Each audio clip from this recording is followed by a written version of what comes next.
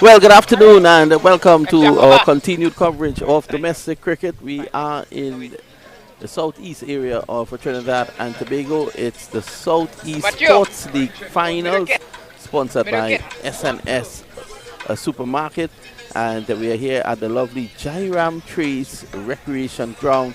I tell you, the journey to here was very pleasant indeed, at least for some of us. Our producer Michael Rupwa, our cameraman Matthew Rajaram, and in Lakan, one of our commentators who is also on his way. But it was not that pleasant for my compatriot sitting next to me, one of our commentators, Keshav Bahadur Singh, because apparently he got lost. But he's here, and that's the important thing. Good afternoon, Keshav. How are you? Good afternoon, Vinud. Pleasure to be here in Navat Village. I must say it's the first time I've been to this part of the country, and definitely it was a journey, you know. Hence the reason you got lost. Of course. Took a couple of wrong turns, but I mean, thankfully I'm here because what a beautiful sight we are looking at. I mean, this ground is just surrounded by lots of flora and fauna, the beautiful trees, the greenery. The setting is really picturesque, and I'm excited to see what happens here between the Libertyville Lions and Oxford. So yeah, it's always a fantastic opportunity to come into the countryside because you see, the way people live, and of course, a crowd mounting. They're counting. We're counting about probably 300 at the moment, but it's going to. I think it's going to get very close to probably over 1,000 as the afternoon progresses, and we are about to get the action going. Libertyville winning the toss, and they have asked Oxford to take first strike in this 30-over championship game. And there you can see Sion, and he, of course, is one of the players to Elon. Sorry, Elon Lewis. He's a brother of Evan Lewis, the West Indies player, and he's one of them to look out to. So it's going to be Robert Ramdan, a man who is known for swinging the ball, and he has done very well over the years in the Southeast. He's the brother of a former FIFA World Cup referee, Ramesh Ramdan, and Robin is no slouch with the ball. Here we go. Here is the first delivery, and outside the off stump, and this is cut away down to backward point. That's 4. A bit too short there, Keshav. Yeah, what a start there by the batting team. That one a bit short and wide outside the off stump, and as we have seen from that delivery, this outfield is pretty quick. You know that there's a bit of a slope going downhill as well across the boundary, so anything past that inner circle will be a very quick chase for anybody on the boundary to get to that ball. So Robin will just want to pitch it up a little bit more. Swings the ball prodigiously. This is whipped away through the onside, runs here, and it goes down to Lawn. That's one more. So it's now 5 without loss, Oxford. Yeah, much better line on that occasion. Length a bit full, so batsman able to flick it. Initially, I thought it was going to run away as well, but good work on the boundary there by Sion Daniel from the fielding team. There's Robin, has served cricket here in the Southeast very well over the years, and he's a wily bowler. So Jack Issa, who is facing his first delivery, has to be very careful. Robin is actually looking to bring the ball into the left-hander. He takes it away from the right-hander. Very first delivery of the over though was a bit too short. Here he is. And this is down the leg side again. The Keshav, that inward swing, taking it away down to a long leg. They come back for 2. Let's wait on the umpire. No signal, so Jagisa is off and running. He got a bit of bat on that one, and it seems like that delivery started just on around the leg stump line. I think you probably want to start just outside off stump if you can get that ball to move in to that middle and off region and just trouble that left-handed batter. Robin has been taken to task here in this opening over. That one was definitely a free hit, as they could say, for Jagasa. I mean, full and on the leg side with no real protection. And we can see the fielder just trying to get the ball there amongst the bushes. I think that is something that we could have a delay with today. Looking for the ball. That was one of the first things I asked the players when I saw them. How do they retrieve the ball when there's so much greenery all around? Well, there they are, trying to to get the ball. It's not going to be easy because the ball here, of course, that they're playing with is red. Had it been white, it might have been easier. Yeah, it would have been much easier to see that red ball amongst all of the shrubbery there. Well, it gives us time to look at the replay of that shot that was played. And here it is coming up. Jagisa getting what is known as a freebie. Yeah, full toss down the leg side. Nothing better for a batter facing their first few deliveries. Well, our producer Michael is very interested in the future of that ball. They seem to have found it. Thankfully, we'll see the ball being returned here. You think, Keshav, that these guys are trained in the countryside to find balls in the bush? Well, there actually has been a running joke, I mean, from playing zonal cricket when I was younger, and even up to now, they say that the guys from the southeast region are always better at finding the balls if ever they go missing in any games, because they are accustomed to playing cricket in the road, playing cricket wherever they can, and they enjoy the game so much that they look for the ball whenever they get the chance. So Jackie Sa, as you can see, just settling. Put away nicely. So the line wrong on that occasion there by Ramdan, a bit too straight. Yeah, I think he's probably looking to get that line to the right-hander, if possible, and the left-hander, that one going on the leg side. You see a very spread field from the first over as well. Field that long off, long on, deep mid wicket, and extra cover. This time that's hoiked away. Playing across the line there was Nanan, and I guess he has very good eyesight.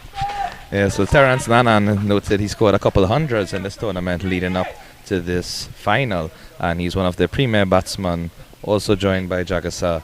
So I'm sure we might see many of those hoisted shots to the leg side over the course of this innings. So it's Nanan on 6 at the end of the first over, Jagisa on 7. We want to thank SNS Supermarket for sponsoring this tournament and for believing in sport in this area. So we want to thank them for that. Good crowd on hand here already. Leg and center is the call for Nanan. Seems to be a no-nonsense batsman, Nanan. Yeah, he definitely is not here to stick around and waste any time. Anything within his arc, he will certainly throw the bat at it. And it'll be interesting to see if he can get another 100 here and take his team to a very competitive total.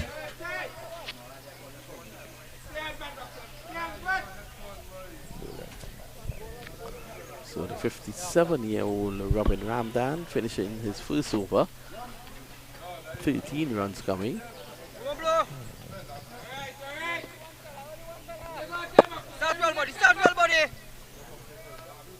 And here we see Brandon Ferrier from the other end with his first delivery as he runs in.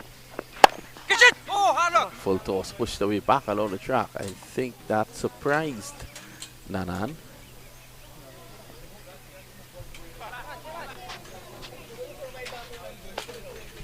So the captain of this team is Ali Mohammed.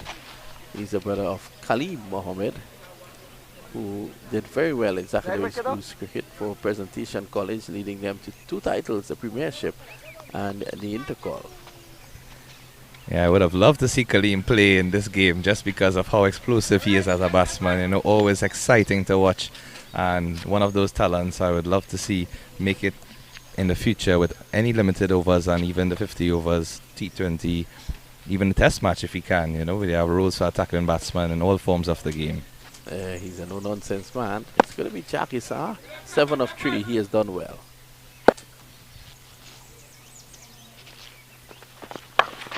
Sort of rushes onto him. Not really in position to play the shot. Gets one. Didn't time that one too well. Seems like it hit the toe of the bat from the sound that we got. So I noticed that you were out there before the game looking at the conditions there. And normally on these tracks, the ball will come onto the bat because, you know, it has been rolled. There's a mat. So the ball comes on nicely. The batsman should prosper. Ooh, this one keeps a bit low. It's down to Ramdan. And there's a misfield by Ramdan. It goes for 4. So unlucky on that occasion there, Libertyville, as Oxford gets a boundary.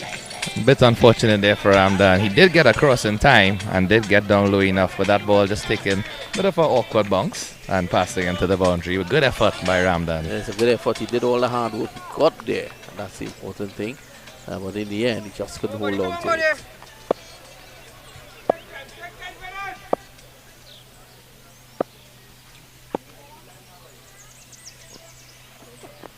Yeah. Sensible this time by Naran. Some neat footwork there in the outfield.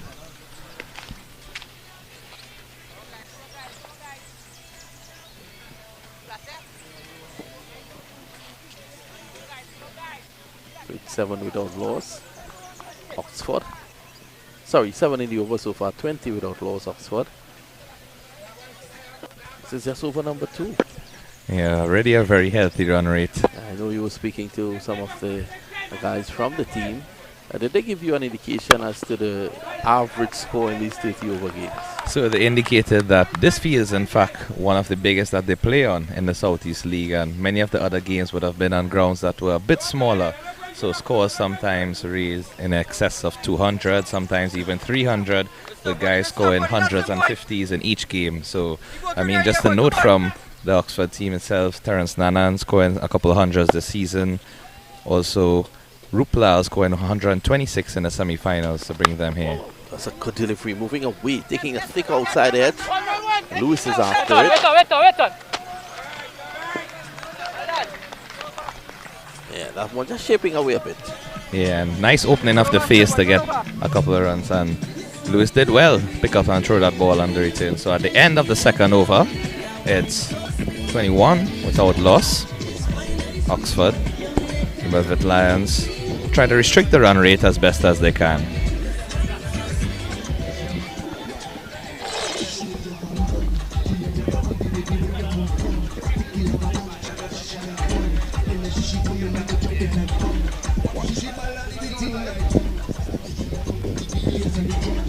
See it. Go ahead.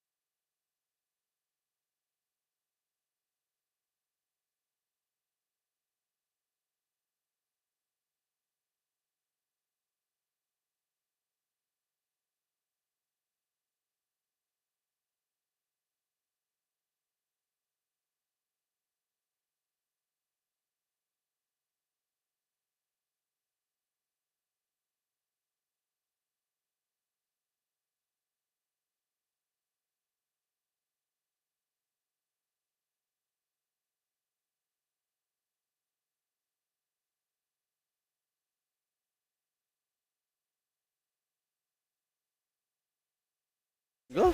The right-handed Nanan strike. I think the running of Jagasar led us to believe it was a boundary because he just cruised for that single. Much better this time from Ramdan.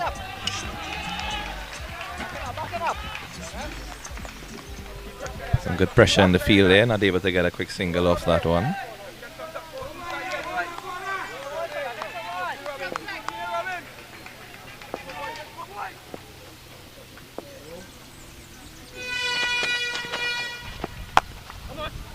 Then too short, punch down to the sweeper.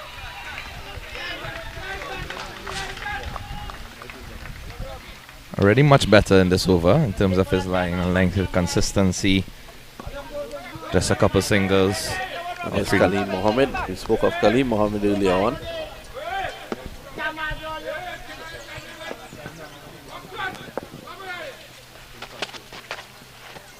That's a good delivery, just an inside edge is what saved him. That's exactly where you'd want to pitch, Ramdan. That one getting a bit of movement into the left-hander, and unfortunately a bit of an inside edge there. Yeah, that was a very good delivery there by Ramdan. Let's have a look at it on the replay. And you can see the ball just swinging into the left-hander. No ball. So no ball signal now. So free hit coming up. Yeah, free hit signal by umpire Wayne Ragunanan.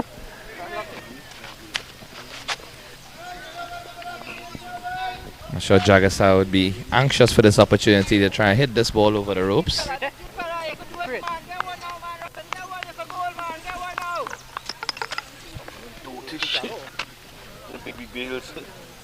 A bit of wind just dislodging the bails there as the umpire fixes them.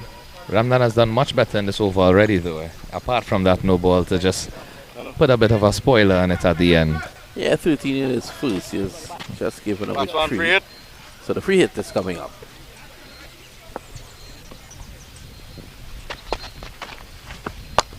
Struck powerfully down the ground for 6. That's the way you deal with a free hit. Into the pavilion. Perfect execution there from Jagasa. That one hit it straight behind that fielder at long off, and one bounce into the pavilion. I'm sure those members of the pavilion would certainly have a lot of fielding to do with what we've seen from that shot there already. Yeah, that was a very good shot down the ground. I think Ramdan earned there by pitching that one up. Ramdan seems to be one of those bowlers who operates on pitching it up because he depends on the ball swinging.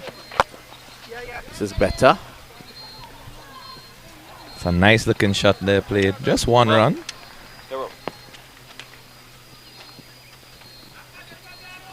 So end of the over, the end of it. Ramdan has gone for 23 after 3. They're going at 10 and over. We take a short break. We'll be right back.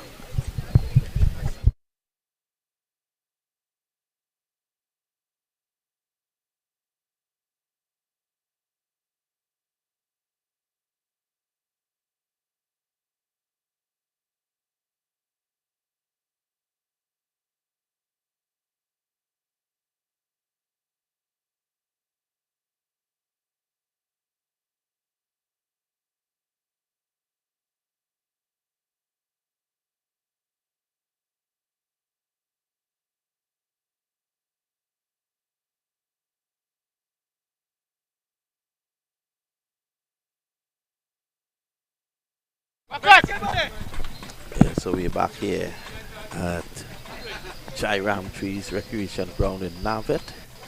At the moment, you're seeing Oxford against Libertyville in the finals of the Southeastern Sports League 30 Overs Championship.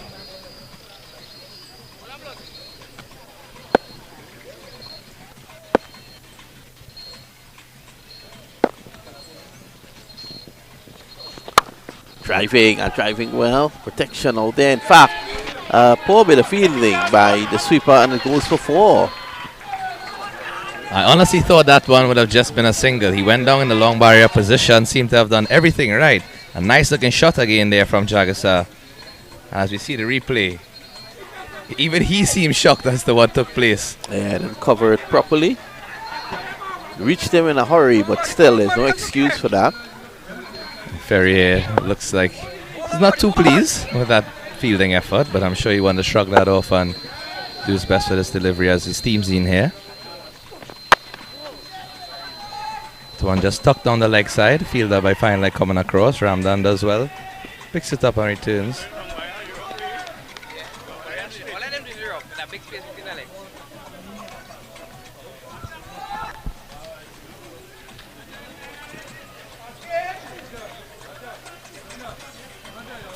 So the crowd building up here at Jai Ramtree's. Seen patrons all around, some to the left of the nets in the greenery, some in the stands. Very nice to see this turnout.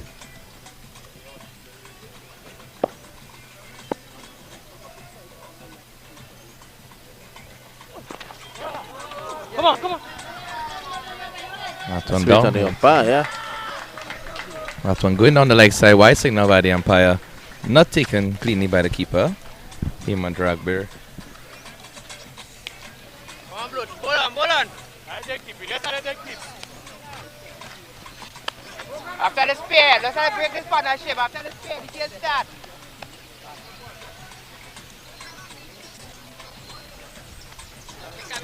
So you can hear the fielders just urging the bowler on, saying let's break this partnership and then the game will start. Yeah, definitely. No Lucky signal. there to get away with that. Yeah, that one just seemed to have been in the wide line. Thankfully, no extra signal. Well, you're back, so you signal wide. We signal wide after. Yes. Thank you.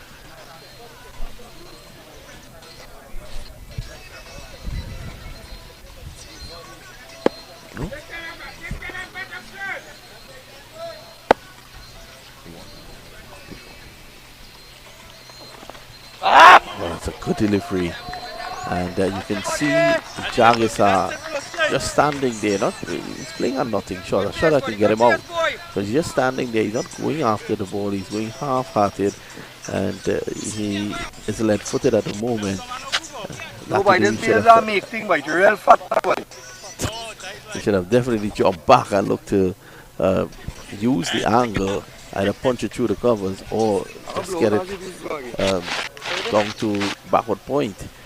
But on that occasion, he's just standing and fleeing the bat, and that could spell trouble because I've noticed that Ferrier is getting the ball to move away from the left-hander. You also got a bit of extra bounce on that one, it seemed. As we know with this surface, with the Matin wicket, can get a lot of extra bounce generated and pace. So that, in addition with movement, is always very tricky for a batsman. Just needs to use his feet, and as you rightfully said, look to play that ball a bit more squarish or point area.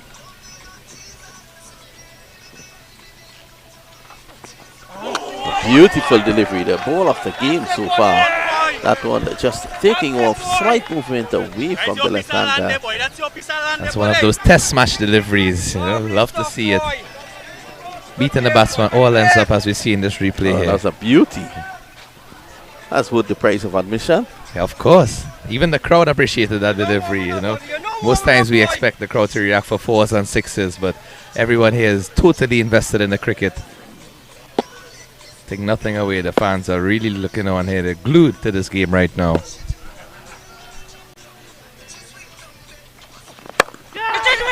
This time just uppishly goes past mid-wicket.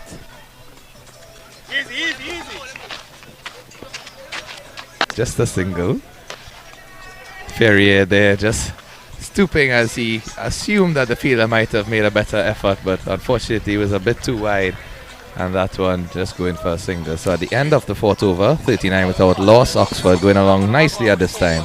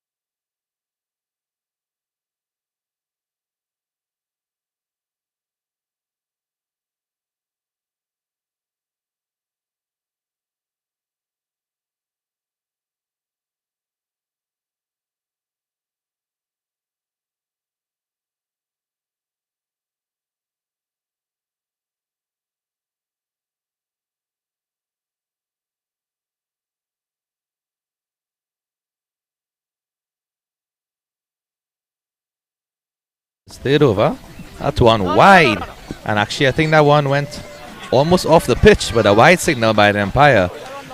So lucky to get away with that one. There could have easily been a no ball.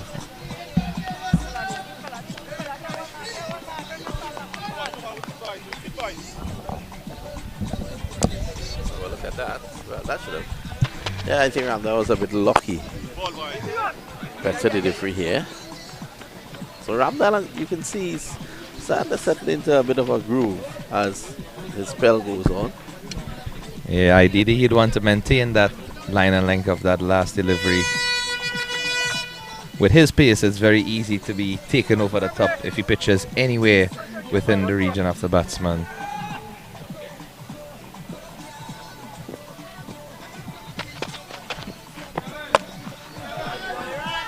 The good thing here about Ramdan is keeping the ball on one side of the wicket. He knows that there are 6 men on the offside, and he's keeping it on that side of the ground, of the pitch. Still getting the ball to move away. Probably a bit too short at this point in time. And mixing some deliveries, too full, some too short. See where this one pitches. A lovely looking drive there, down to the fielder, the extra cover. Coming off the boundary. Looks like he's a bit 3/4 away because we know that there's a slope going down to the boundary, so not fully down that side.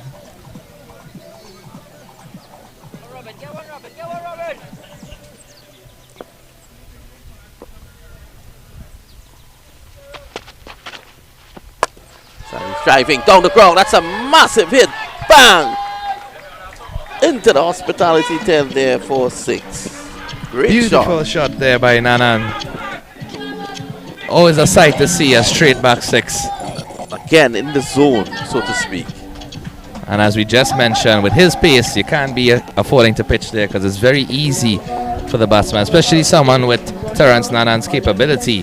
You know, he's known to score a lot of runs and can easily put away those. Well, all he had to do was to play through the line there, and that is exactly what he did. He could trust the bounce and pace of the strap. So the delivery, all he had to do was to play through the line. He stayed low just that split second more to get under the ball. Much better. Good recovery ball there by Ramdan.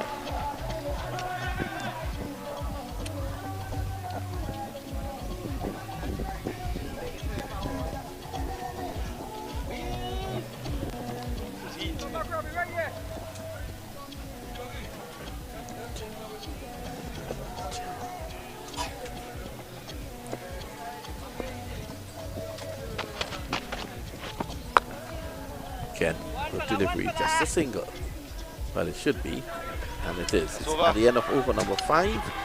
They've actually reached the 50. It's 50 without loss. And I want to thank Isha Bahadur Singh for being with us for the first 5 overs or so.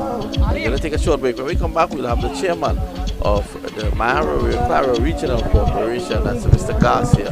He's here with us, and he will give us his perspective of the day's proceedings so far.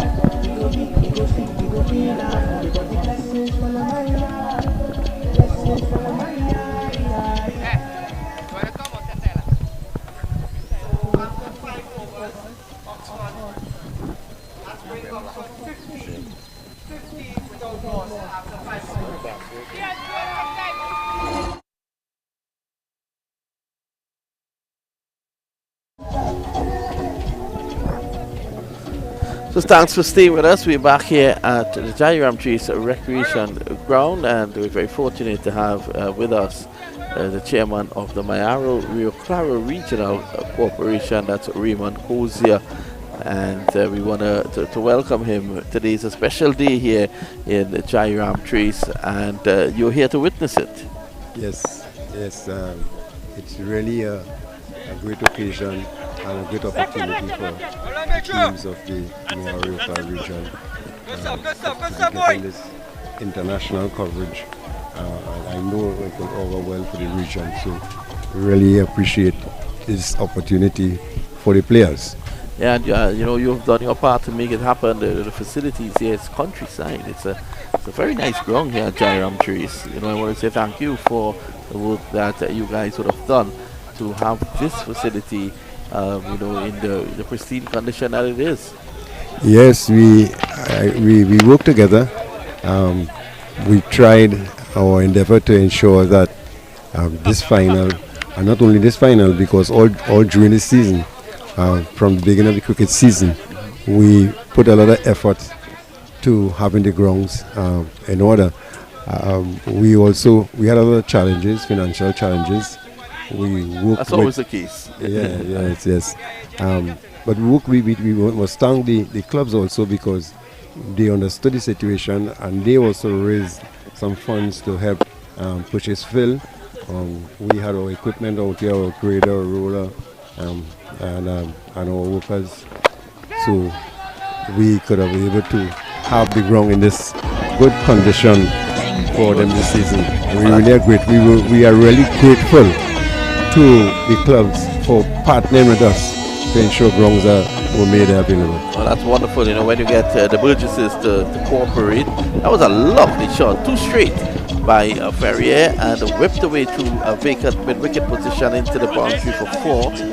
So Jakisa, who's on the 29, he'll feel very good about that. There was a certain sound to the bat as he played that shot. So we're here with the chairman of the Mayaro Rio Claro Regional Corporation, Raymond Kozia, and I'm sure that a number of grounds that you are in charge of in terms of the jurisdiction for Mayaro Rio Claro. Probably about 20? Actually, it is 22 grounds. 22 grounds, and there are about 2 or 3 that is not vested. So, but it's 22 grounds vested in the corporation. But all the other grounds, we take the responsibility of assisting having our grounds prepared. But 22 grounds are vested in the corporation. Well, that's a lot of work to oversee, to ensure. And I'm sure that all the grounds have activities. Yes, most of the grounds, almost all the grounds, all the grounds have activity. But this cricket season, not all were used for cricket, for the cricket season. But even though cricket are not playing on those grounds, football are being played. So all the grounds are in use. Yeah, that's good. It's healthy to have the players out here, to have the residents out on the play field. Yes, and we have a really sporting region. We have good footballers, we have good cricketers. We had over the years we have footballers made it to national team, and we have cricketers made it to national and international team. So we have a really truly sporting region in the region of Mayaro Club. That's wonderful indeed, and you're hearing it here from the chairman of Mayaro Rio Claro Regional Corporation. It's the end of the 6th over in this 30-over affair. It's 56 without loss. What are some of the plans that you have, immediate, medium-term, and even long-term plans you have to assist sport and recreation in this huge area that you control? Well, as I said earlier, we are really challenged with financial resources. We want to really have all of our grounds in pristine condition. We already started making plans for football because immediately after the cricket, football is to be engaged. We suffered some losses over the past year with all the scrap iron people. They took out all the goalposts on the ground. Wow. So at present we are liaising with some of the companies to assist us with pipes so that we could redesign goalposts so that we could have the grounds in order. We are also very sad to hear about the scrap iron people. It's really sad. You would have done that. You and your councillors would do so much to lift the lives of people by providing proper facilities, and these guys is just self-serving. They just look to take what is not theirs and go with it. Yeah, it's really sad, and we want to, right now with how the economy has taken a downturn, we want to use sports to rejuvenate the local economy, because as these games, people earn a living at these games. Yeah, you can see it. You see all these vendors and all the vendors. Right. So we are embarking on the local economy with these sporting activities. Okay. So at Mayaro we want to do national and international games. So that will also be creating some revenue for the residents. And we are excited for all our youths. We have young players who at all different age levels, under 15, under 19, all the different ages in sport, in football and cricket, rising to regional and national quality. So we're excited for them. We are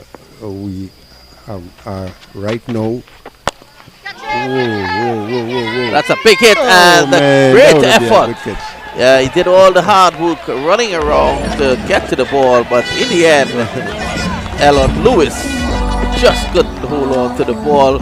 But you have to give him 100 marks for effort there. Yeah, that was a great catch. Let's have a look at it again. There was Jagisa going down the ground, and Lewis was moving in a hurry, very athletic. Had he taken that catch, it would have been one of the best in this tournament. Yeah, he is. That could have been one of the match catch, man. Yes, it could have been a wonderful effort. The delivery this time there. So it's 58 without loss, and that's the last chance, probably the closest they would have gotten to getting the breakthrough.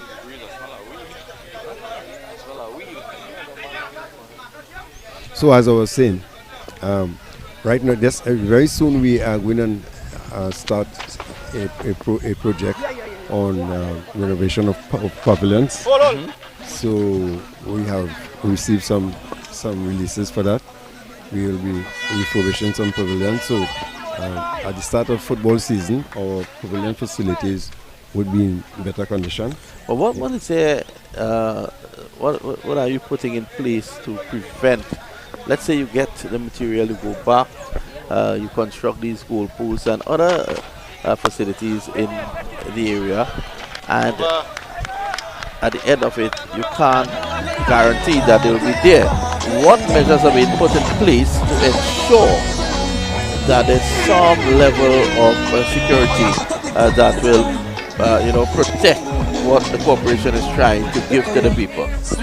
Well, it's difficult to ensure that no one would interfere with those things, right? Our municipal police resources are going to be increased. We're supposed to get to carry up our numbers, or our municipal police numbers. We are getting more municipal police, and who will be able to do more traversing through the area. Also, we are engaging with the community.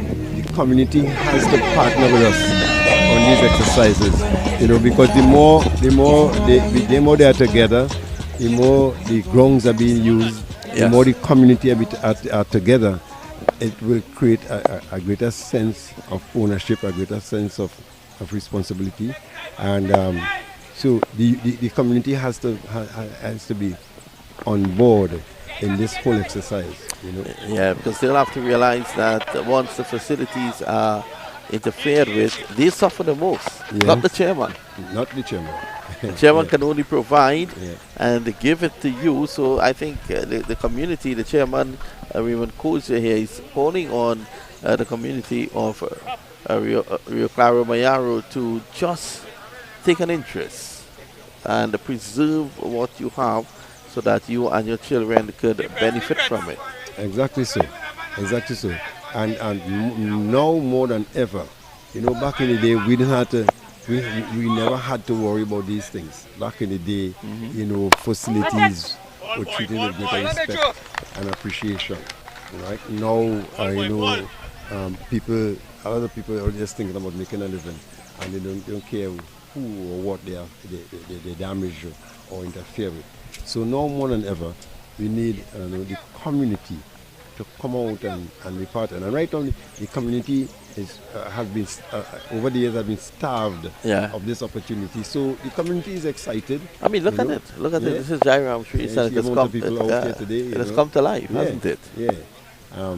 Last week, the community of Charma came to life because we did some ground work on the grounds. We graded the grounds and cleaned up the area and and the whole community was outside there. The community in Goiagwari, the residents are outside, and Mayaro are the grounds of Unite Cricket, and numerous people outside, and Beach Unite Cricket. So the community, is excited and really on board and looking forward for this, because they were long awaiting for this opportunity to be outside. Struck away down to backward point, and that'll go into the boundary for 4. Quick hands on that occasion there by Nanan.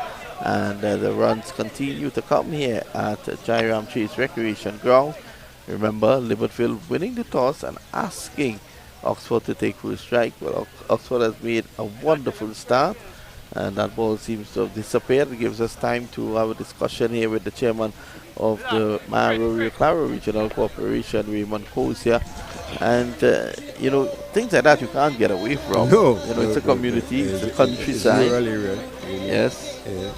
And so we just, the Rio Claro West Secondary School, we just won the girls' national competition. Yes, we were there. We carried that live, and I tell you, that was great. What does that do, though, for the area? Well, number one, it creates a greater level of recognition for area with our schools, because it makes a clear statement that we have competent students in the field of sport. Right? We have been making our mark in academics, because we have students in this at all levels of society, and we continue to do it in the field of sport. Yes. And it helps me. It helps me now too, because at the corporation we have officers who feels that school grounds is not the corporation's responsibility, so they are hesitant to go. But we continue to be adamant that we must provide the necessity for our children to progress and excel. And whether it's our responsibility or not, we must do that, because the children in San Fernando and Sport of Spain and all they have all the stadiums and all the good grounds to play on. We have to make sure that our children in our region also be given that opportunity. So all were excited and all were happy for what's happening, and it strengthened my point of assisting in having the facilities ready. That's a wonderful point indeed. And, are you happy with the subvention given by central government to assist sport? Or do you think that could be increased? I know it's difficult financial times, people are crying out. But for the government as well, it is hard.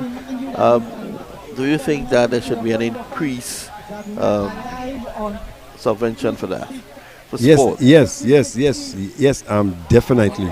Yes, there should be an increase, because what they give to schools for that, it is way insufficient. The schools, if the corporation don't get involved to use our equipment, right, and sometimes manpower, it is highly difficult for those schools to have those grounds prepared. So if they don't intend to give the schools more resources, then provide the resources through the corporation, because we have equipment, we have engineer, so we have the technical resources, and we have the support, mechanical resources. So give us that increase, and then we take that responsibility to ensure that we prepare grounds, and we are the right person to do that, because if it gets to the school will have to go out a contract, and have to engage contract and to do that. So through the corporation, we have the resources. We just need to increase the financial resources to ensure that we can push its fill, we can have more equipment and really work. Yes, well, you have your work cut out for you. I would not want to be in your chair, but you're doing a fantastic job from what I'm seeing here. Chairman, I want to congratulate you. I want to wish you and wish you to continue doing the great work. I think what we are seeing on Trinidad and Tobago and the world, what they're seeing coming through their screens now, their television screens, what they're seeing is rural Trinidad under your chairmanship is looking fine. I want to thank you for being with us. I want to thank you for the opportunity. I want to commend you on the job that you all are doing. You all are doing a magnificent job. You know, you are the eyes and the ears of the region. You know, and as you do it to other areas, you did not forsake and leave out the rural area, because normally the rural area are starved for these kinds of exposure. So, on behalf of the region of Mayor Rio Claro, I want to thank you and your team for what you all are doing, and I truly pray that God will continue to provide you with all the necessary resources that you continue to do this. Thanks a lot. You have heard it there from the chairman of the Mayaro Rio Claro Regional Corporation, the Raymond Kosia. And we're going to take a short break. When we come back, you'll be hearing from Neil Ramdan, who is the chairman of the Southeastern Sports League. Let's take a short break. We'll be right back.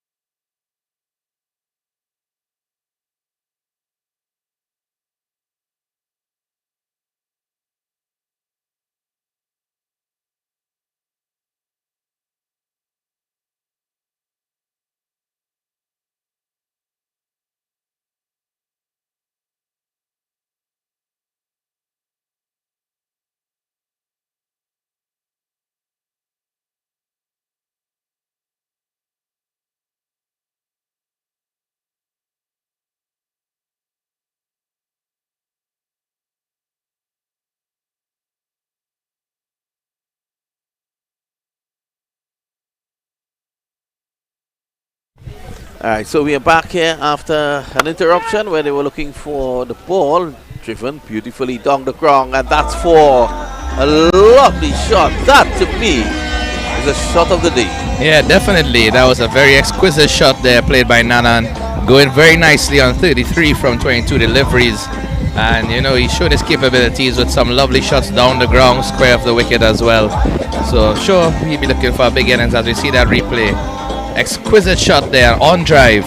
One of the most difficult shots to play, admittedly, in cricket.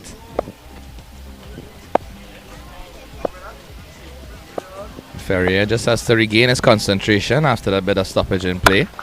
So that's a short one and hoisted away for 6 runs. What a shot there from Nanan. Too short from Ferrier, and that one was catapulted over the ropes. My word, as we look at the replay here.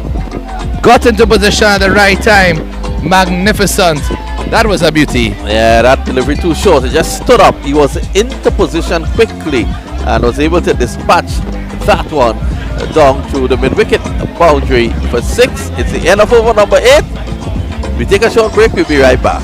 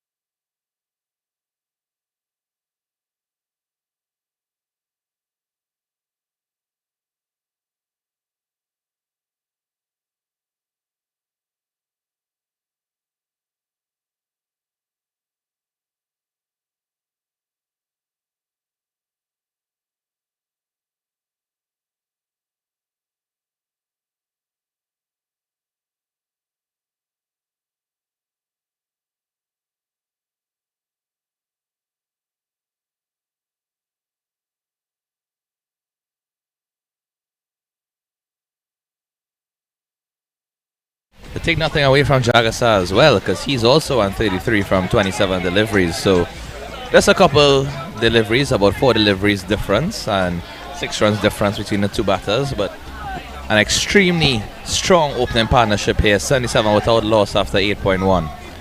Now that continues. That one is driven straight back down. Lewis tries to get across. He does well. Stops the ball despite some awkward bounce. Strict in the batsman, just a single. Nanan looks like he's in a mood here. Last few shots have been certainly more aggressive.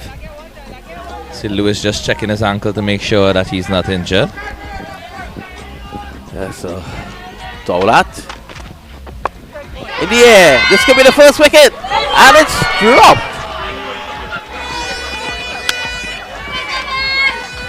Well, Ramdal is definitely not having a good day.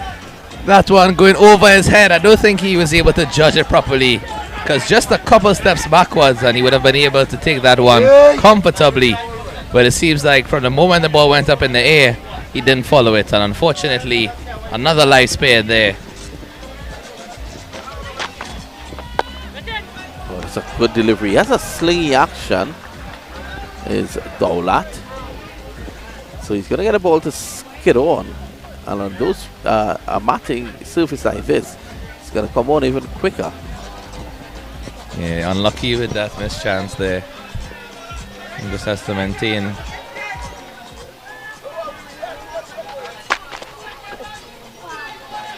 It's a wide delivery there. Looked like it almost passed 2 stumps lengths going down the leg side. A nice take by the keeper there, Akbar.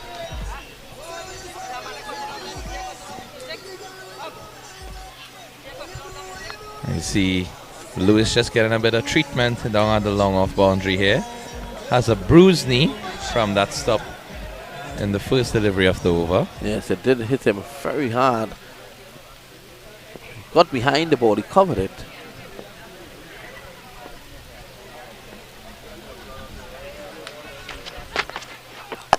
Good delivery. Ramdan stops it. Well done to get down there in time.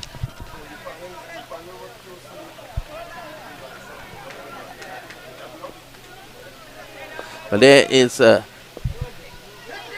Mr. Bassarat. We'll go back to him very soon. Oh, good delivery. Beaten outside the off stump. So this is Shahid Bassarat, and he did something very amazing at this ground in 1990, which is 32 years ago. And Shahid at the time was playing for St. Mary's Superstars, and he got a wicket. He got a wicket off the very first ball. The second ball, so it was St. Mary's Superstars against Navet United. He got 4 wickets in the first 4 deliveries that he bowled. The 5th delivery, the catch was dropped at gully. Lo and behold, the 6th delivery, he got a wicket. No one has been ever able to do that here in the Southeast. I think no one has done that in Trinidad and Tobago. 5 wickets playing Southeast zonal cricket in 1 over right here at this ground. Shahid Bassarat. Certainly, what a record to behold there. And I mean, no easy feat, no matter what type of cricket you're in. So 80 without loss.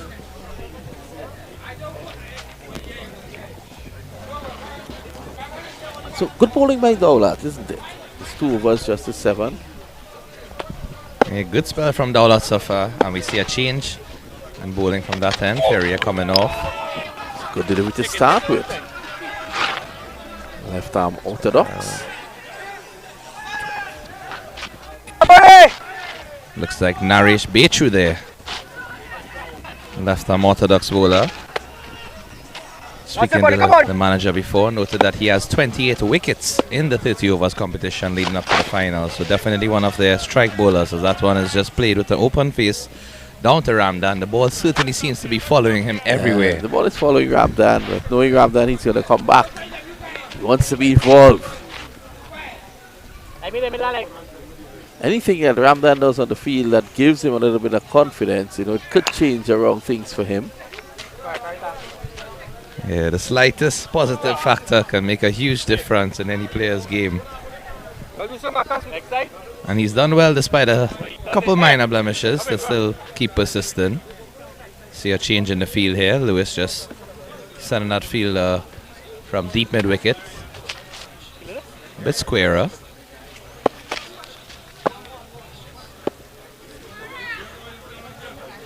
Change of fielding position. Elon moves some leg slip, the first slip, and he's way back. Easy. Much better. Hold on. So Bachu's looking to keep it tight. Daulat has Like also bowling, kept let's it go. tight. His 2 overs, just 7 runs. 3 deliveries again to go in over number 10. Oh, that's well bowled, giving that some flight. Nanan seems to know a lot about him as well. Yeah, a lot of respect shown, I must say. Bechu is doing very well here. Dot balls in this format of the game is certainly goal done. That shot looks good. Probably just hit him outside the line of the off stump. Yeah, it looked good from here, but the angle seemed to be just hitting him outside and umpire not interested.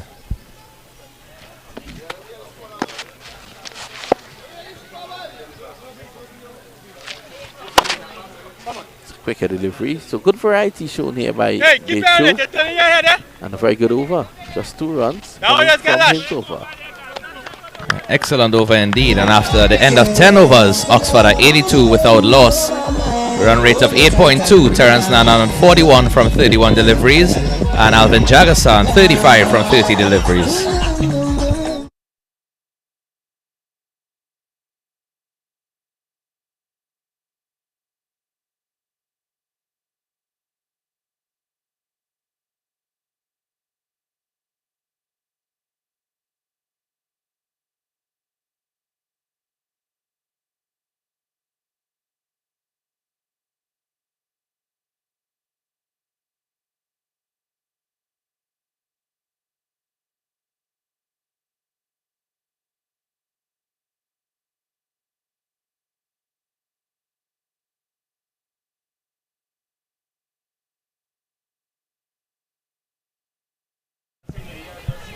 See Dowlat continuing.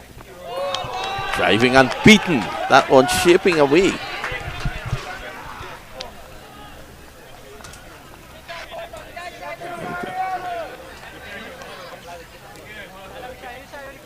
So Dowlat hasn't done badly at all. About 13 deliveries, 7 runs coming from it. He was earmarked as one of the young talents in this team. Just 19 years old is Tyler Dowlat. And in the previous game, in fact, he bowled 6 overs, 9 runs for 1 wicket. So continuing in that vein, and that one is a bit fuller, driven down to the boundary area. And Lewis does very well there, coming across from long off to pick that up. Just a single, restricting the batsman. Yeah, full toss on that occasion. And he want to get away from that.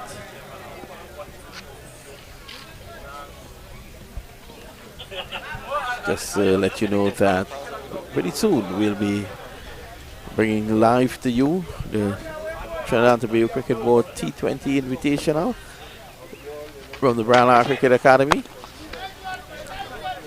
That starts on the 19th for 9 days. And Keshal Bahadur Singh has already chosen his spot at the Brown Cricket Academy where he'll be sleeping. Yeah, definitely looking forward to that. Some exciting cricket to behold there, as we've seen from the 2-day tournament, the 50 over, and now into the T20 version. And then when you look at this one a bit down the leg side and whipped away nicely by Nana. Never got too excited, Nana. He saw the ball going down the leg side, never got too excited, just got in line and was able to play it away. So that's a lovely shot. And Dowlat will just want to get away from that line.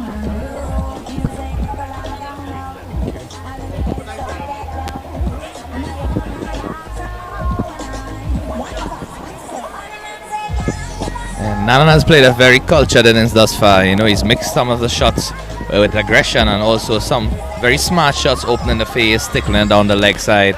And 46 from 34. Going very well at this point. We want to add another 100 to his tally. 200s and at least 350 score in this tournament for him already thus far. There he is, look good. Oh, well bowled. Good comeback. Respect shown there by the big bat. Yep. Much appreciated by the crowd on hand.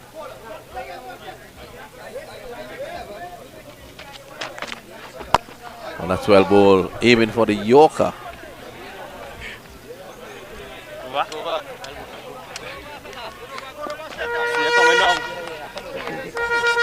Brings a good over, and then just the one bad delivery that was struck away for 4. It's 3 overs, none for 14, and at the end of 11, it's 89 without loss. And I think at this point in time, it's very humid out here. The players should be having a water break at some time soon. After more thoughts from Keshal Bahadur Singh, we take a short break and we'll be right back.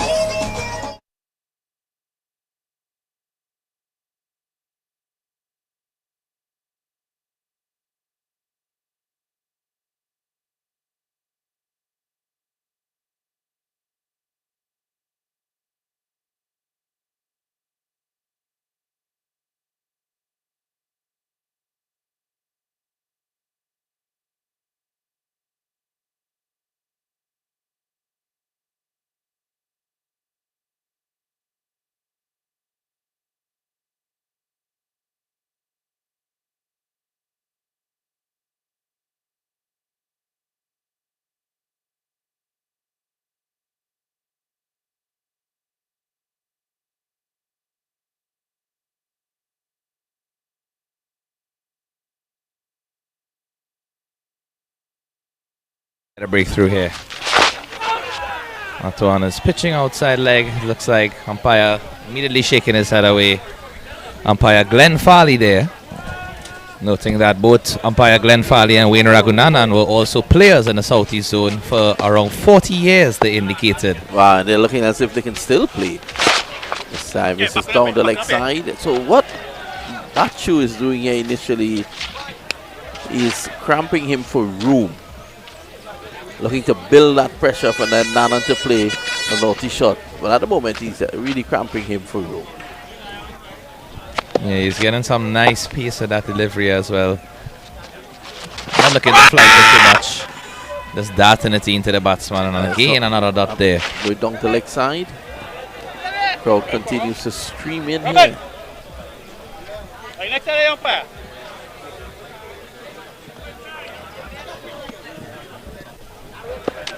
Notice a guy by the name of Chubby called you out.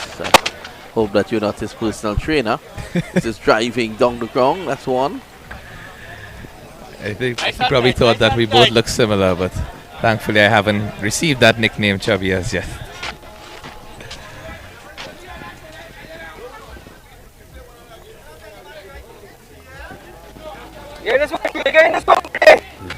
To bring you up to date with what's happening across at the National Cricket Centre in Couva, where we are bringing to you live the classic, the Doctor's Classic. It's North-South, and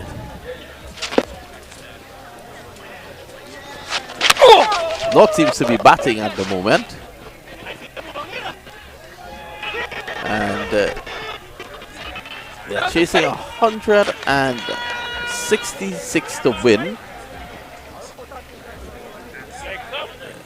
of 30 overs, 35 overs. They're 9 without loss.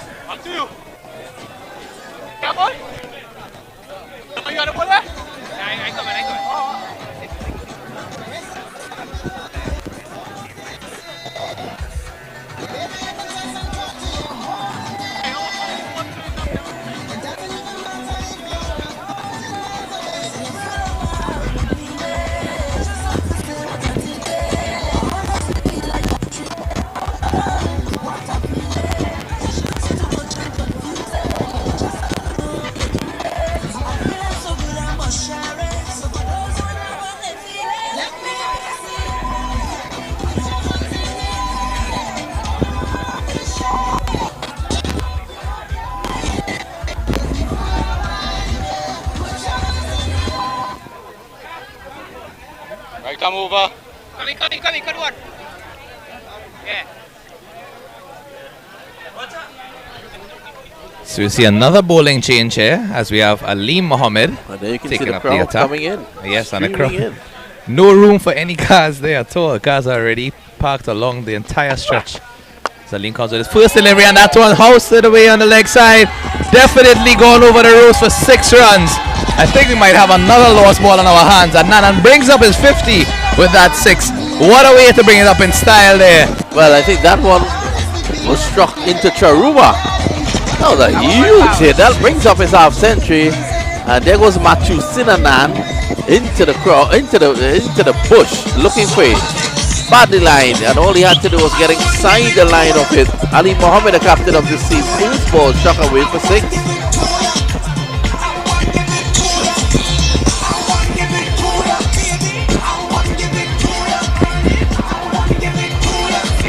That's a great shot there by Nana to bring up his 50. 54-41 deliveries. Well played thus far. As we just take a look at the spectators, final time we watch the IPL scorecard there, where the Lucknow Super Giants were victorious over Sunrisers Hyderabad. Super Giants 185 for 3. Nicholas Puran scoring 44 of 13 there. So commendations to Nicholas Puran. Well played by. See a nice shot of the greenery there with the fielders just looking for the ball.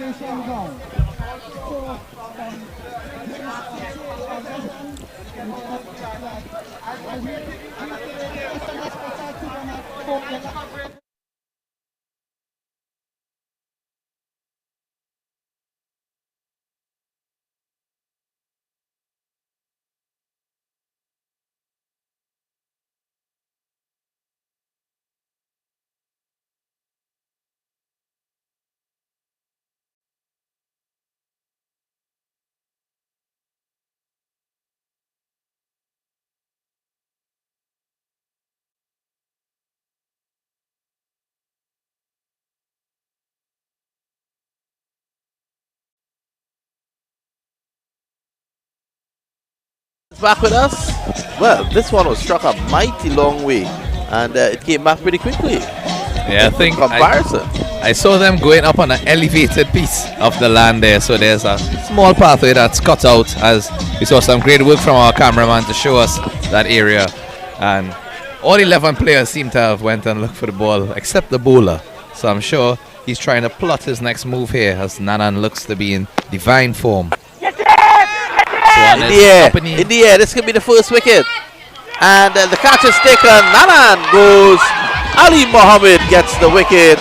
And Nanan, dangerous Nanan, leads to 54 of 41 deliveries. It's 96 for 1. Excellent breakthrough there for the Liverpool Lions. And Mohammed, we saw that he was just hanging that back ball a little bit, probably holding it back from the arc of Nanan, and that one taking the out edge of the bat. Good catch on the boundary there down at the deep extra cover region. And you can see the celebrations to get a breakthrough at 96 for 0 wicket, and now getting that breakthrough of Nanan, the batsman who just made 50. Really important. Well, they seem to understand the value of Nanan to this team, and this is why they broke into celebration.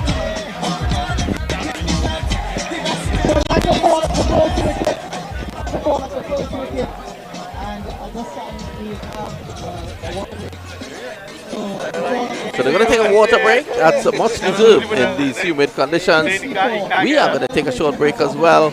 We rejoin you very shortly at Jairam Trees in Narford Village.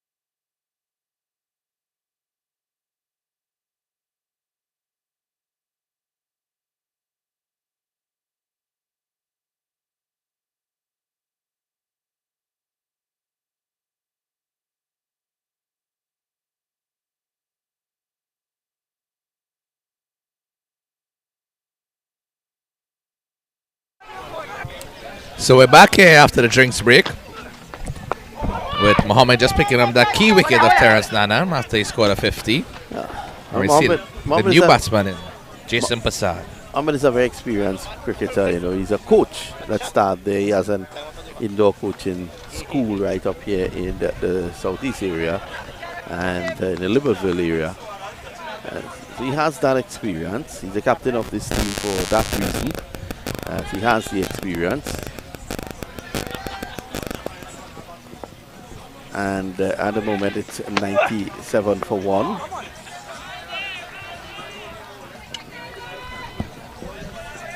That's one. Just tickle down the leg side there from Jagasar for a single.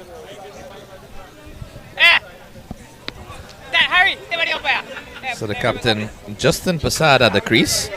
So Notably scored 50 off 10 balls in the semi-finals. So two things to look forward to. One is Oxford reaching their 100. So stuck on the pad. That looks very good indeed. Let's have a look at that.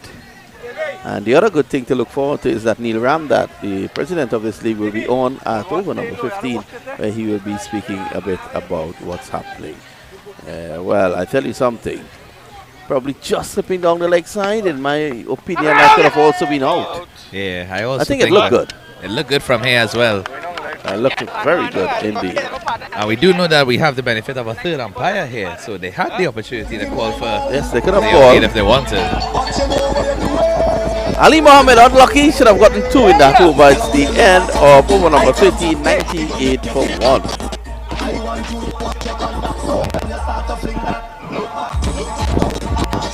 So look at it again. I see Alim just darting that one into the batsman. Bouncer hit him on the back pad as well, and he was in line with the leg stuff. I think he was out there, struck on the back leg, adjacent to the stumps. Not sure why they didn't exercise the option to bring in our third umpire, Mr. Timmy Ramdas. He's been keenly looking on at the proceedings thus far. Well, it doesn't happen every day, so Ali Mohammed probably forgot, to be honest. It's very possible. We have some ball boys waiting there, I assume, in case any ball continues to go in that region. Well, it seems as if they want to camouflage themselves as well. I like Bachu. He has bowled really, really well. Seems to be a very experienced campaigner. Very intelligent with his bowling. It's not easy to bowl spin on a matting wicket, especially with the ground where the ball can travel easily to the boundary.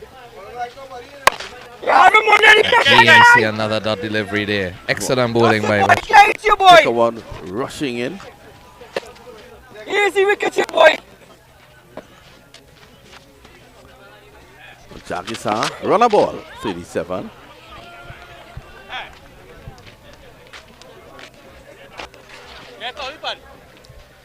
No wide signal there by the umpire, so that one probably just getting a bit of pat.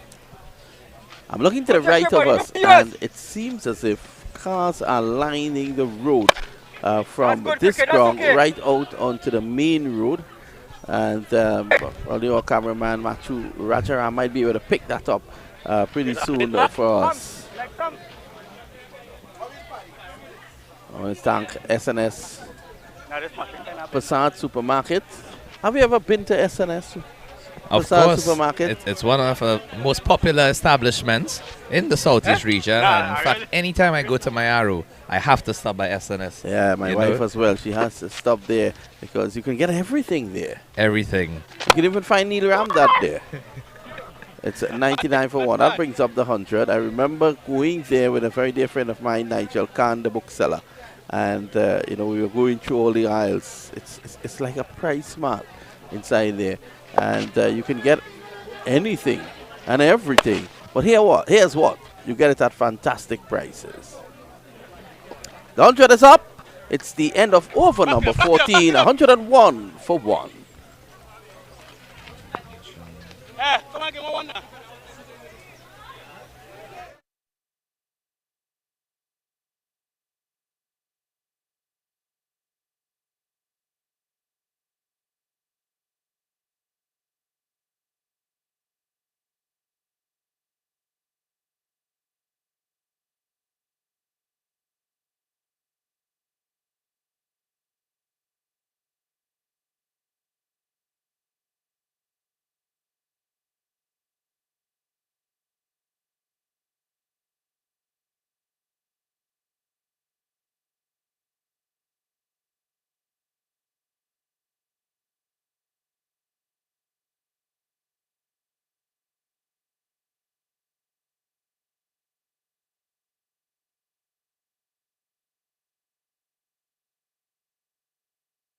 VIP parking from Neil Ramdat. Yeah, thankfully, initially I parked outside when I reached, and then I was told that there's parking in the back. So thankfully at that point, there were only a couple of cars there and I was able to get a spot. Well, you're from ESPN, so that's why.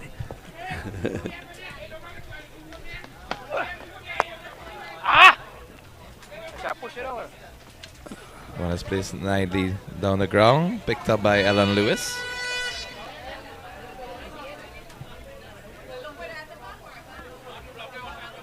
I think Neil Ramdat needs to organize a shuttle service to get people into this ground. This here, yeah, it's going to be packed. It's already packed. And it's early days. You can see fans streaming in with their coolers. The village is out here. Driving over the top. Matthew Sinanan takes the catch. Ali Mohammed gets another wicket. And Basad has to go. Lovely wicket there, and he picks up the important one of the skipper, Justin Basad, who apparently is known to be a very explosive batsman, and on this occasion not managing to get any runs on the board of significance. So that one, as we see the replay again, just hanging the flight back a bit and holding out to that fielder who was 3/4 way to the boundary, not even on the rope itself, and a comfortable catch. Matthew Sinanan taking a good catch for a Presentation College player.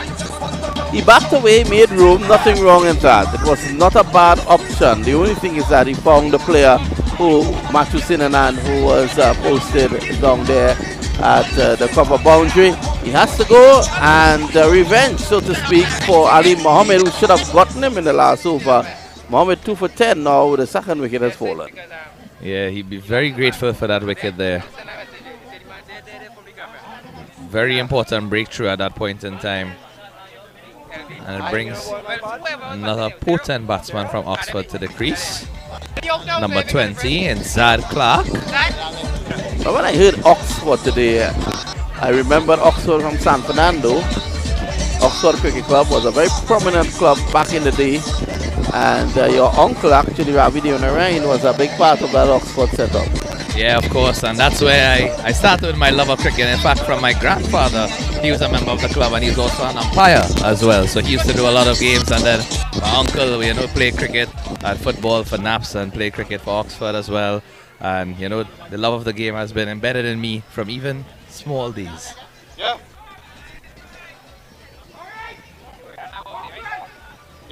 What about your other uncle, the actor, Adish Deonarain? He's doing Did he really ever well. play? Did he ever play cricket? He played sometimes when he went to the beach in Mayaro. He had a couple win-ball games, but I'm not sure if he played hardball. He plays a lot of football, though, and still manages to keep fit. A friend of mine. I tell you this, I've heard that he has never played. He has never even played the fool. But he's, I see there is a local play that he's involved in, and we'll be soon to see that at Nap River Bowl. He's definitely a man of many talents there. As you see Mohammed coming in again. This is good bowling by Mohammed. He's bowling to his field. Right there. Cautious approach from Clark thus far, displaying that through the V's. Still has some overs to get in, 15 overs after this one is completed, so no rush to really come in and try to play the ball too aggressively at the first instance.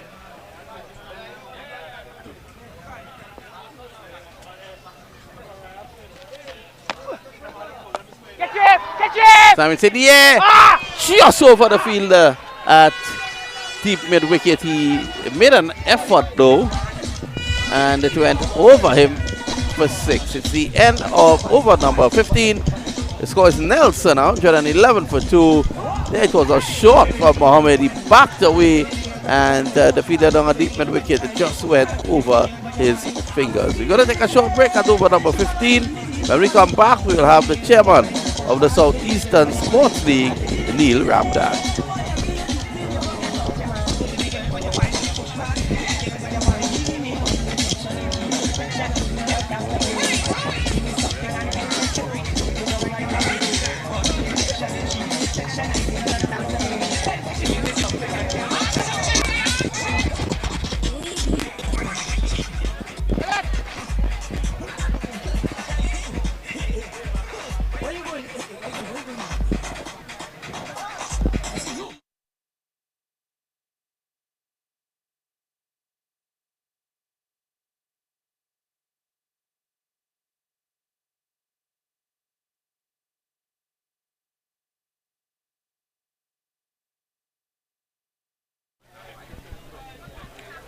at the Jairam Trees Recreation Ground in Navet. It's a lovely place to be.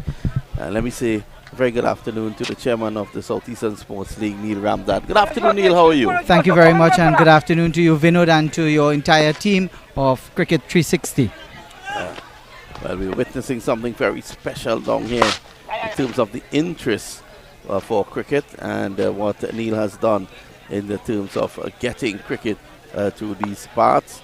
And you must be very happy with the way things are going at the moment. Well, certainly, I'm happy today to see the turnout, and of course the two teams that are participating today at the finals. These are two teams that emerged at the finals. Of course, their performance have been excellent over the last throughout the season. They played 10 games in the preliminary stage, and then they would have had to play at the knockout stage, and both teams came up to after the semi-finals into this finals today. I also would like to pay tribute today to our sponsor, who have done human service to the community, SNS Prasad Supermarket. And in fact, I would tell you that SNS not only have sponsored the coverage today, but they would have contributed to all the teams in the competition in terms of helping them with their uniforms and so. Oh, that's great. I know that they are fulfilling their social corporate responsibility in a very fine way. And this community, if they're here today, they will be very happy to see that their efforts have not gone unnoticed. And you're seeing so many people here, Neil. What's the capacity of that little pavilion there? Well, if you really look around, it's a very large ground. It's a large facility. And as far as your eyes can see, we have vehicles parked. So in and around the ground, I think that we are about just over 1,500 people at this stage of the game. And people still coming in. And people are still trickling into the Navid Jairam Trace Recreation Ground at this time. I also want to pay tribute to our Member of Parliament, MP Rushton Parry, who would have started the sponsorship of the Southeastern Sports League and to bring it to where it is, and he continued to be an integral part of the sponsorship of the Southeastern Sports League, and more so an inspiration to all the players. Whenever he meets them, whenever he chats, whenever he's around, he gives his support to the local cricket. Definitely, and the local cricket is at its best here today. The score at the moment 116 for 2, and this is over number 16. In fact, over number 16 has come to an end, and you must be very happy with the fact that you're hosting this league, but you're also providing employment. I noticed there are a number of vendors around the ground, so they're getting the opportunity. Well, this is what community cricket is about. Community cricket is more getting the community involved. So when we go to a facility, like many persons would have asked that a finals like this, we could have gone to Brian Lara Stadium, we could have gone to one of the major cricketing facility. But today, having to come to a community, this is what it is about, giving community, give the local economy keeps rolling in terms of the vendors, and we have a lot of family participation. So once cricket happens in the community, you have the full support of the entire family coming out to participate. Well, there are not many houses around this ground, but do you think that everyone has left their homes to come here today? Well, not only here in Navet, but I'll tell you that our league consists of 23 clubs this year, and out of the 23 clubs, we are at that what you would refer to as 23 communities. So every community would have a team participating in the league, and that is what they'll be vying for. And 15,000 first prize. 15,000 first prize, and then we have already started our 20 for 20 competition. That is sponsored by SNS Prasad Supermarket again, and our 20 for 20 competition started last week Saturday, having the semi-finals and then a day off to come to this finals. So we choose to occupy that day with the start of the 20 for 20 competition. There again, the 23 teams, one of the teams decided not to participate in the 2020, and we have created the group of 4 that will take us into our finals, and we look forward for 360 being a part of the finals again at the 2020 stage that should be catered for the 10th of June. Well, Neil Ramdas, I always admire him for the way he organizes things. He already has his dates. He is already, making plans, having everything well organized. Earlier on today, you saw those lovely trophies just now. He was here, making sure, putting everything together. And you can see behind us, just part of the crowd. This crowd is massive for a community game here down in Navet. And the funny thing is that people are still coming in. That's right, and we will continue to do so until the latter part of the evening. We also want to say that during the course of this competition, or in the registration of all the clubs, we have seen registration comprising of the senior players, some over 50, the players that are in their 30s, 20s, 30s, and even some of the youth players, those who are playing at the under 13, under 15 competitions, zonal competitions, some who have made it to the national under 13, under 15, they are also participants in the competition. What we have done here was to remove the restrictions for all under 19 players. So once you're an under 19 player, you can play any format of the game and participate in the league. Wonderful. Indeed, it's good that you have these youngsters involved. I know Southeast has produced so many wonderful cricketers, and this league, of course, is one that has produced many good cricketers coming out of it. And I'm sure that your goal is to continue to produce those cricketers. Let this league be a nursery to supply Southeast firstly, and then the national setup. And I also want to pay tribute to the Police Youth Club team. That is one of the teams where they take youths from within the community, those who have desired interest in participating in cricket and football, in whatever format, culture, and they encourage them to be part of something meaningful. And Police Youth Club have been one of the teams participating in the competition for the last couple of years. In fact, from the beginning of it, the first 2020 competition held, the Police Youth Club was the ultimate winner. Wow. They won the competition, and that have inspired them to continue to participate in the league. What's the age of this 30 over league? We, under the Southeastern Sports League, we started in 2014 on the Southeastern, but prior to that, the cricket in the region was run under the Rio Claro Sports Association. And the Southeastern Sports League took over from 2014, and thereon we continued to operate. And you would have grown from strength to strength. Neil, I want to thank you for being with us. I'm sure you will see a lot of Neil later on today as the prizes have been given out and stuff. I want to say kudos to you. You've done a fantastic job. Continue with the human service you're doing for Trinidad and Tobago. I want to thank you for coming out here today to this community in Navet. Thank you for being part of the community cricket.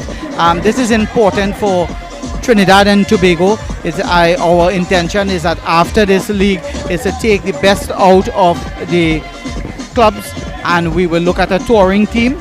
And of course, we will look forward in having some of your services applied so that we can, get this opportunity out there for some of our players within this zone. Definitely so. We like to support at Cricket 360, something that is good. I must say, Neil, you've done well here. And again, I want to congratulate you. You can see the people, they're coming out, they continue to come out. Just now, Neil would not be able to stop them. I also want to pay tribute to our umpires who have done human service to the community. Our umpires continue to do a fantastic job. They give service, and it is not about the pay. The umpires are made $200 per game, and they come out and do this in the interest of the sport. Wonderful, wonderful indeed. They see themselves as stakeholders in a bigger movement, but had that movement not been good, they might not have been involved. So again, I want to say kudos to you.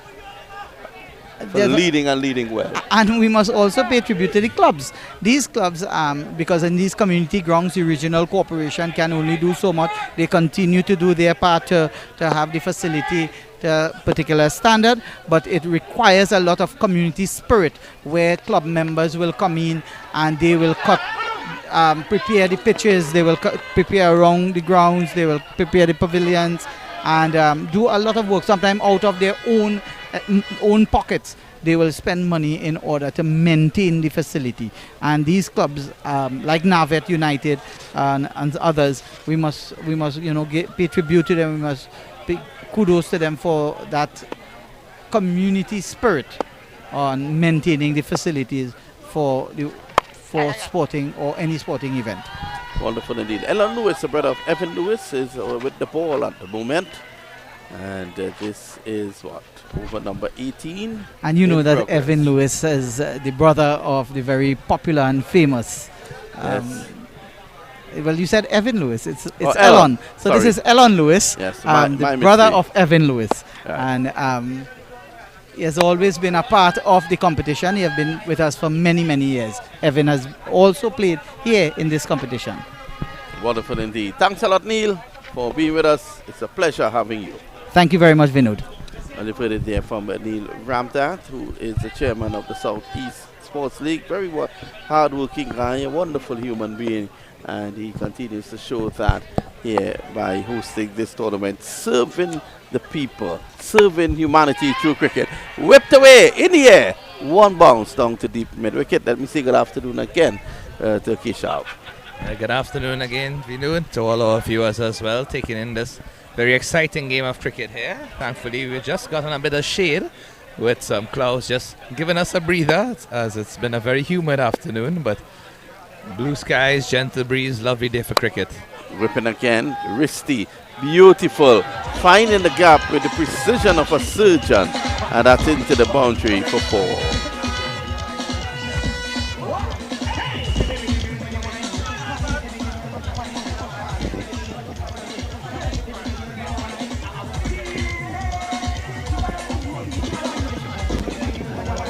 So Ellen Lewis leaking some runs here now. Yeah, some wideish deliveries there. That one was a lovely shot, piercing a gap because two fielders are close to each other on that leg side boundary. So she did very well there, Jagasa. On 50. Yep, reaching his 50 with that shot. Whipped away again, this time to the left of Sidanan at deep mid wicket and into the boundary for 4.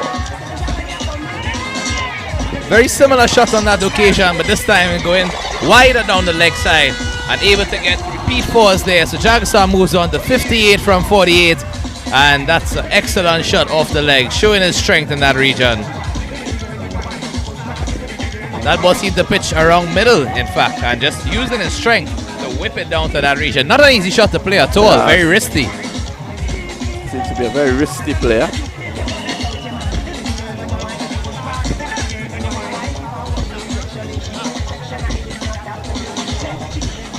And we see here in 17.5 overs, Oxford 138 for 2, current run rate 7.74, just under 8, so still going steadily ahead. The main point being that they have 8 wickets in hand, so therefore anything can happen going forward in this game. These batters can look to steady themselves for a few overs and then really launch into the attack, knowing that they have other batters to come. That one is played nicely down the ground, down to the long off area for a single. So Jagasa playing a hero's knock here after losing his partner Terence Nanan, who made 54 and out the next delivery after he brought up his half century. So it's good to see Jagasa just continuing to hold the fort, being the batsman that is in the wicket the longest compared to Clark, who has only faced 12 deliveries but going very nice. As we see there, the manager from the Oxford team is having a discussion with some members from the Nava team who are not involved in this final directly in terms of playing, but are very involved in terms of the support shown and the involvement with this ground, with the concession stand, with the refreshments and the music. Everything is happening down here at the Jairam Trace Recreational Ground.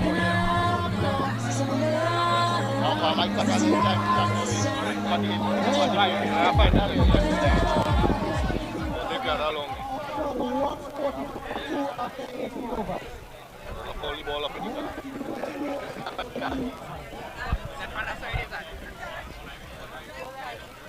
not coming out wrong, batsman.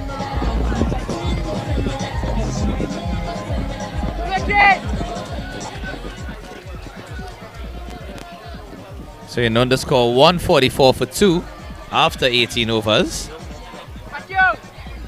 And we would see the off spin of Ali Mohammed continuing here, having picked up 2 key wickets already. I'm sure he's going to try and get a third one and another important breakthrough.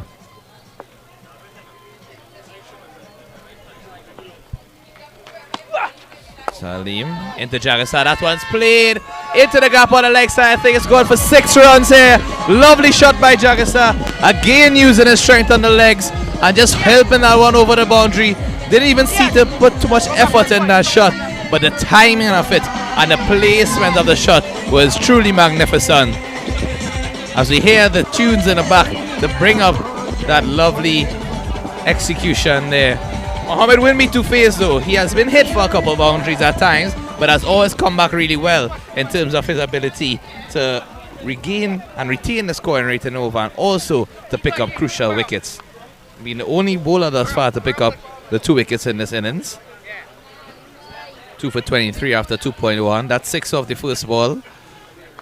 Always a tough thing for a bowler to come back from. But he pitches that one much better. And it doesn't face Jagasa at all because he cuts that away to the boundary before. So that one a bit too short. Yeah, it was definitely a better length than the first delivery, which was too full, but this time too short. And Jagasa, I mean, at this time he's seen the ball pretty big and just stepping away there and cutting it to the boundary for 4 runs. So he moves on to 72 from 51. And since he brought up his 50, the last 22 runs have come in quick succession. In fact, most of those runs have been boundaries.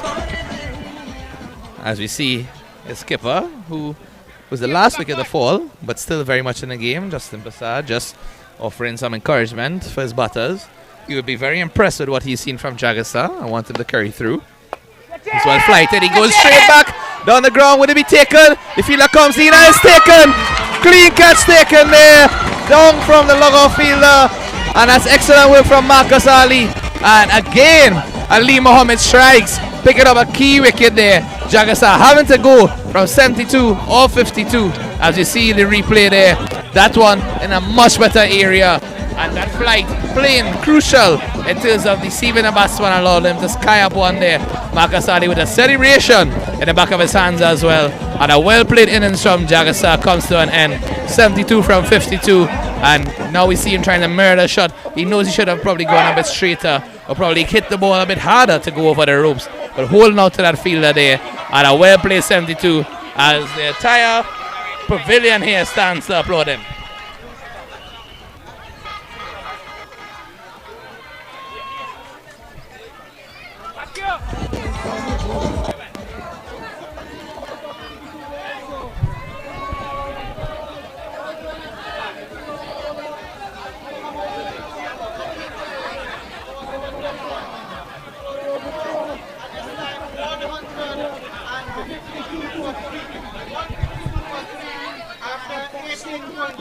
Hey, inside.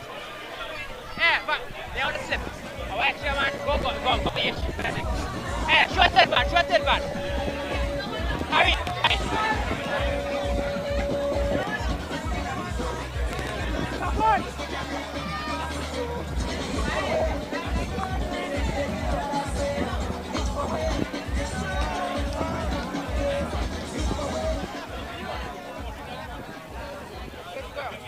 Right back. Go back. Go again.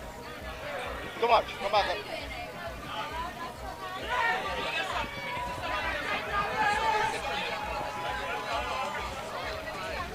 So we see the new batsman coming in here. Right, come over, Chimo. Mr. Lalchan Ramdath, number 33. Lalchan Ramdath, in fact, has a very significant reputation here. As you see Mohammed bowling to him his first delivery. Just touches that one into the offside.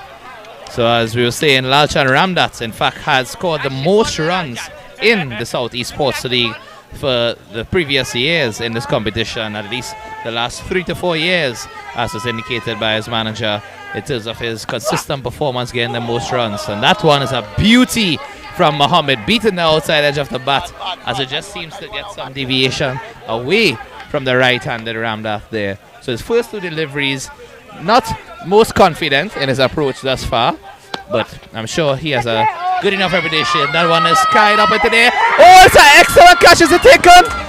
It's taken. Oh, my word. Or did he drop it? Mixed reaction say it looks like he's dropped it. Unfortunately, just checking to make sure he's not seriously injured there. But what an attempt that was in the field, my word, as we look at the replay. That one taking the out edge of the bat, and the fielder is carrying back with his right hand. He picked it up with his right hand initially, and it bubbled out. And when he tried to reclaim the ball, it seemed to have just hit his shoulder against the ground there. So unfortunately, just getting a bit of damage. But let's hope it's nothing too serious, and let's hope it's something that he can easily recover from, as we see some attention being given to him.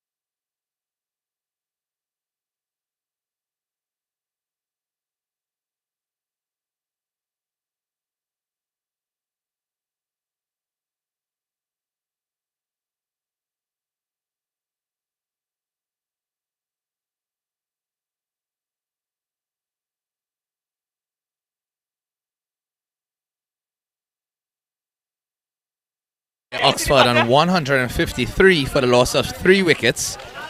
Ramdath on 1 from 3. A very fortuitous opportunity at the end of that last over, as we see Bechu continuing here in his 5th. Starts off with a wide, just confirming that with the signal from the umpire. The Bechu has done extremely well thus far.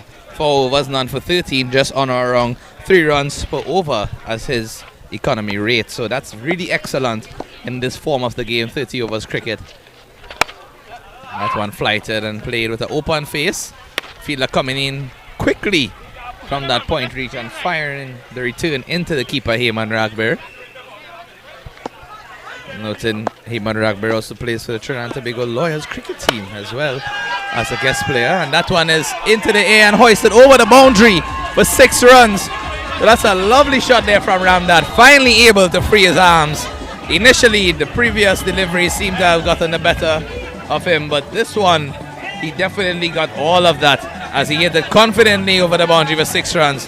And we see the ball being returned quickly, because thankfully some vans have gone up onto that ridge there where there's a lot of bush, and these fielders outside of the rope are certainly helping us to get the game going quickly as possible. So Bechu, I think that's probably the first maximum or first boundary scored of Bechu, in fact, because previously he was extremely economical and there was really nothing loose for him. But Ramdath, as we noted, with the most runs in this tournament for some time, he certainly is no miser with the bat.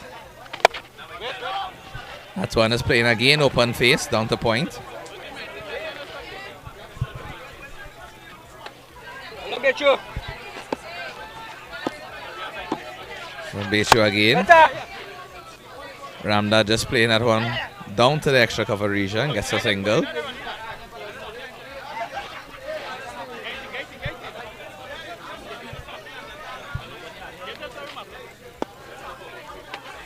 As we see Clark here, hasn't been on strike for some time, so now getting a bit, and that one takes the out edge of the bat, and the fielders are racing to collect the ball. It does not go to the boundary, but the batsman come back for a comfortable 2 in the end. So lucky that edge went all along the ground there and through the gap to pick up a pair of runs. As I welcome back alongside me, Mr. Vinod Mamchan. Yeah, thanks a lot, K-Sharp. Well, Batu licking some runs now, and this is a really good score. In the 20th over, they're 161. The way they're going here, the last 10 overs, if they can get, let's say, about 80 runs, they can get up to 250. Yeah, I think that's the aim in terms of the scoring rate. And given that they have 10 overs at the end of 20, 163 for 3, these last 10 overs can be really explosive because 7 wickets still in hand. And Ramdat there being one of the premier batsmen, now coming to the wicket, ably accompanied by Clark, who has shown that he can hit the ball if he needs to and also get the quick singles when required. So it's interesting to see here how Ali Mohammed is going to vary his line and length when bowling towards Ramdat. The thing about it is Ali Mohammed will have knowledge of these players. These players play so frequently against each other, you know, that news go around. You get a little knowledge about what a player could do, his strengths, his weaknesses, you know, and you're able to work on that aspect. In the air, that's 6 into the crowd. Good shot as Mohammed overpitched and was driven straight down the ground by Ramdat for 6. Look at this. It's a beautiful shot there. We'll take a look at the replay. And that one comfortably clearing the ropes, taking one bounce and hitting the wall of one of the members' stands here. Seeing some spectators having to duck out of the way with that one.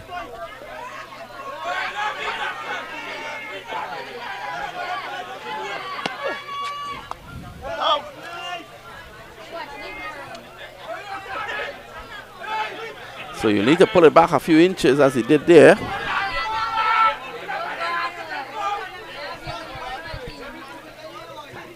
Ramdat lending the long handle. Again in the air, that's 6 more. No one will get that.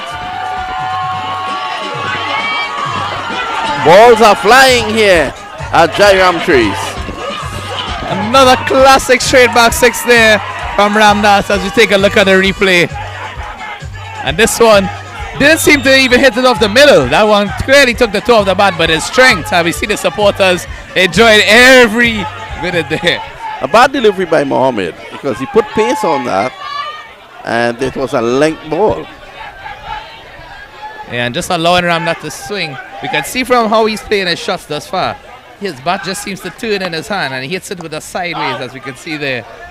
So not want to come down with the full face of the bat, but place it a bit in terms of his square style. So at the moment it's 175 for 3. Single. 3 wickets to Mohammed, but he has gone for some runs here now.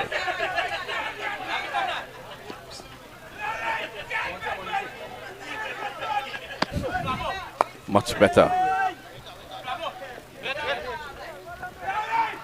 Good stop in the outfield there by Bechu, restricting them to no run. But it allows Ramdat to retain the strike for the next over, which I'm sure he would have wanted anyway. And at the end of 21 overs, 177 for the loss of 3. As you see a cool customer there in this beach chair. And his friend going to join him, then he took a dive. They found a vantage position. I like that, a cool customer. The spectators all around the ground.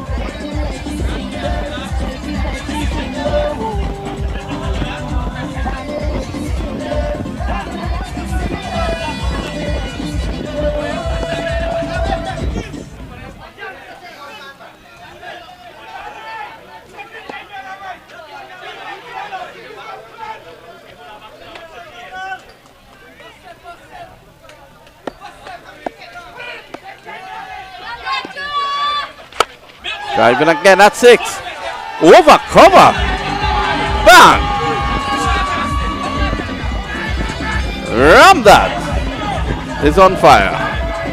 Ramdat has come in at the right time here with these last 10 overs beckoning.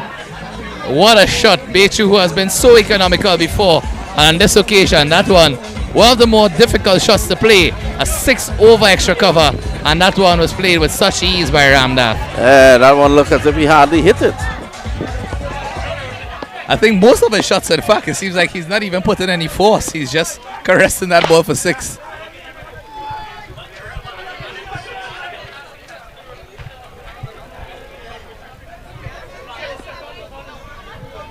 It's really no wonder why Ramdat has the most runs for the last 2 to 3 years in the South Sports League.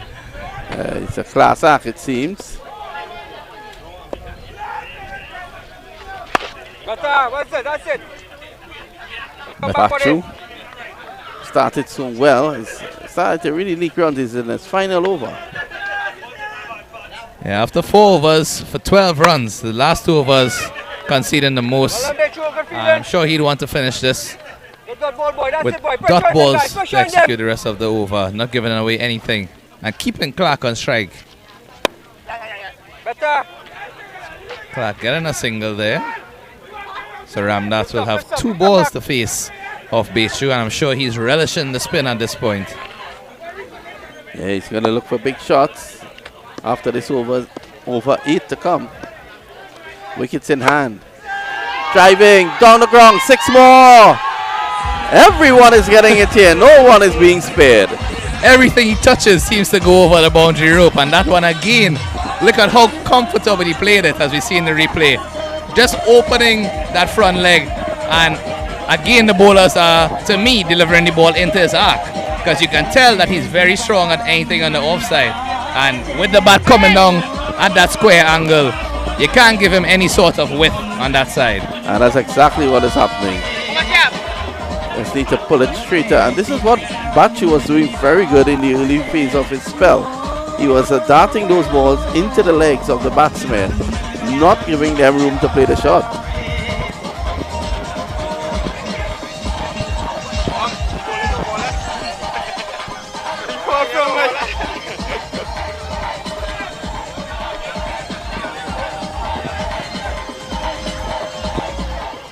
Right arm over.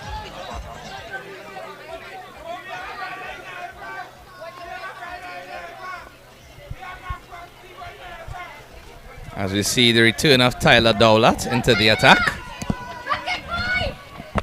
In the air. He's in trouble here. Elon Lewis takes a catch. And it's the end of Clark.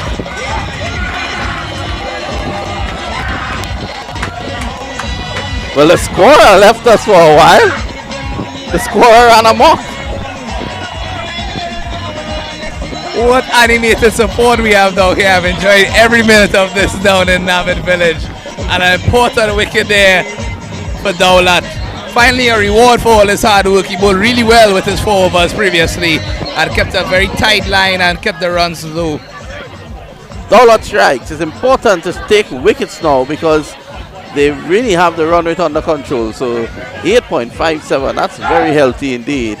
So they need to continue to take wickets. If they can get the wicket of Ramdat, that could be very significant. And we see the new batsman coming in here, Ravi Mahabir. So a wicket of Clark. Oh, you said that the guy before was a cool guy. What about those guys? They're really cool. They're in the cool. Yeah, definitely. Umbrella, hat, and shades on. Can't get much cooler than that. And that was a pretty good catch taken by Elon Lewis as well, because he had to run a decent bit in terms of coming forward at an angle, and he managed to catch that ball at his eye height and not allowing it to be dropped. So, but he has pace, Lewis. Yeah, for a big guy, he definitely moved a lot quickly there. So I can't wait to see him bat, I must say. I can't wait to see if he has the same shades of Evan Lewis in him as we all would expect.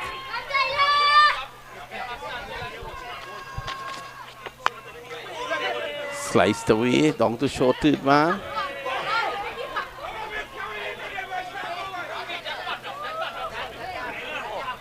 Great start here by Dowlatt to this over. Yeah, dream start. Wicket off the first ball and dot off the second. Sure, he'll try to keep Ramdat off strike and attack Mahabir. Quicker. And that one, thankfully, not being signaled wide for the fielding team. Seemed a bit close to the line, but probably just inside, which is a good area to bowl as we've seen in the shorter format of the game. Look to go full and wide. Oh, that's good. The wicketkeeper releases the pressure now. Well, no signal from the umpire. I thought that was a bye. Can we see that again?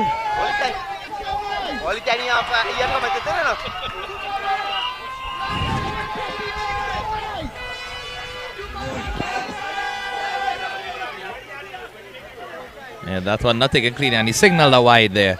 So he saw the wide signal. That's all that goes in with his fourth delivery. In the air now, ram that. When he hits them, they stay hit for a week. That's 6 more. Everything he hits seems to be going for 6. I mean, at this point, even the fielders just stood on their watch. That one, I honestly thought it might have held back in the ropes, but the fielders were not getting around, and they just resigned to the fact that this ball is going for 6 because everything Ramdat does is going over the boundary ropes. 40 runs from 16 deliveries. He's playing an IPL sort of knock here. Is it a public holiday today? I don't think so, but it definitely seems to be down in this area of Trinidad and Tobago, as the entire of the southeast seems to be here at Navid Village. And the master himself has arrived, Anil Lakan of Cricket 360 fame. Long drive, and he told me that he parked in Charuma and had to walk. Quite a long walk. It's a push on the offside. Ramdat is really effective. Extremely. In fact, before the game started and they touted him as the batsman with the most runs, I was wondering why he didn't come in the top 4. But clearly shows that there's a reason for that. He can come in at anywhere and score quickly. After 23 to 199 for 4, we take a short break.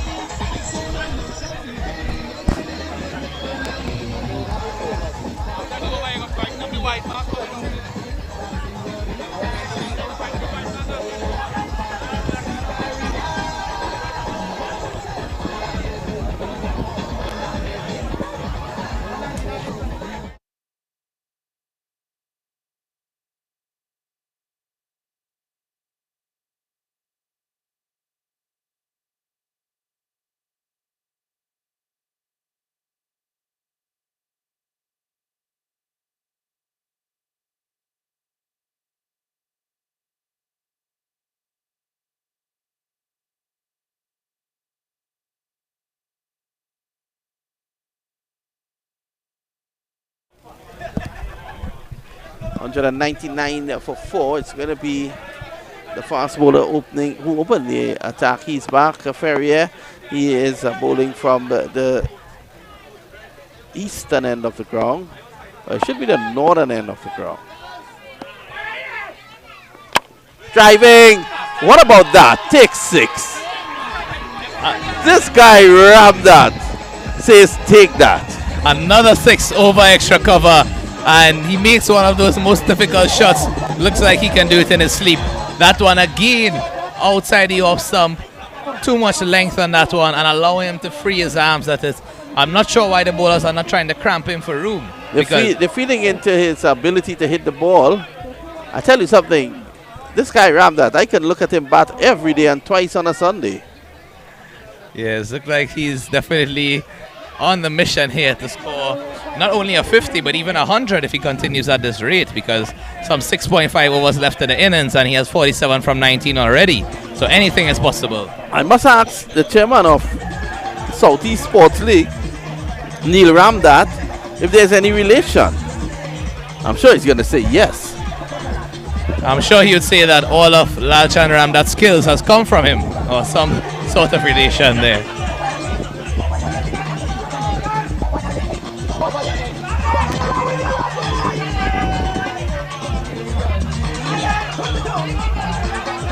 Well, the ball is found.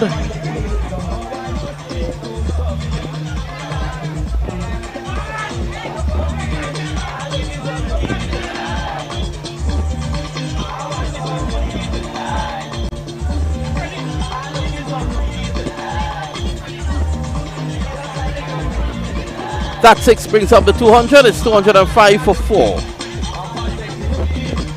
Yeah, run rate just approaching 9 runs and over. And you can see the increase in the attacking nature of these batsmen. Previously they were just about 7 and under that 8 mark. We're now going up to 9 and probably even 10 if they can continue scoring boundaries as freely.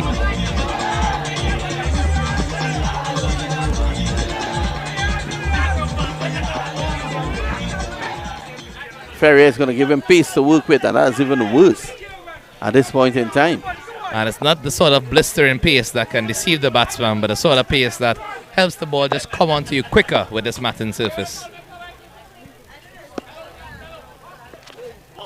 Oh, beaten. A rare foul stroke by him. That was one of the first deliveries that was actually angled into his pads, and he missed it entirely because we could see again he's just coming out with that square angle of the bat, so which actually eliminates a lot of shots. But clearly he's playing the one shot he can play extremely well. Yeah, and it's all about, you know, feeding him in difficult areas. Ferrier learning quickly. The gentleman passes in front of us. It's a festival here with a case of water. This is awkward. It made big on him. And let's see. Did it strike him on the body? Seems to have taken the bat. No signal from the umpire. Yeah, no signal there. Probably he took the bat and just hit his body after, possibly, because that ball sort of popped in the air very subtly. I see Mahabir, who hasn't scored a run as yet, but faced just 2 deliveries. Number 47 on his back. Sure, he's aspiring to play a Dwayne Bravo-like innings here. Beaten again. Ferrier's gotten back to him. I must Just say I've pulling seen it back Bravo a few play some inches. shots like that. Yes, that one was a really lovely delivery. Good area, so not able to execute the shot as he would have liked.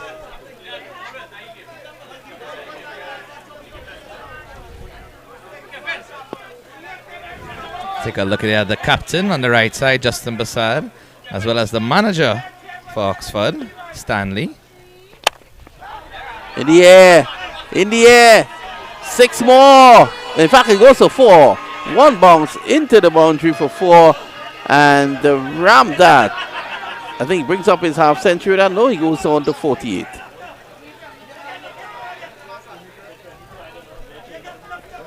So Mahavir finally opening his account there with that boundary.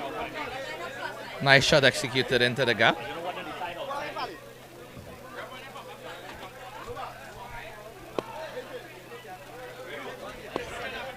Ferrier very expensive with his spell in the early part of this innings and now continuing in that vein, unfortunately.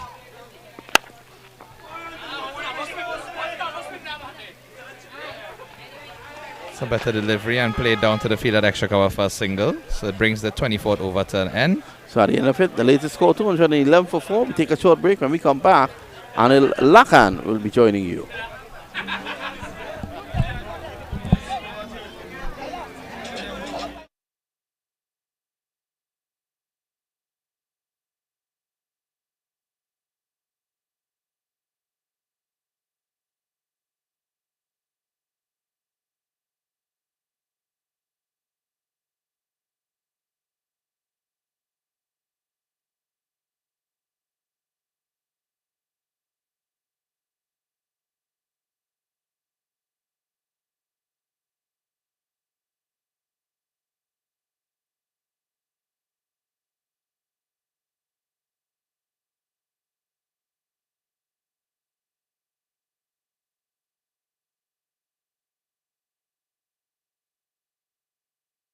Final of the Southeastern Sports League 30 overs championship.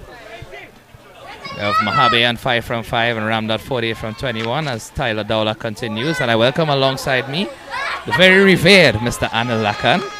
Pleasant good afternoon to you. How are you doing? I'm fine. Enjoying this cricket down here. I'm sure when you're coming into the grounds, you noticed cars parked all the way out to the road. How was that experience trying to get in here? Yeah, it was tough indeed. I had to park almost a mile away from the ground to get to the venue. Getting that cardio in for sure. But I must admit, this game is very well attended here.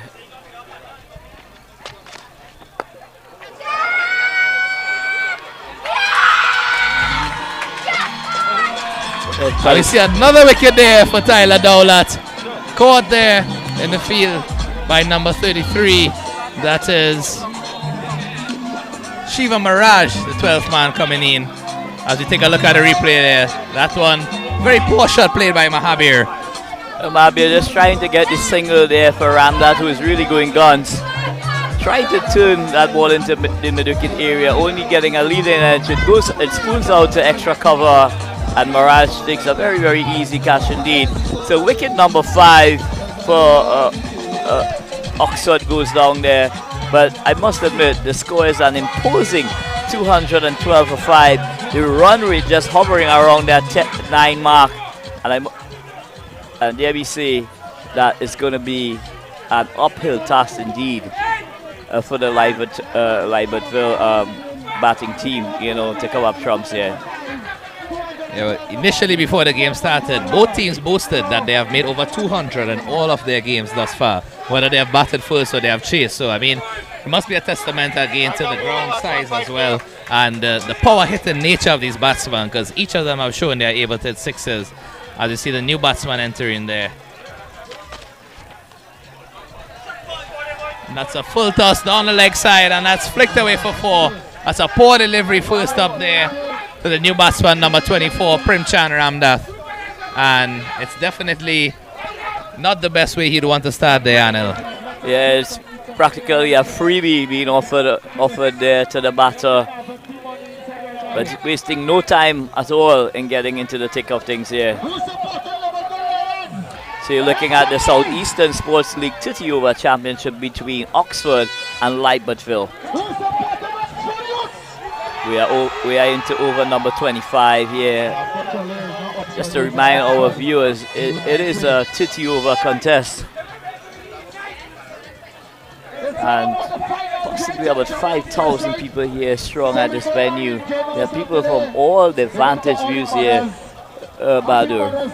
Yeah, definitely. People from all walks of life, families, kids, youngsters, middle-aged, elderly, everything is happening down here in Navid Village. It really shows you the difference in community cricket. I don't think I've seen this ground for any of the 4-day matches in the regionals thus far. So fuller delivery again, driven straight down the ground, but straight to Ellen Lewis, who doesn't let anything pass him. So Ellen Lewis, the brother of Evan Lewis. I'm sure we're going to see Evan very, very soon indeed. Coming out for Power Gen Sports Club in the T20 festival.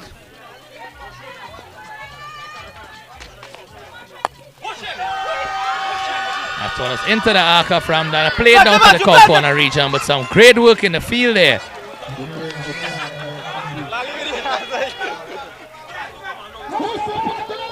Great work by Matthew Mirage there in the field.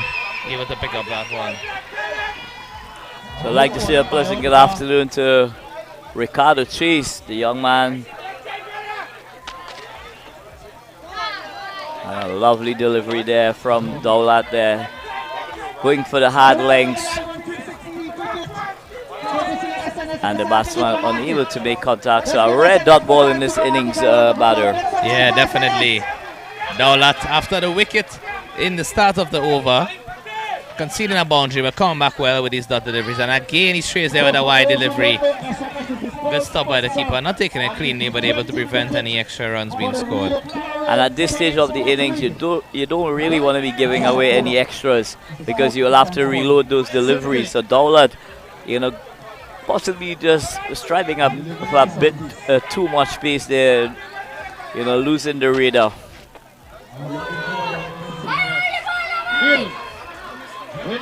Much better delivery there, but the keeper missed the ball entirely. And that one seems to have gone for 4 byes, as the umpire just signaled byes there. Keeper not looking to please with himself, but has been doing a decent job whole game. So that one, unfortunately, not taking it cleanly and wrought with himself. As you see at the end of 25 overs, the score 223 for the loss of 5 wickets, Oxford. So Oxford really, really putting up a very competitive total here. And with 30 balls to go, if they go at a run-up ball, they're going to get in excess of 250. But I'm sure 275 would possibly be the ballpark that they'd be looking for in terms of finishing the innings. And with the likes of Ramnath really going guns, if he stays to the end, 275 definitely is on the cards. Yeah, of course, with Ramnath in the mood that he's in right now, 49 from 22. They can probably even get up to 300, if you think about it, because 16 runs per over. Yeah, at this point in time, with the last 5 overs remaining, that will give you around 80, and that would take them over the 300 mark. So 16 is nothing, a far cry for Ramdad once he gets majority of the strike and keeps striking as he has done thus far. So just one away from a very impressive half century indeed for his team Oxford. Ramdad is going to be Ferrier from the northern end. That's another 6 there, and he brings up the 50 in style. The same way he has been making his runs for the entire innings is how he brings up his half century. And another 6 over that extra cover region. What a shot, Anil. Yeah, going inside out there is Ramnath, lifting it high and handsome over extra cover for a magnificent 6. It carries him to 55 from 23, and by no means is he looking to ease up here. I'm sure he's going to continue in this vein and see if he can get almost a 6 every ball the way he's playing. He's not even dealing in 4s, is Lalchand Ramnath, only 6s. Ferrier just missing his line in presenting that wide half volley to Ramnath. He needed no other invitation than to loft it over extra cover for a maximum. So Ferrier here under the pump here.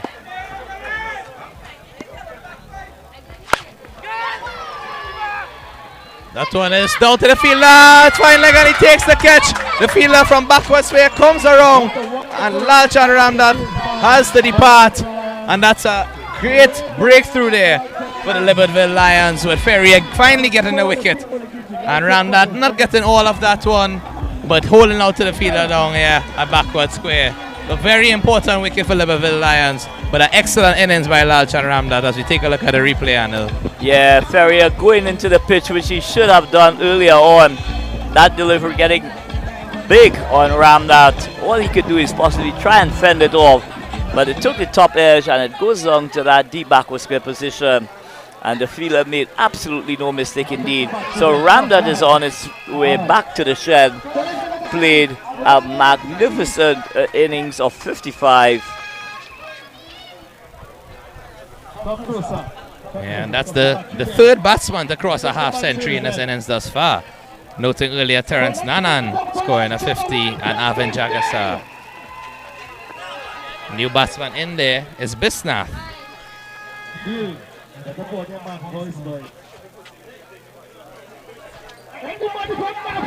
So I'd like to say a pleasant good evening to Ricardo Chase, the young man from Presentation College in San Fernando, who is having a really splendid season indeed, having arrested both the 50-over championship and the T20 game against Fatima College. You also see his colleague at that one as a top edge, but straight down to the fielder there for a single. You also notice colleague Kaleem Mohammed here at the grounds as well. Both Chase and Kaleem wearing the colours to support Libertyville Lions, and Kaleem also a very integral part of that Presentation College unit that you mentioned, who were superb, I must say, in the 50 overs and the T20 format during the season.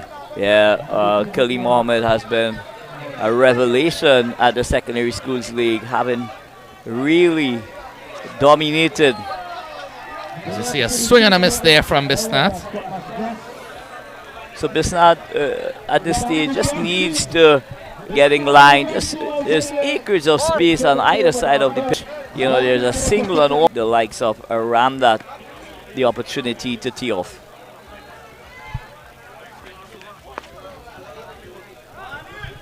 Should get a wide there, no signal by the umpire. So Ferrier, you know, really producing a mixed bag indeed.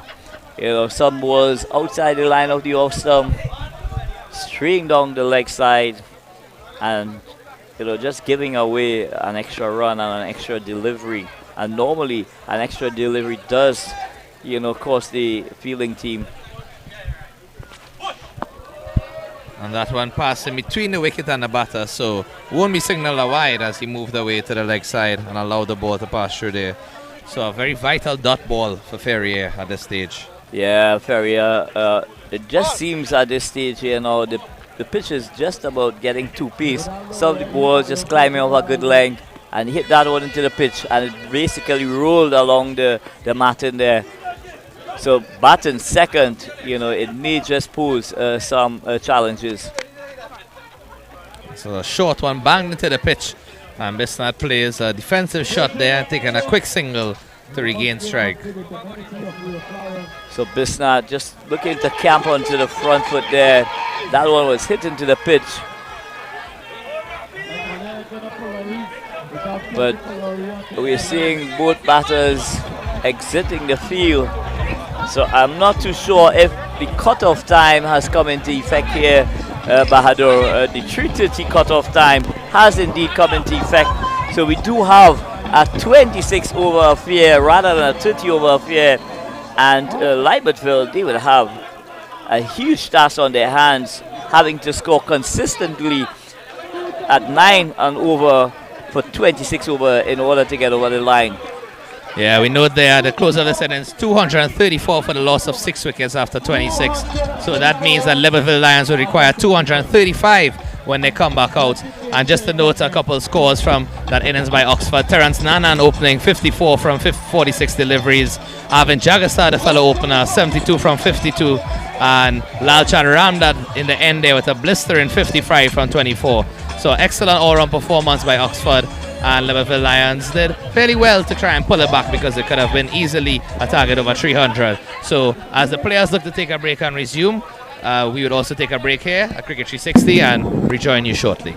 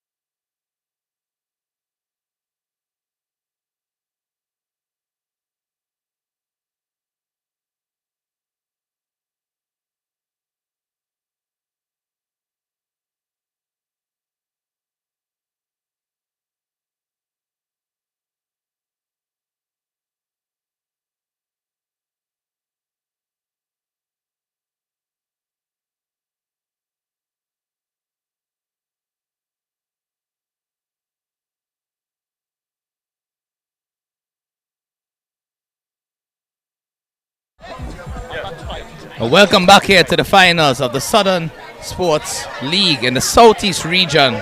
30 overs is what was scheduled initially, but now we have a 26 over affair, given that the first innings was cut off at the 3:30 time. So we know that Oxford in their first innings scored 234 for the loss of 5 wickets, and Libertyville Lions would require 235 runs from 180 balls. So they would have the 30 over complement to bat, given that the first innings ended only with 26 due to the cut-off time. As I welcome back alongside me, Mr. Anil Lakan, with his thoughts on how that first part of proceedings went. Well, I felt that Oxford really had done themselves a lot of justice in getting to that mammoth total of 234, and having got that total inside the 30 over mark, that's indeed a psychological. It will have a psychological effect on Libertyville Lions, having to score at approximately 8 runs per over from the word go. But the pitch seems to be in immaculate condition.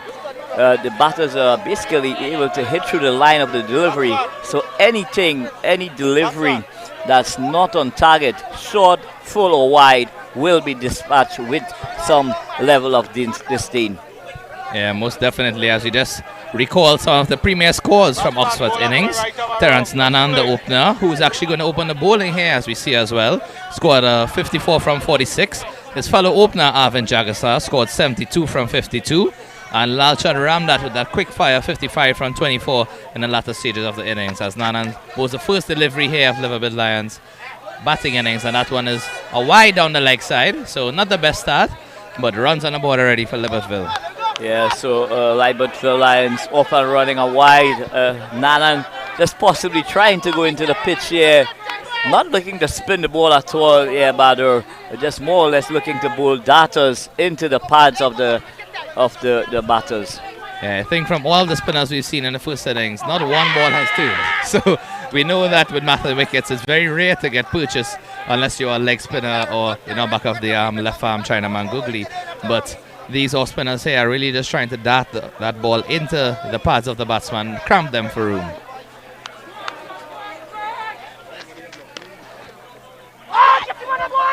That one is again into the angle of the batsman, and a misfield from the keeper allows the ball to run down close to the boundary, but easily picked up as the batsman only crossed for a single. So no signal from the umpire, so that had to be an inside edge.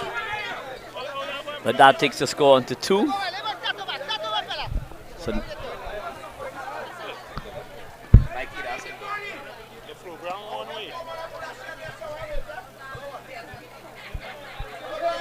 So Ali looking to make some room there, getting an inside edge.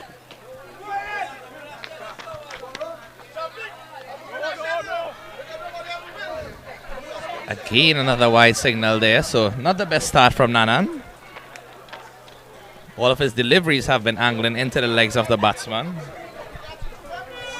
Yeah, Nanan looking to go into the pads there, not getting his radar right at this stage. But you don't want to be giving away extra deliveries. That could come back to haunt you at the back end of the innings. Yeah, especially so early. I mean, your first over is crucial in terms of how you set the tone for the rest of the game. That's a better line delivery, but also a lovely shot played. That one is cut away to the boundary for 4. And the first boundary for Libertyville Lions comes up here as Descartes plays that one down to that point region. Lovely shot there, Anil. Yeah, excellent execution of the late cut there. Just waited on that delivery and caressed it to the right of backward point, and it raced into the boundary. So that takes the score on to 7. And only 3 deliveries bowled thus far. That's a better area there. His first delivery from over the wicket, definitely showing some improvement from all of the previous deliveries around the wicket. So that was an impressive change up there, at least recognizing from the onset that something is not working. And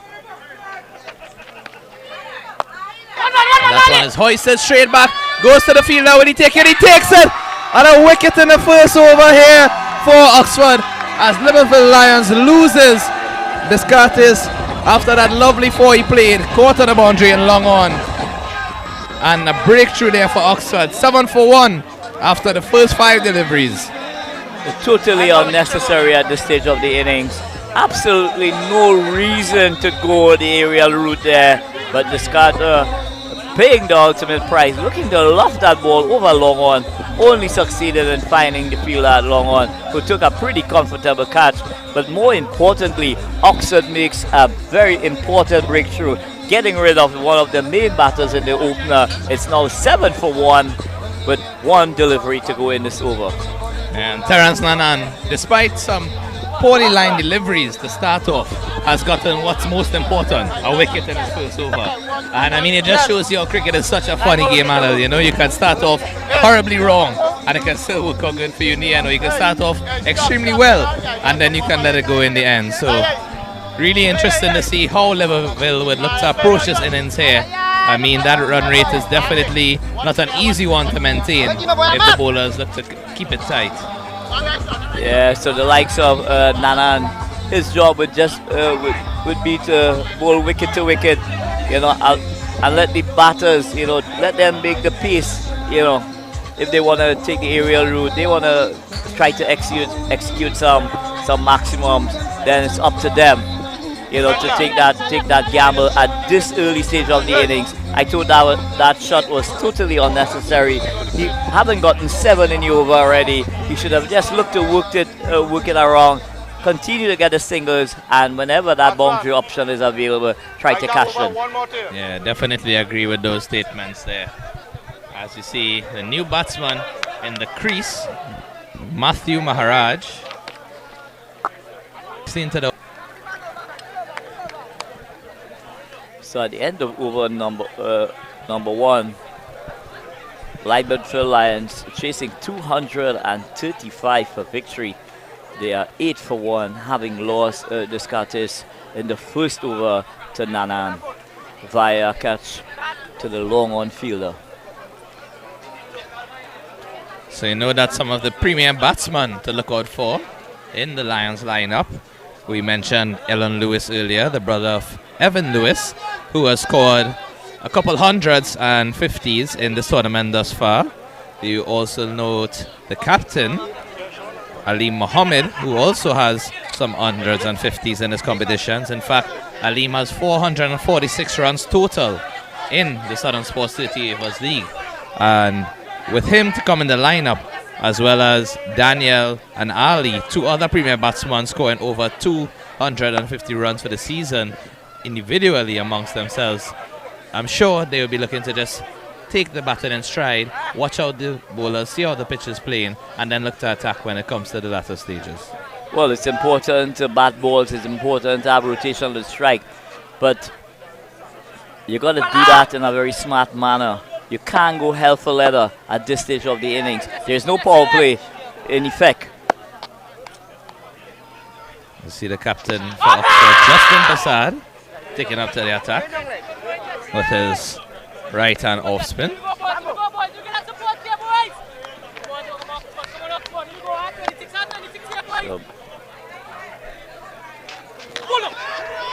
Oh, that's a lovely delivery there from Prasad. That one just coming into the batsman.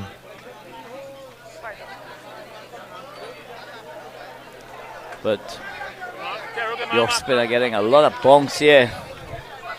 Yeah, and I'll tell you what, LBW decisions on this pitch is going to be very, very difficult indeed to judge, because the normal height of the delivery is way above this stump height.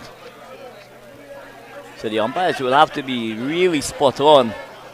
It has to be pretty adjacent in terms of the length and stuff like that before that LBW decision could come into the equation. Yeah, of course. And that one is a bit too much down the leg side. It's flicked away nicely. Fielder comes around and they get a comfortable 2.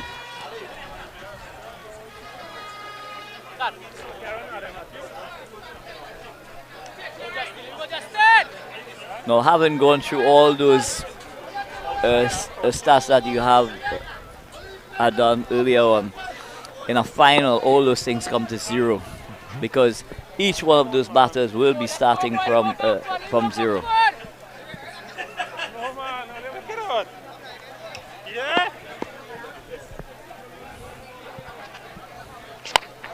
That one is flighted and takes the out edge of the bat, but runs away to the boundary for 4. So not getting the connection he would have liked there is Ali, but still getting the desired result in 4 runs. Yeah, going for that lofted extra cover drive. It peels off the edge. It goes over that backward point fielder and it goes into the boundary. So Ali really looking to go hard at this stage of the innings. Again, that same bounce you just mentioned, Anil, coming into play. A lovely crowd on hand here. And it just keeps building up. That one again takes the outside edge off the bat and runs a bit finer this time, but same result in 4 runs. So the previous 4 that he got was more to the point region, and this one just going between point and third man as we see the fans in the stands there dancing in celebration. So that's all it takes. 2 boundaries in an over and you're back within the equation. So there's absolutely no need, to take that risk at this early stage of the innings. If Libertyville Lions is to lose 2 or 3 wickets in quick succession, it just means to say that they're going to have new batters at the crease.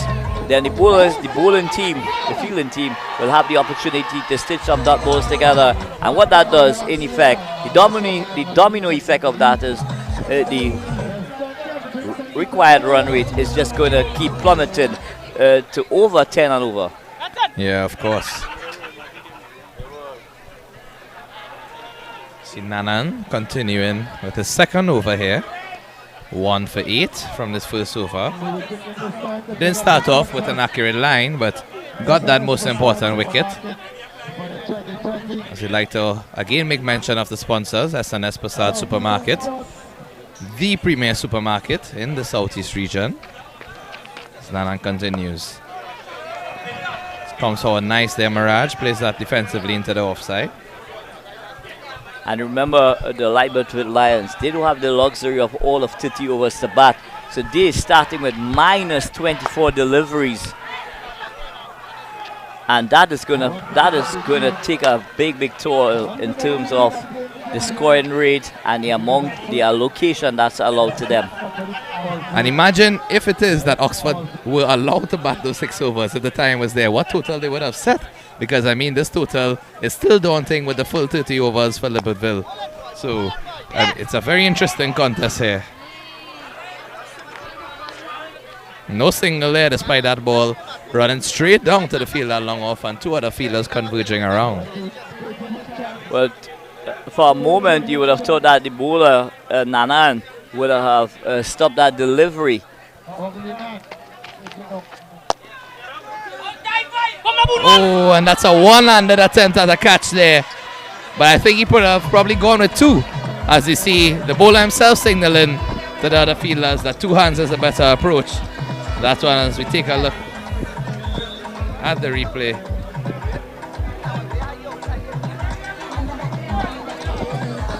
And it is something that sometimes the captain of teams tend to surprise me a bit, in that the fielders are 3/4 way to the boundary. They can't stop a single, and they can't stop a boundary. Why invest in a fielder between those distances? That's a nice dive and stop there at that short cover region to restrict them to a single. But I definitely agree with you, Anil. There really is no logic in terms of having fielders 3/4 way, because if the ball goes over your head, it's guaranteed runs. And if the ball is coming short, you can easily run forward to it. I think it's just up to the fielders to walk in with the bowler. Simple basics that we learn in cricket. And many times we don't see that being executed. We see fielders, standing on their heels and sometimes not being as alert as they should. And that's probably why they take the easier approach. So at the end of the 3rd over there, Libertyville 25 for the loss of 1. So Libertyville Lions keeping up with the run rate at the early stages in its innings, but it has to be over a 26 over period, and I'm sure at some stage all it's going to take is an over 2 of disciplined bowling, and that run rate is going to plummet beyond that 10 run mark. Beyond that 10 run mark. So early stages in the piece thus far. Libertville with Ali making an early statement, taking on the bowlers. Having peeled off 3 boundaries in the last over, Ali full of confidence. And immediately see a change in bowling. So only 1 over from the skipper, Justin Prasad. And now we see Lalchan Ramdat coming in to the attack. Ramdat with that explosive 50, and he's also a right-arm medium bowler. The manager for Oxford, Mr. Stanley, noted that most of their premier batsmen are in fact their premier bowlers. So we'd see a lot of those same guys who made runs coming into the attack. That one is angled down the leg side here. Wide signal by the umpire and a single taken. So 2 welcome runs to the batting team. So the Oxford team not being disciplined at all in the early stages of these innings. Just giving away easy runs to the opposition. And more importantly, they will have to reload those deliveries. Again another wide there. Let's take a look at the greenery all around. Lovely forest surrounding this ground here.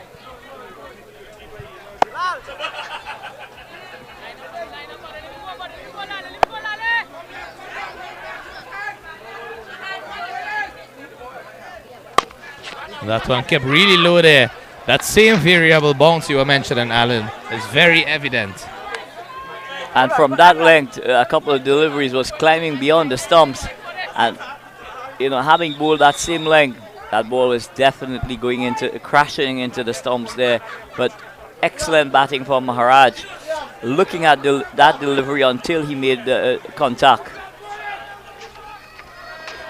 And this is another wide here, and this one runs all the way to the boundary for 4 wides there. So a cardinal sin committed by Ramdat in bowling that delivery way down the leg side with no protection. And it's 5 welcome runs again to Liverpool Lions total. So poor bowling indeed from Lalchan Ramdat there. Angling the ball into the left-hander. The wicketkeeper had absolutely no chance. It ran into the 5 leg boundary, and it's 5 added to the total. So that takes the total on to 34. Let's see a look at the spectators in the stands there, eagerly looking on at the proceedings. They have been here from before the first ball was bowled, even from the opening presentation ceremony. So all of them at this point are certainly very invested in this game. As Ramdat continues. That one seems to have hit the inside of his pad, but a good take by the keeper, admittedly. Yeah. Ali trying to make some room there. Ramdat comes in. Trying to make some room there to access their leg side, going between his body and the stumps. There's no way that ball is going to be called a wide. But luckily for Ali, there was no inside edge going into the keeper. I actually think if he walked across, that one is on the offside and played away to that fielder on the extra cover boundary for just a single. I thought that previous delivery, if Ali just walked across the stumps in the other direction, it would have in fact been another wide. I'm not sure the keeper would have taken it cleanly, because only 3 legal deliveries bowled and already 10 runs, with 8 of those being extras. But you can't fault Ali at all about her, in the sense that he's trying to be innovative. Of course, trying to move towards the ball and see if he can play it. A nice opening of the face there from Mirage, but straight to the fielder. So no single taken.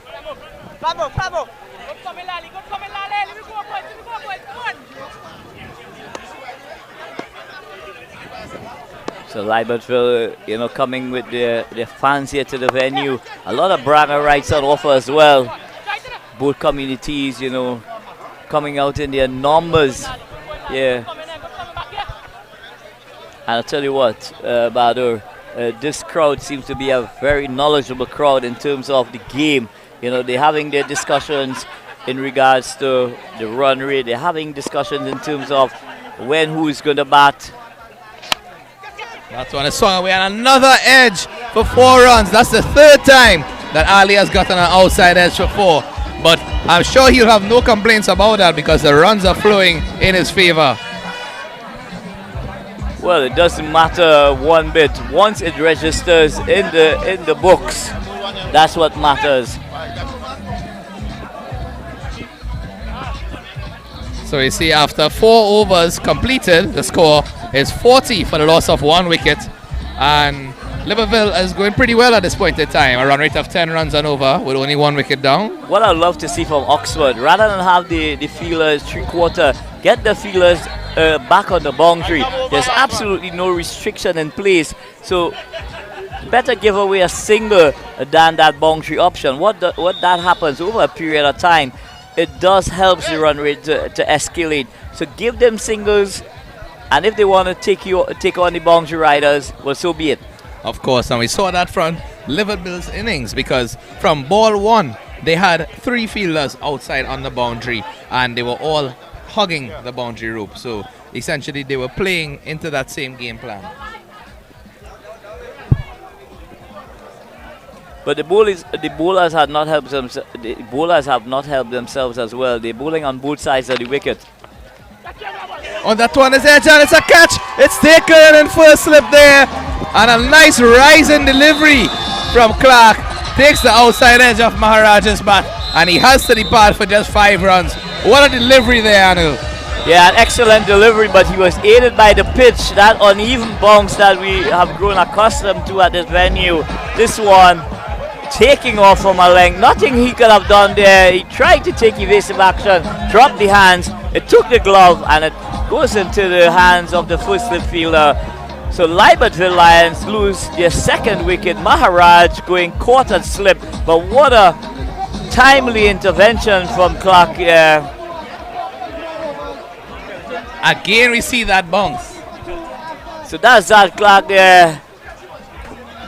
We have a spectator here who is admonishing himself, saying that it's believed that he's not bowling the ball, but he's throwing. But that's for the umpires to decide.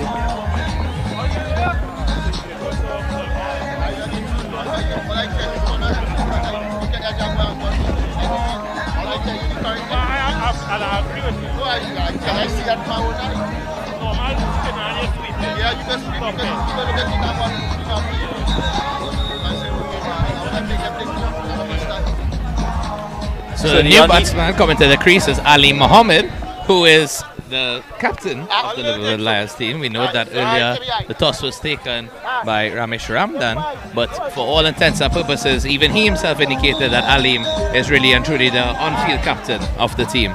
So Alim, with a good performance with the ball, picking up 3 wickets for 41 runs off of his 6 overs in the first innings, and now he's coming to fare with the bat.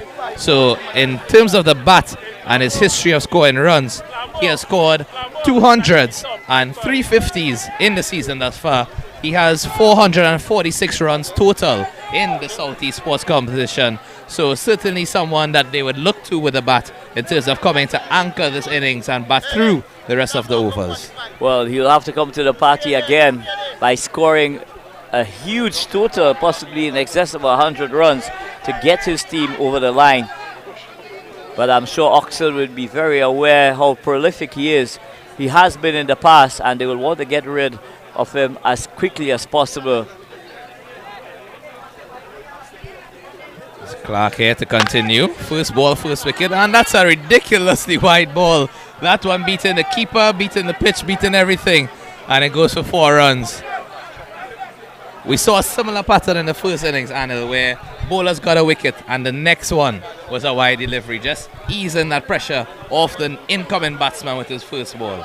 But a development is developing out in the middle, where the umpire, the standing umpire at the non-strikers end, the presiding umpire is indicating to Zad Clark that he is having a look at his bowling action, and he's indicating that that arm is not fully extended. And that one goes over the keeper head and looks like it will run away again to the boundary there. So that one is 4 wide signal by the umpire. So 2 back-to-back wide deliveries run into the boundary. 10-run score just there alone, Anil, from extras. What a way to give it away after a wicket of the first ball. Yeah, they're practically 3 innings away here now. There is a discussion going on behind the wicket there. And I'm sure the wicketkeeper is just telling Zad Clark, you know, to pitch that ball up a tad fuller, because once it hits into the wicket, the ball is climbing at an alarming rate here at this venue. But nevertheless, the 50 is up here for Libertyville Lions. And that one takes the outside edge of the bat. It looks like he'll run away again to the boundary. And that's 4 runs off the bat this time. So Clark pushing that one wide outside the off stump. And Mohammed just playing a drive, not getting the best connection, but still getting 4 runs.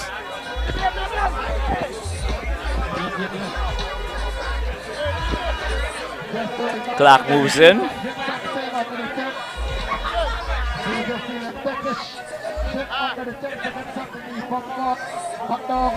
Pitched up the delivery outside the line of the off stump. That one peeling off the outside edge. It goes through the gullet position and it goes into the 3rd man boundary.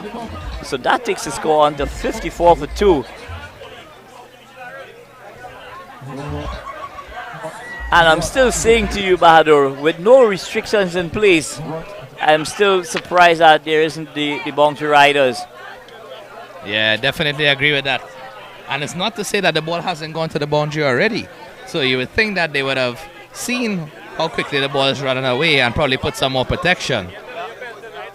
And just to note, at this stage of the innings, Oxford brought off their 50 without loss in the 5th over. And now Libertyville is 54 for 2 in the 5th over as well, with 2 deliveries remaining. 2 legal deliveries, I should say, given that that one is another extra. So Zad Clark not getting it right at all here, having gone to 15 in 4 deliveries.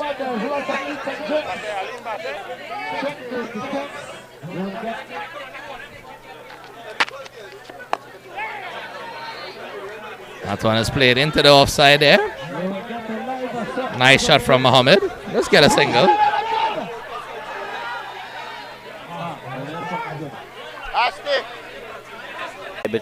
Libertyville Lions needing 179 more runs from 127 balls.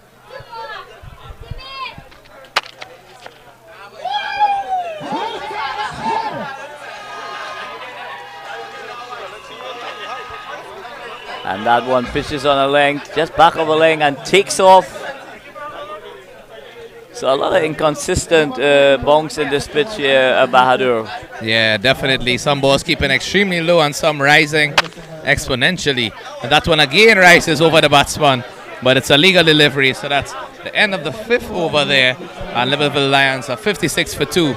As I would take my leave at this point in time, I welcome back Mr. Vivian Mamchan to join alongside you.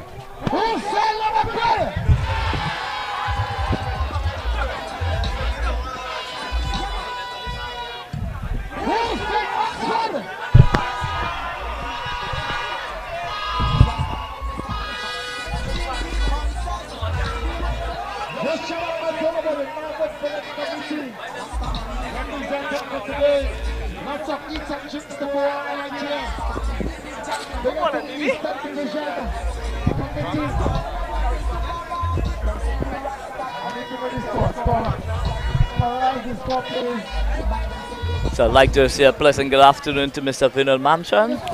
Yeah, thanks a lot, Anil. As you can see, every vantage point is taken up here by the spectators looking in at this game. And it promises to be a real cracker here. It's lining up in that direction. It is indeed lining up in that direction. But Oxford bowlers, they have not helped themselves at all. They've really been not consistent at this early stages of the innings. Yeah. Clark, though, I think that there may be some concerns about his bowling action. And square leg umpire didn't say anything, though. Well, I'm sure, having looked at what transpired earlier in the over, the presiding... Let's have a look at it. There it is.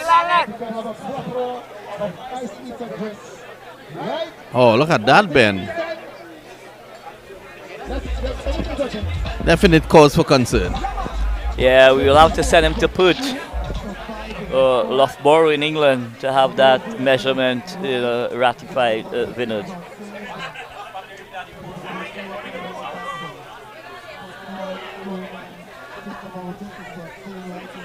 .56 for 2 at the moment after 5. Ali Mohammed just taking some time to settle here. He's the captain of this team.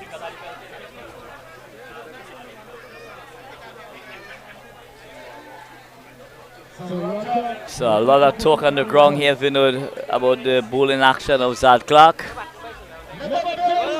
Match officials, everybody is having their own say at this time. But bowling change.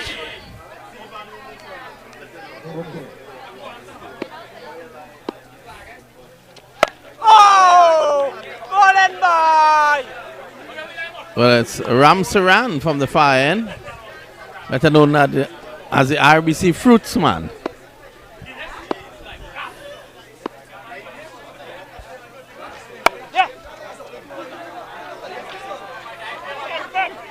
Cut away for 1 down to the point boundary. So Ram Saran trying to pull back things here for the Oxford unit.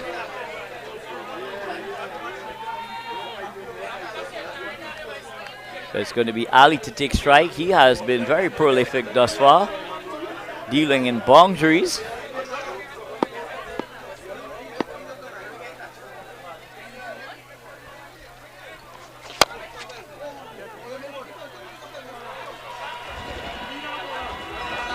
Well, that's 4. Much needed there, Anil. Yeah, that ball was pitched by Ram Saran in the arc, and Ali needed no invitation there, just extending those levers and letting it go. It goes past the long on fielder in a flash, and that boundary takes the score onto 61 for 2. And keeping his team in the hunt is Ali. So the Oxford team, they need a breakthrough here at this time.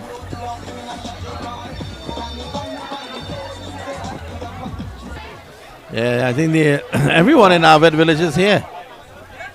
Yeah, I'm sure, having looked at the masses of supporters here, everyone seems to have vacated their homes to be at the Only took a venue. time to take a short break here, Anil, while they retrieve the ball.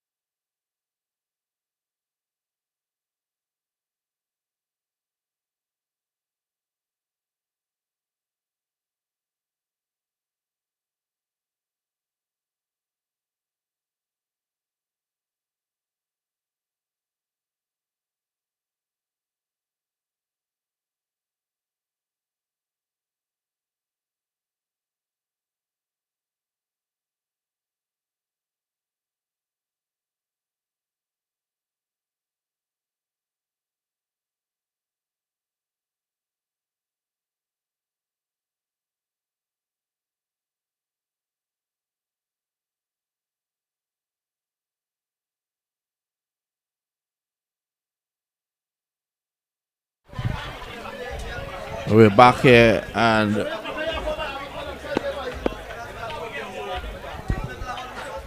$91 for 2, Anil. It's a very interesting start indeed by Libertyville Lions here. Keeping on course in terms of the run rate. Marcus Ali taking a liking to the Oxford bowlers. Well, people continue to come into the ground here. I think there's a situation where there might not be space just now. This is going to go for 4. Into the boundary now. Runs coming here, Anil. Runs flowing here at the venue. The wicketkeeper not being able to affect that stop. And it goes into the third man region.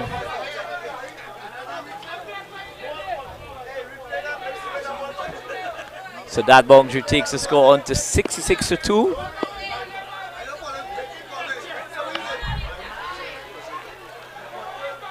So good comeback delivery there. But the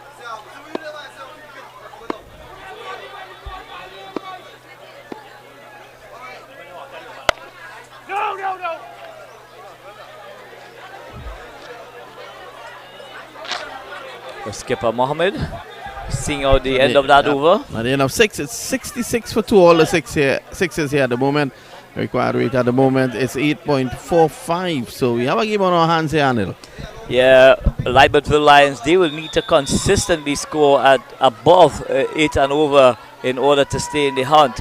And if you add 2 wickets to the score, 75 for 4, it does paint a different picture indeed.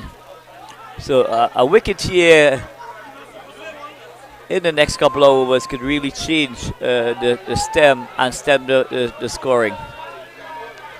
But the Oxford bowlers, they have not helped themselves at all. They've been very erratic indeed. They bowl on both sides of the wicket and giving away a lot of extras indeed. Every vantage position taken here at the moment. And patrons continue to stream into the venue. I could tell you, people are parking up 2 miles away from the venue and walking into the street to get at this lovely venue here in Narvet.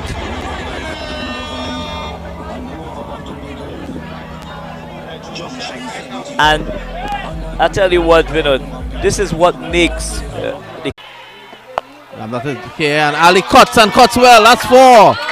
He delayed the shot to get it past point down to the river for 4 there, Anil. Yeah, had he played that later, he would have left the venue very late indeed for Marcus Ali. And he continues to take the fight to the Oxford bowlers and playing a wonderful hand indeed. He's now scored 30 from 17 delivery, so he's just going about 200 strike rate at this stage. So they'll have a job on their hands here in retrieving the ball.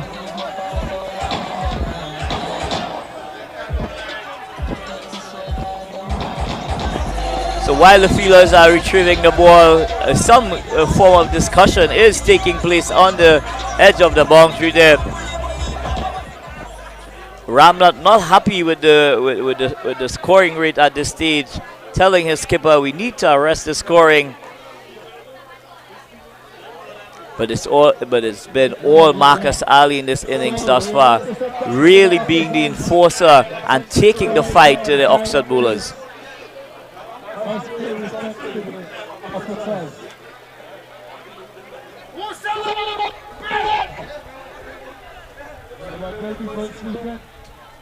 Tell me the same thing, boy. I take half Tell me the same thing, I take half Last one Ramda to a rapid half century. He's now trying to do it with the ball. He's going around the park. 19. This one is tongue to the leg side. No appeal.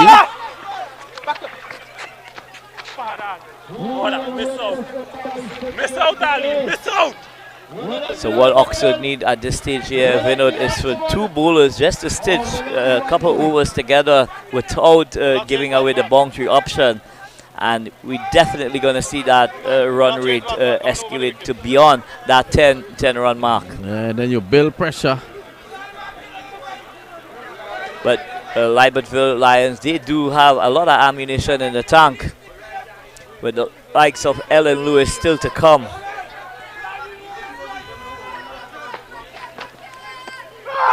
Oh, that was quick. Good delivery there by Lutchman. Mohammed feeling for that. But the wicket keeper today just seems to be having an off day, Vinod, because absolutely nothing is staying in his mitt. Possibly just overawed by being, part of a magnificent final. Edged down to third man, and well, you can actually see Mohammed coming forward and then opening the face.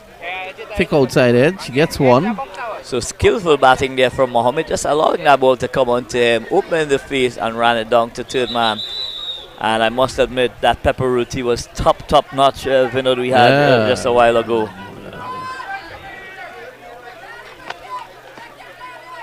Is it better than DB? Not at all, Vinod. Nothing is better than what comes out of DB. Nothing, absolutely nothing. And it starts from yours truly.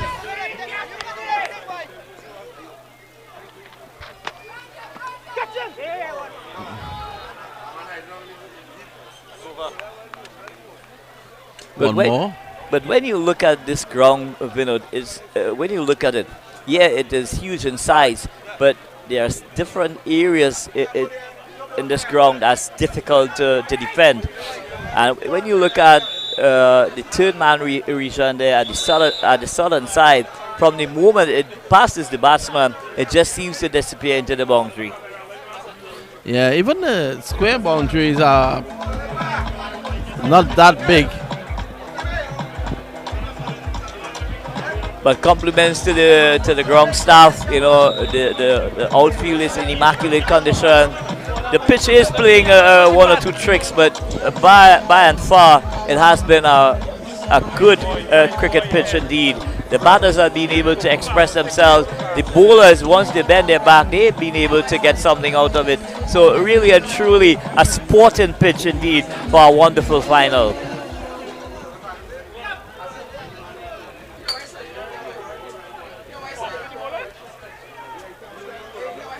And I'll tell you what, one of the advantages in playing on a Martin wicket, there's no issue when it comes to the pitch being wet. So there's no moisture, overnight moisture, right? It's tailor-made for a good limited over cricket game. You don't want to be a bowler on that. It's like a road. Yeah. But you got to have your wits about yourself in terms of your bowling options, in terms of how you execute. All these things those permutations will come into effect.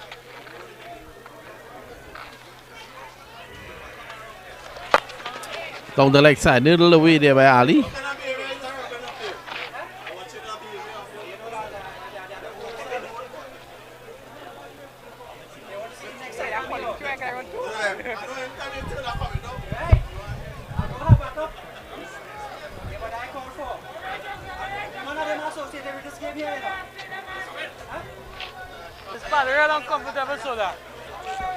So a lot of passionate supporters on board at the venue.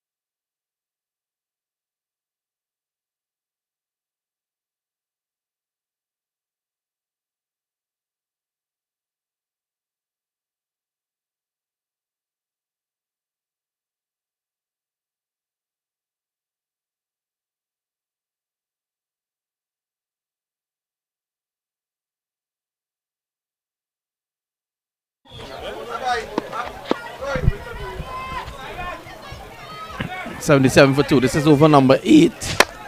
Driving in and out. Difficult chance there, Anil. Yeah, difficult indeed. Having just delivered the ball, he had to change directions. He tried to stick that left hand out. Unfortunately for him, those catches have to stick. And it didn't happen on this occasion. Marcus Ali was the recipient of that chance. That was traveling like a train.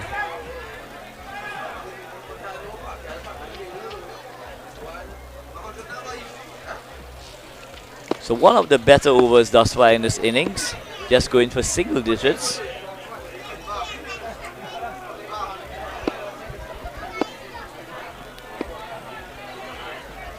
Yeah, no. Pull the ball, man. So excellent from Jagisa. Just need to settle himself ball by ball, over by over. Just need to settle this team, Oxford. Edge running away. They should get to the boundary. And a good bit of fielding there. They're going to come back for 2. Good running by Mohammed. So they take 2. I tell you what, Ronaldo would have been very, very proud of this young man there. Using the boot to very good effect indeed. Saving his team a valuable 2 runs in the process. So nice little partnership building between these two. And these two players, they have been very, very prolific indeed for the Libertyville Lions. And in order for them to get over the line here, Vinod, both of these players will need to bat deep into this innings.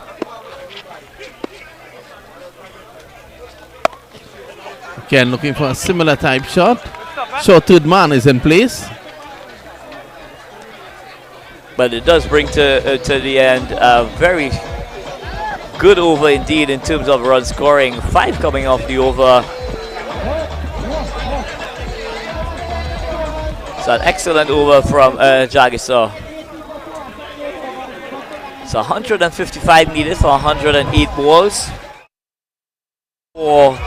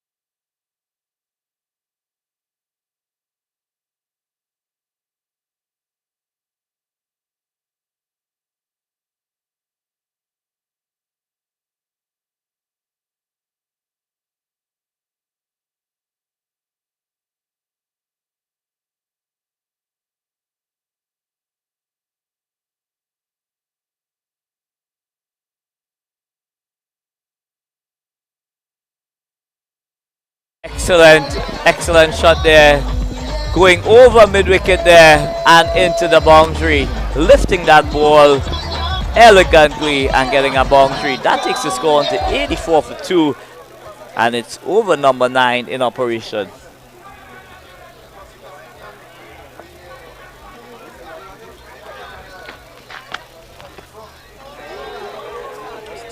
Well, he missed out there. Well, Ali was trying the kitchen sink at that delivery. Had he connected, they would have possibly picked up that in Rio Claro.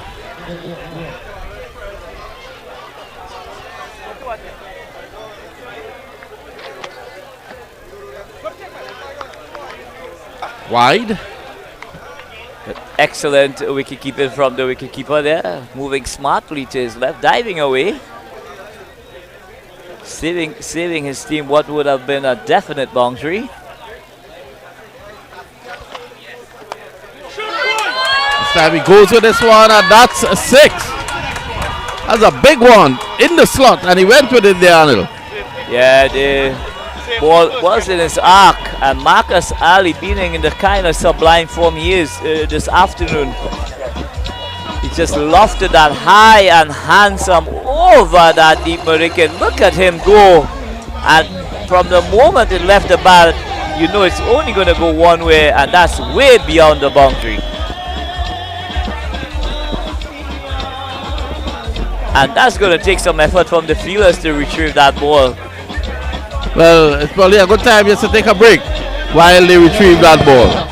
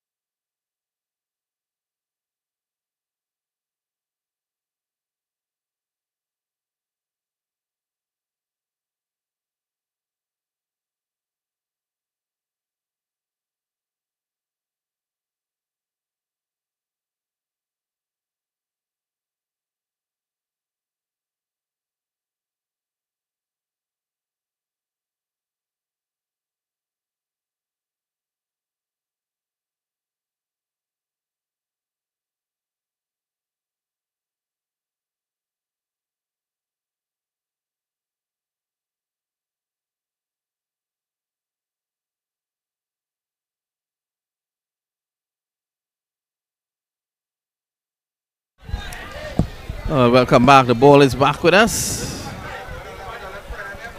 Ali, in the meantime, has gone on to 44 of 25.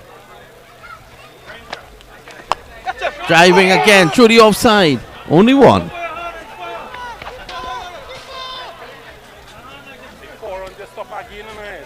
And an excellent effort there at extra cover. Definitely taking the pace of the ball. Had that ball stuck in, it would have been curtains, Ali. But he lives the fight on. He's keep taking the fight to the Oxford bowlers and keeping his team in the hunt.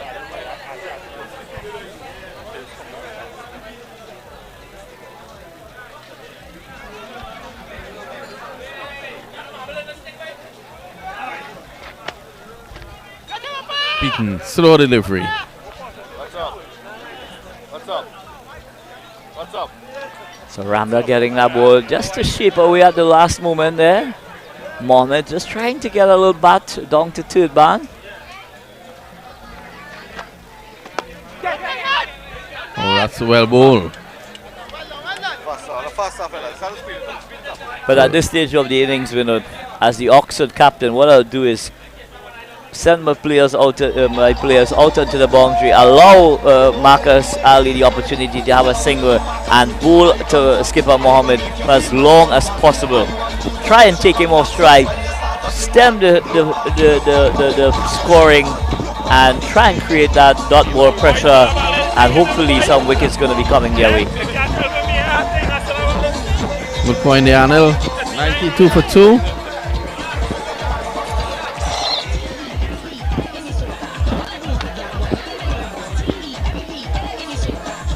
Let me get him free, set them fast, and Justin!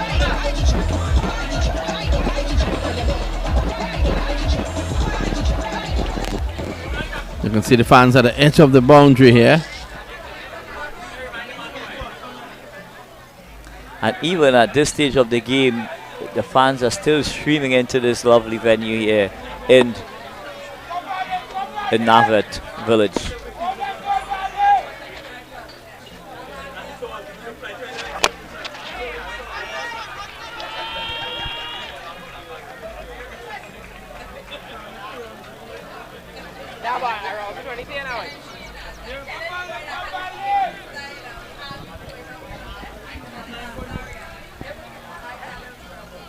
So a lot of pensive faces on the boundary edge here.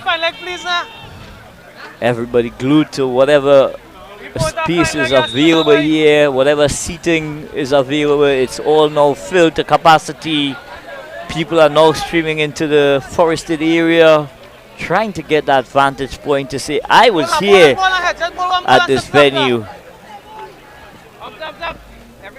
Some guys are in the drain. You can see in the background there's a drain there. Some sitting on a bench.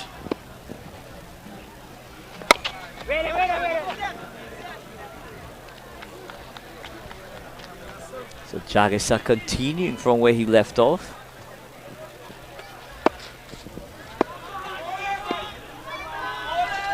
Well ball, boy. So a lot of variation of juice on the offer as well to Vinod. Yeah, definitely, Anil. I'm sure that you got your serving. Yeah, I did.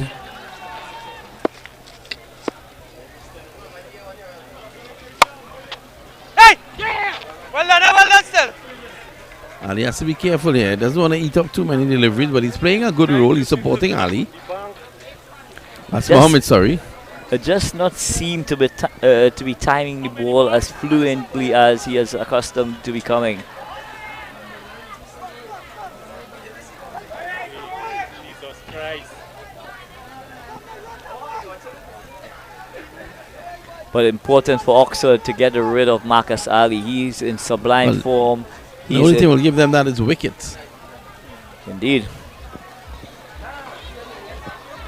So the skipper ringing the changes.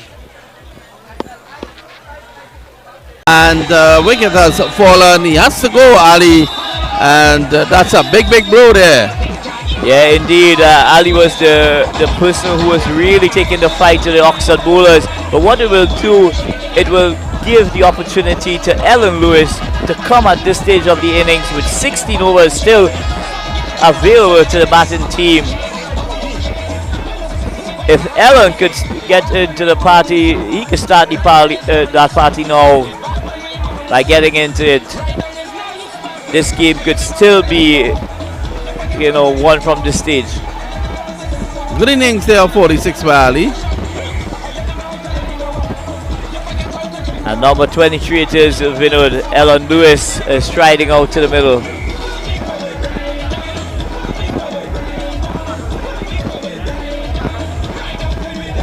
Just on the edge of the boundary, you can see the fans here at the moment. So at the end of 10, it's 94 for 3. We take a short break, we come back. When we come back, you will have Keshav with us.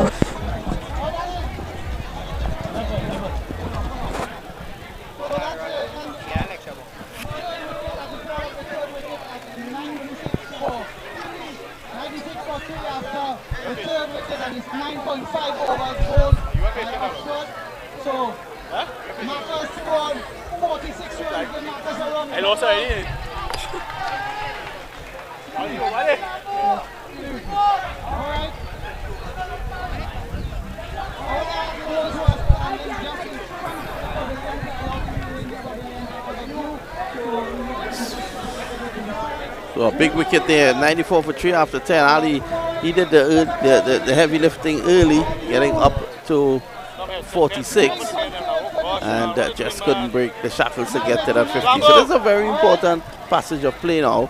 Elon Lewis, a lot has been said of him, and he's a brother of Evan Lewis. Let's see what he brings to the table.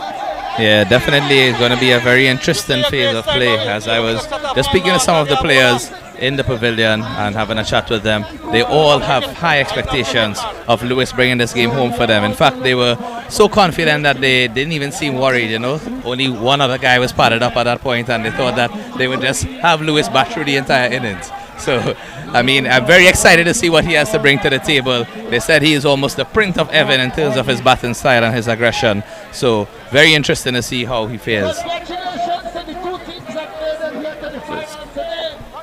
Can we ram that to continue?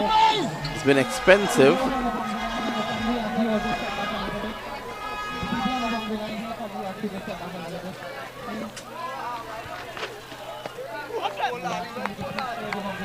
It's a nice delivery there, just passing the outside edge of the bat. After 10 overs, Oxford in their innings were 82 without loss. And Liverpool Lions at this 10 over stage are 94 for 3. So some more runs, but more noticeably 3 wickets in that column.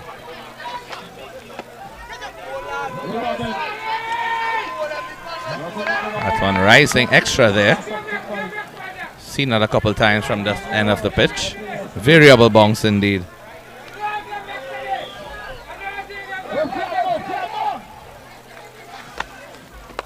In the air, and Ali could be in trouble. The catch taken, and Mohammed goes the captain for 15, and that delivery was too close to him to play the punch shot. It was not short enough. It took the top edge, went in the air, and another wicket has fallen. Yeah, and Ali is a key wicket there as well. That shot, not sure what he was trying to do there, because the ball was on the stumps, and as you rightfully said, it didn't rise enough. So I think he could have just probably played that straight and looked to get a single. And they still have some overs left, so no need to really play that, given that he's one of the premier batsmen. But has to go for 15, and in brings the new batsman, Sion Daniel. Take a look at the replay there. He knew immediately from the time the ball left the bat that it was going to be out.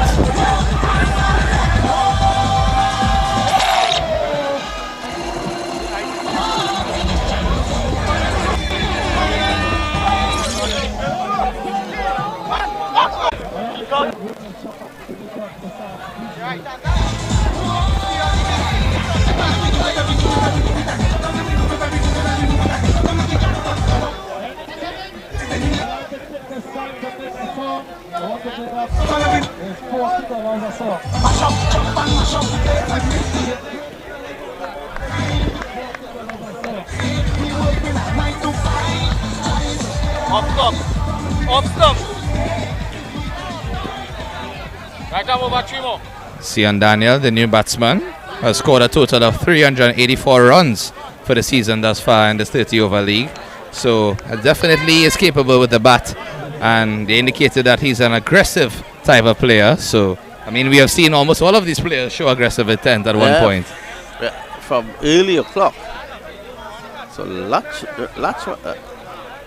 Ramdat has been expensive. He has taken a key wicket of Ali Mohammed.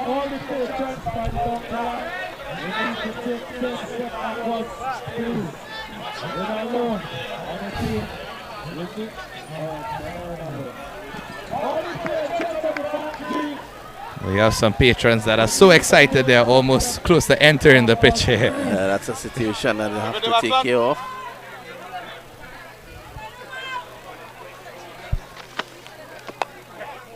It's coming onto the front foot, getting off strike. So for the last time, I don't want to go up at the end. Go to the 2 lines by the boundary line. So you can take 2 steps back up to the base. Same side, lad. So Ian Lewis now to take strike.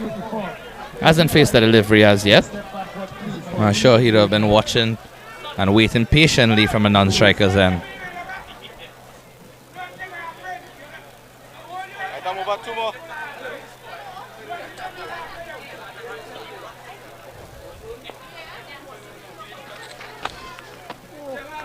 Down the next side, and that's a huge offer there. Not making contact.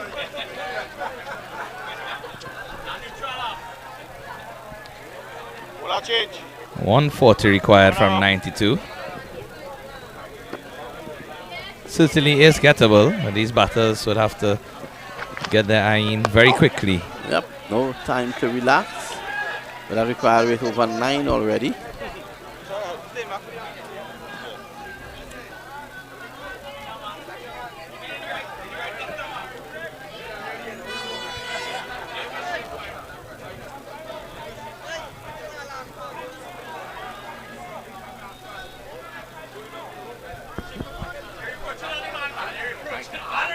One delivery to go in the over. Worked away by the new batsman.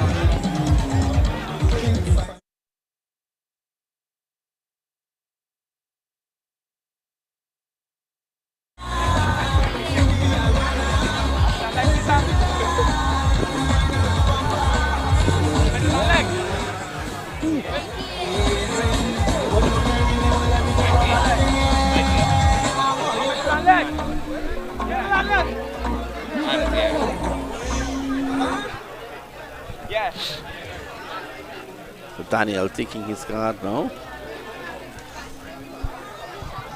This is sudden end.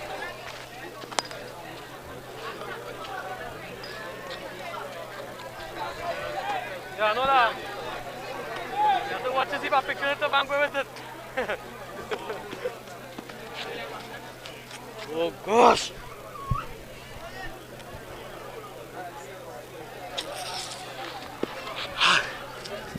Daniel here, facing up to Ramda.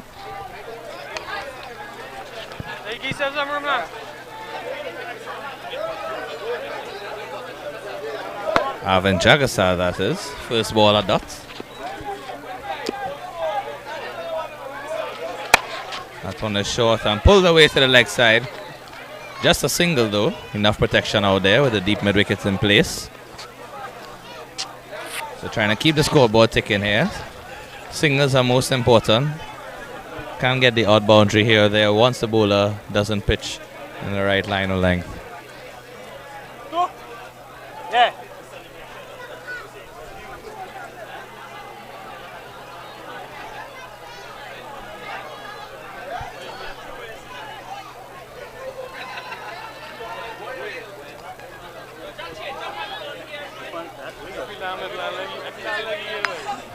So the game will along at a very slow pace here. One wonders if it will finish in time because there are no lights here at this ground. Yeah, and they still have some 14.4 overs remaining in the innings.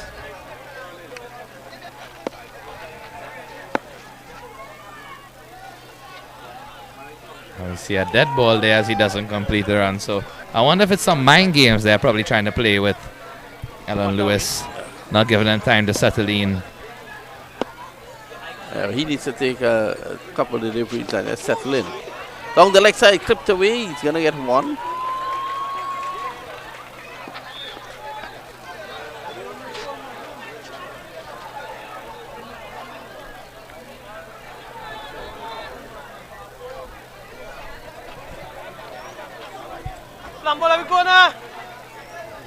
Jagasar bowling well thus far. 1 for 9 and 2.3.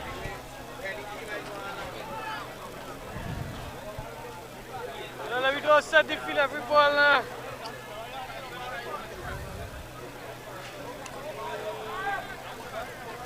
Jagasar is taking very, very long. The wicketkeeper is getting frustrated.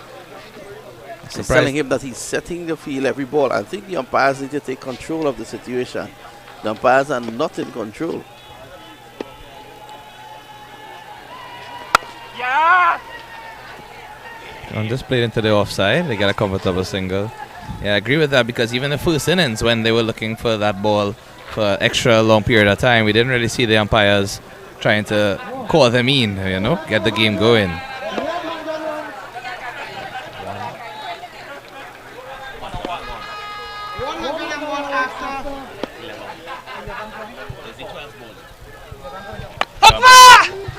Driving down the ground. Should go back for two here. That's good running there. That's the intensity we'd want to see at this stage. Try to convert every opportunity they can in terms of scoring runs, whether it be singles, doubles, boundaries. Get as many as you can once the opportunity is there.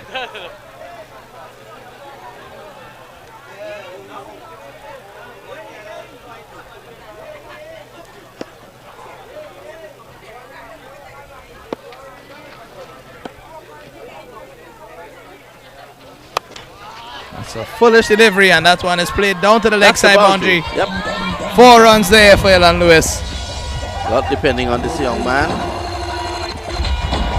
Let's have a look at that again. We would like to get this score, please. And we went also like 107 for 4. So the score is 107 after 4 for 12 overs per se. 107 for 4 after 12 overs. Don't forget it.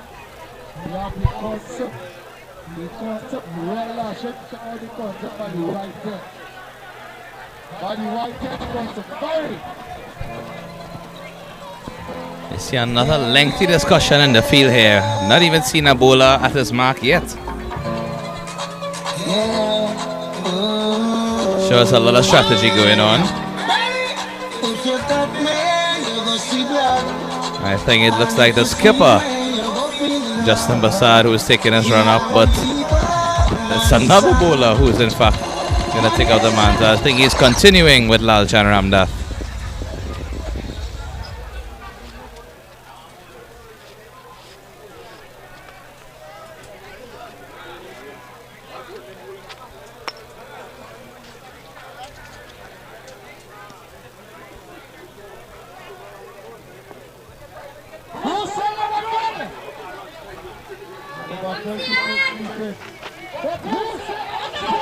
That's a good delivery there. That one just beaten Sian Daniel outside the off stump. 4 from 6 thus far, and Lewis 8 from 4. So both batsmen still relatively new to the crease. Haven't been able to free their hands yet. But it's good that they'll get their eye in for a couple deliveries and then look to score big. That one is a wild heave to the leg side, but misses out completely. So it results in another dot ball. And Ramdath with 2 dots to start the over. There's a lot of pressure mounting here now.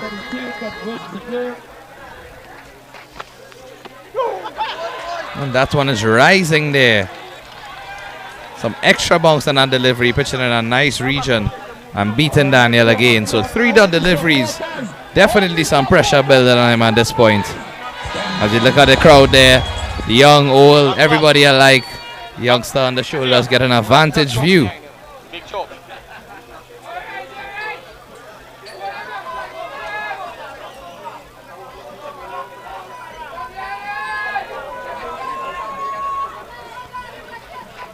Ram that again. That one is played. Intended to go to the offside, but taking the bottom edge of the bat onto the leg side for a single. It brings Alan Lewis into strike.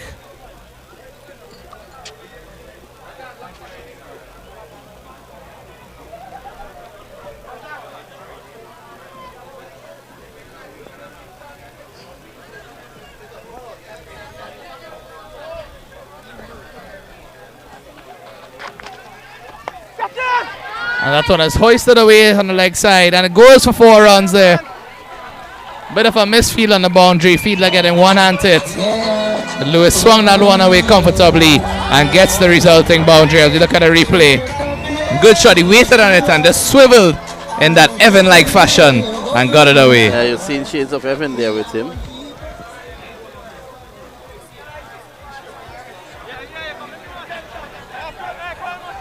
I think Elon looks so like the picture of calm and concentration at the wicket. You know, his bucket hat, the shades on. He's definitely in the mood here to score some runs. This one is again, tried to play that into the leg side, but gets a top edge. And it runs down to the 3rd man area. Does it go to the boundary? Yes, it does. He manages to get 4 again. So back-to-back boundaries for Elon Lewis, which eventually makes this a good over after 3 dot balls in the beginning. Take a look at the replay there. Strong top edge, and that one running behind the keeper all the way to the boundary for 4.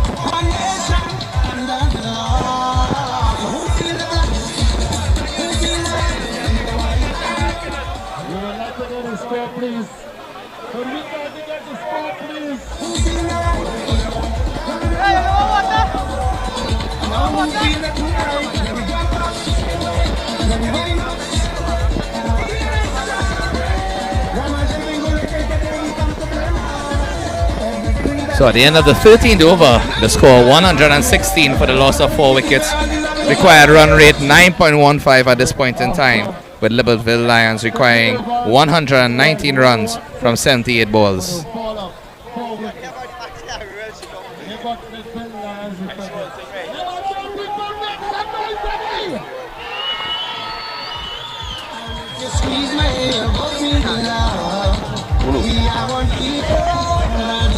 So it's a water break. It's probably a good time to bring the councillor for this area, and that's Charlene Munu. And councillor, let me welcome you to Cricket 360 and 360 TV. I'm sure you're very happy with it. Is it that everyone in the village is out here today? Yes, most definitely, and cricket is a favorite sport within this area. So you would see a lot of people out here supporting, whether the teams are from the area or not. You're going to see them coming out and supporting cricket on a whole. And being the councillor in this area, you must be very proud with what you see today. Of course I am, most definitely, and you would surely be aware that we also have the T20 League that is in Beach Recreation Ground as well. Yes, we were actually there. So we did the opening. It is truly a cricketing district. Yes. How far is Beach from here? Roughly a 15-minute drive. Wow. Well, we are also there. We did the opening match of the beach tournament as well. But what we are seeing here, we're very, very impressed. You know, it looks to be a sleepy village, but yet everyone is out. Yes, most definitely. As I mentioned before, cricket is the favorite sport within this area, so you will see a large support base here. And of course, the ground, it is in a very good condition. I'm sure you had a lot to do with that as well. Yes, and I must commend the chairman of the corporation, Mr. Raymond Cozier, as well as all members within the Mayor Rio Clara Regional Corporation. It's truly a team effort to ensure that this recreation ground was up to par for this final today and for the entire cricketing season. And what's your message for those attending? Of course, we are live, so the viewers out there as well. What's the message? Yes, for all the viewers who's here, you should take a drive up to the rural communities such as this one. It's a lovely sight to come and see. It's a lovely experience. the warmth, the love that you would feel in areas like these. It's so different. It's very, very welcoming, and it's something that persons from within Trinidad and Tobago should come out and support whatever rural communities. The atmosphere is totally different. Yes, it is, and we've noticed that. And I'm sure you're also happy that the vendors, they're getting some Yes, business. definitely local economic development for the area with these tournaments that provide opportunities for very small vendors. So it's a welcome, and you see it's such an all-round thing. You were able to showcase the talent within the area in cricket, and you're able to showcase local products that would be produced within the area specifically. So it's a win-win for everybody. Welcome, sir. We want to thank you for being with us. I want to wish you all the best. Continue doing your good work. Thank you very much, and thank you for the opportunity. That's the council for the area, and she is Mrs. Munu. She is giving her views on matters.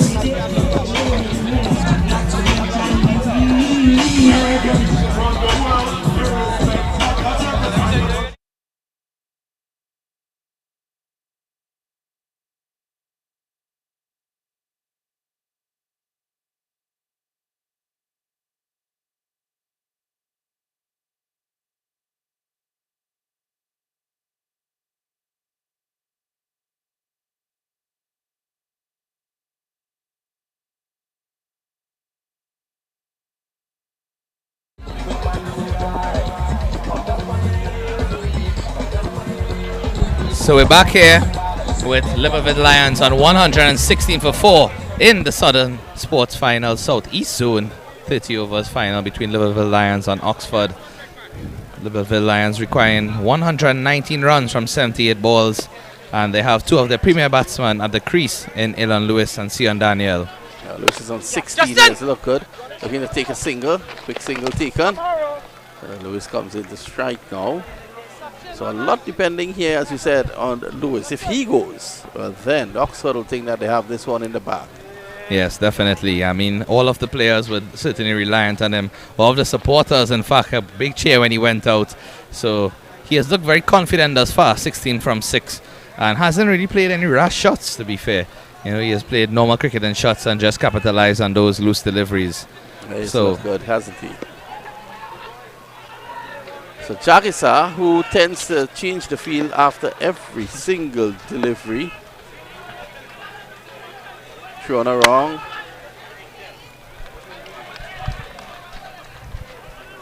Play back to the bowler there, no run.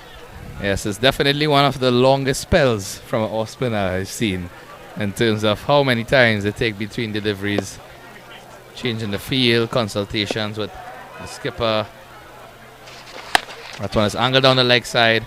Not sure if he got batted or not. We wait on a signal from the umpire. Oh, it's a wide, in fact. And they got a single, so 2 welcome extra runs there.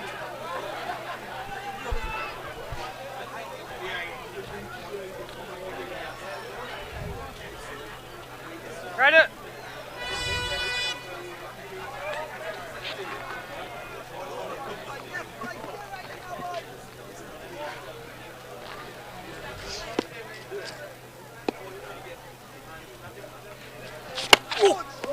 And that's a faster delivery there. Beating the batsman, also beating the keeper as well, as he didn't collect that one easily in his gloves.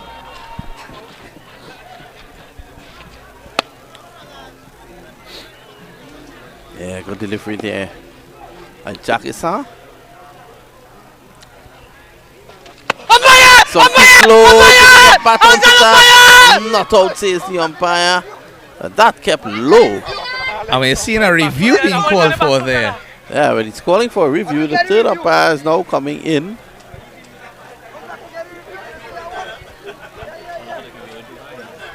Let's have a look at that again. We're going to have a look again.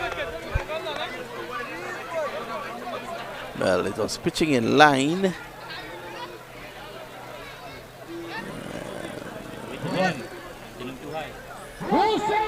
Seems to be high. So I think we'll stay with not out. So probably stay with a not out decision.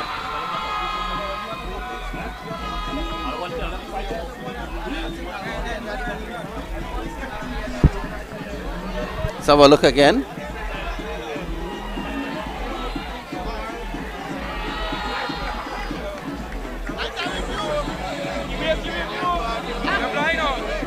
Not out.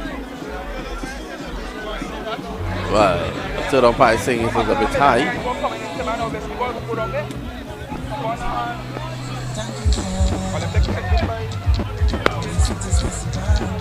There's also a song as if he got some bat onto it.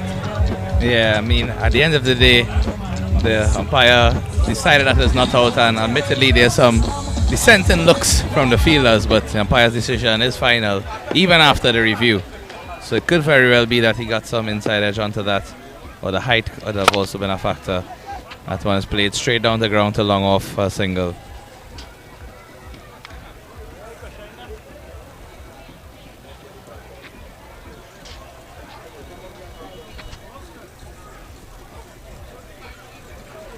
Jagasa will want to finish strong here, 1 for 20. Final delivery of his 4th over. Well done, heads, well done. Played nicely by Lewis. That's a leg glance down to that fielder in the cow corner region, comes off the boundary. And it's a single to end the over. So after 14 overs, score Liverpool Lions 121 for 4, requiring 114 again from 72 deliveries. Well, if these two can build a partnership, bat overs and stay in the game, it's still not over for Liverpool. Yeah, anything is possible once these two can get themselves going. Daniel has been not striking the ball as cleanly as he would like, missing a couple in the last few overs, but he should recognize that Lewis is playing it well and probably look to get the singles, rotate the strike, and wait for the deliveries, because he's a big lad, so he can definitely strike the ball a far away. Yeah, I think it's about just giving Lewis the support at this point in time.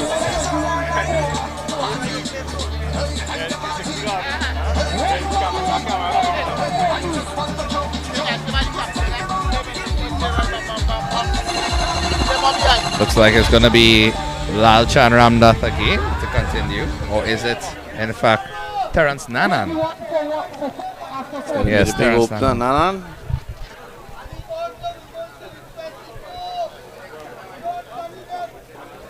So he will probably be looking to play a man of the match role here after his opening innings, 54 from 46, and already having 1 wicket for 14 in his 2 overs. He could seal that if he gets the wicket of Lewis. That will certainly the strike wicket there. And again, we see some time being taken to set the field.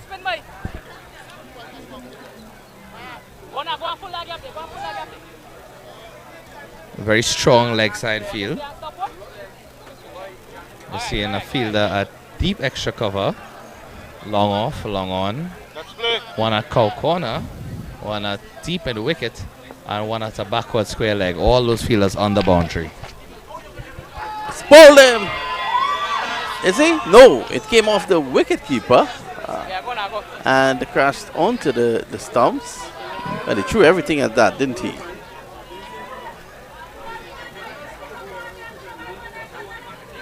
Keeper removing the bails with his glove.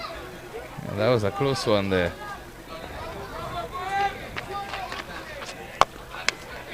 Straight back. Bomb ball. That one was driven with some power by Lewis.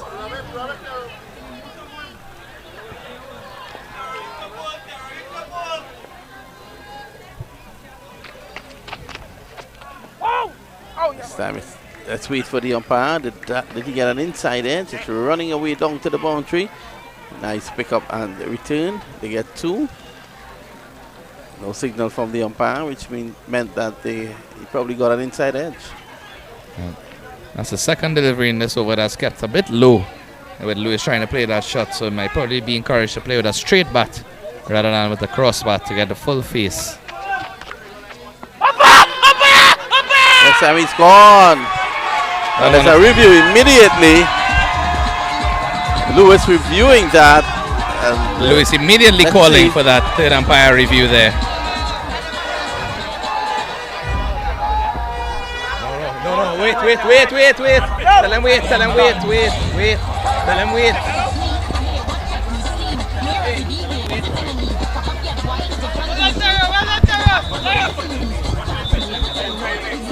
Yeah, that the repitching outside leg. So not out is the call. Delivery outside the leg stump. You can see it clearly there. Not out. definitely outside the leg. And not out says the third umpire. 123 for 5 at the moment.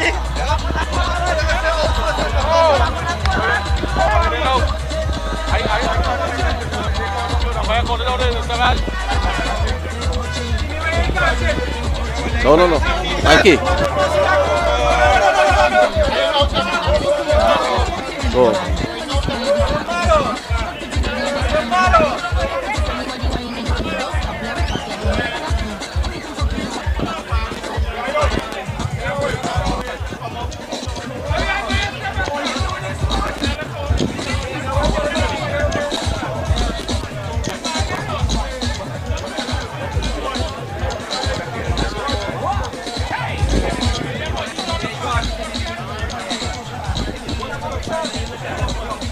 The real pitching outside the leg stump. So lives to fight another day, Lewis. That was a big one. Yeah, definitely. And Lewis immediately reviewing it because he probably saw where the ball pitched as well. So at the end of the day, again, as we would say, the umpire's decision is final, despite the protest from the players on the field.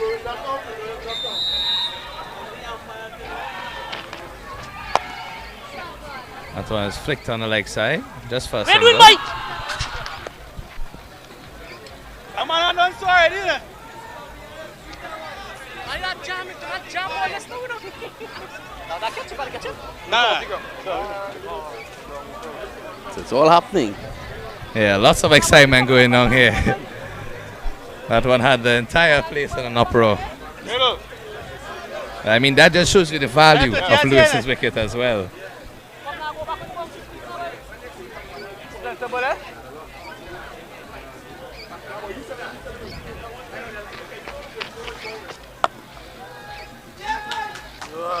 Spectators catch. So good over there by Nanan. 1 for 17 of history, and at the end of 15, so 124 for 4. We take a short break. We'll be right back.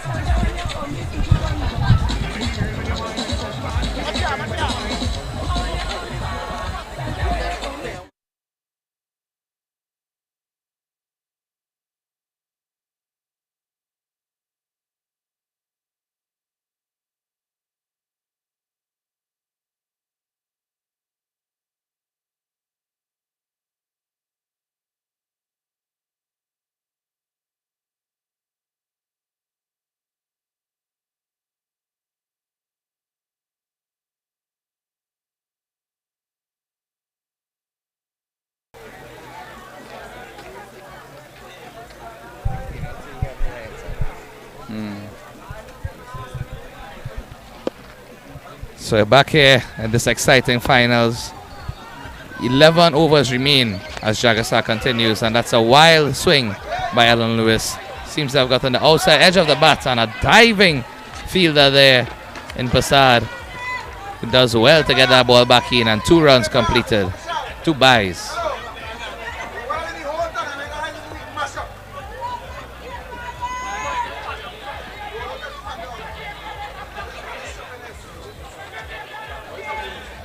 So a very close call indeed in the last over. Alan Lewis. That one is swung away to the leg side. Looks like it will clear the boundary ropes, does it? Yes, it does. 6 welcome runs there for Alan Lewis.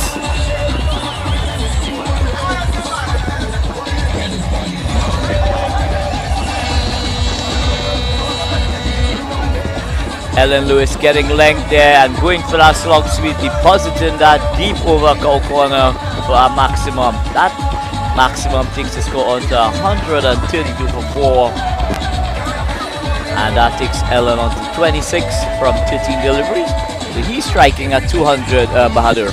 Yeah, definitely, and that's where you want to go, as we see some of the spectators there looking on intensely. That one is angled down the leg side, and Lewis again plays a sweep shot, but it's a wide signal. So he'll welcome those 2 extra runs, and Jagasar would have to bowl that one over again. So even Stevens at this stage, nothing in it. A wicket here now could change the complexion of this run chase.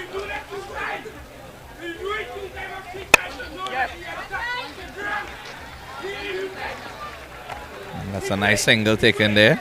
So you note at this stage, after 14 overs, Oxford was 100 for the loss of 1 wicket. And here in the 16th over, Liverpool Lions are 134 for the loss of 4 wickets. So scoring more freely, but also losing more wickets. But we know that late innings from Ramdat for Oxford definitely propelled them to that target. So we'll see if Lewis can settle himself here to play a big one. That one is driven straight back down the ground. Over the head of the fielder and 6 more. Lovely shot there over the head of long off. And Lewis looks to be in some very confident form. Yeah, length delivery there in his arc. And Alan Lewis, he doesn't need any more invitation. He just loves that over long off for a handsome boundary indeed. That takes the score on to 140 for 4. And if Ellen continues to bat for another 5 overs, this contest could be over in a flash.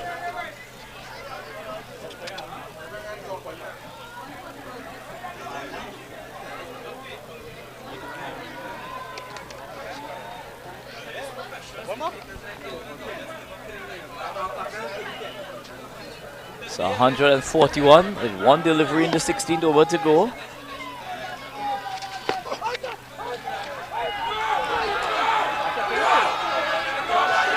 And another low given out LBW there.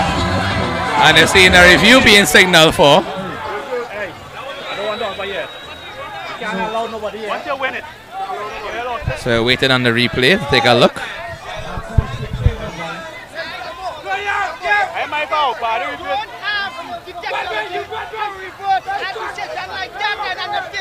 That cannot be reversed. You cannot put it in the stadium. You have to have proper evidence to overturn that decision. And they're not doing that. It takes that behind you. That is wrong. And I'm going to protest. I kneel.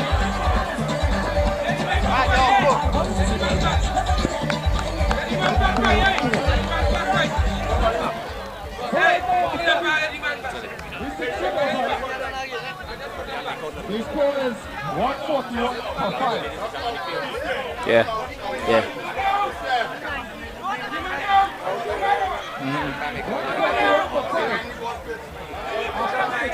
Hey, well, do that technology there. Leave them alone. Leave them alone. No, I'm not there. Yo. Come on, yeah. Yeah, boy.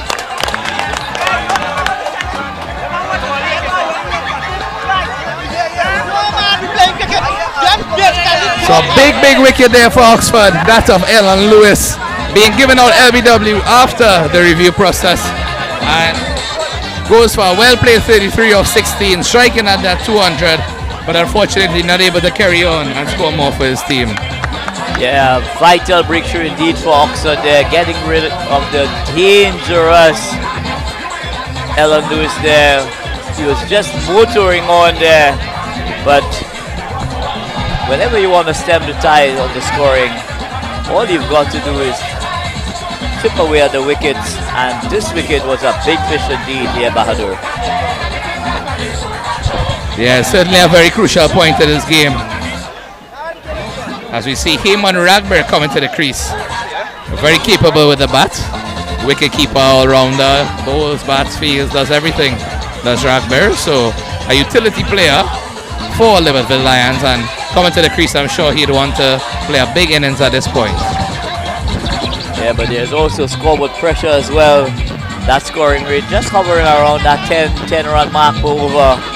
So it's going to take a special effort indeed to keep up with the scoring, and more so to overhaul the score. Yeah, definitely 94 needed in the last 10 overs, and no easy task is that. Essentially they'll have to score a run rate of 9.4, and with new batters at the crease, I mean, Cian Daniel has been there for 17 deliveries, but he has played and missed a few, so not the most confident. I think Lewis was really and truly their premier batsman there, so let's see how they'll do without him at the crease. Yeah, so one will just have to wait and see how Ragber and Daniel, you know, what mood they're going to take in terms of how they're going to structure this partnership. Is it going to be Ragber now going to be the enforcer and allow Daniel to continue, or is it going to be both players now trying to up the ante a bit? Yeah, definitely. I know Ragbear has the potential to play aggressive and to also rotate the strike. So, again, St. Daniel, he is known to be an aggressive style player, but 10 from 17 doesn't indicate that. At the end of 16 overs there, 141 for the loss of 5 wickets. So Jaggis really putting the skids here on the Liverpool Lions here, getting rid of the dangerous Ellen Lewis, having just struck that magnificent maximum over long off. He was looking in ominous form indeed. And to see the back of Ellen Lewis back in the shed, I'm sure the Oxford supporters, they're going to be feeling a sight of relief.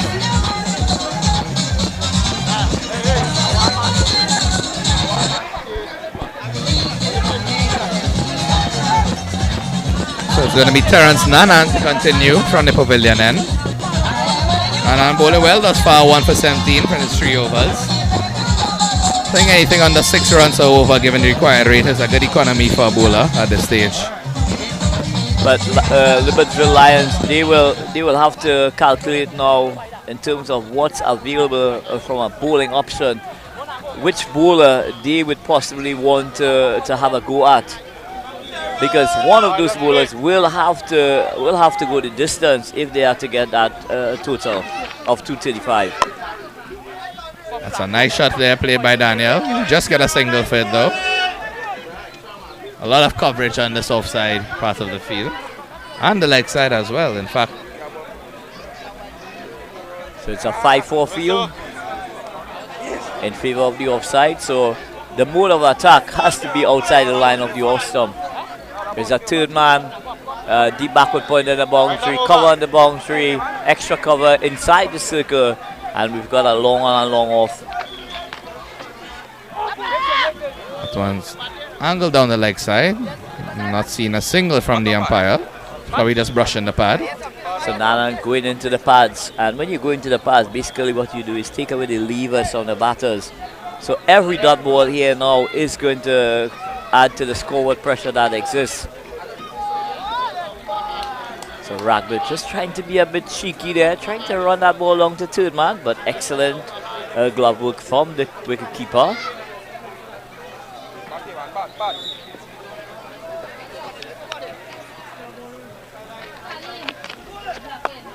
That one is hoisted away from Ragbear, and it goes over the boundary row for 6 runs there. Lovely shot from Ragbear as that one goes into the ditch. Now you see the fielders looking for the ball here. So the ball nestled into some grass there, Bahadur. Of course, and as we take a look at the replay there, that one from Nanan angling into Ragbear's arch and hoisted that one away very convincingly for a lovely shot. 6 runs to his name, open his account. That one is short, he tries to pull it away. So doesn't get anything. So excellent comeback delivery from Nanan there.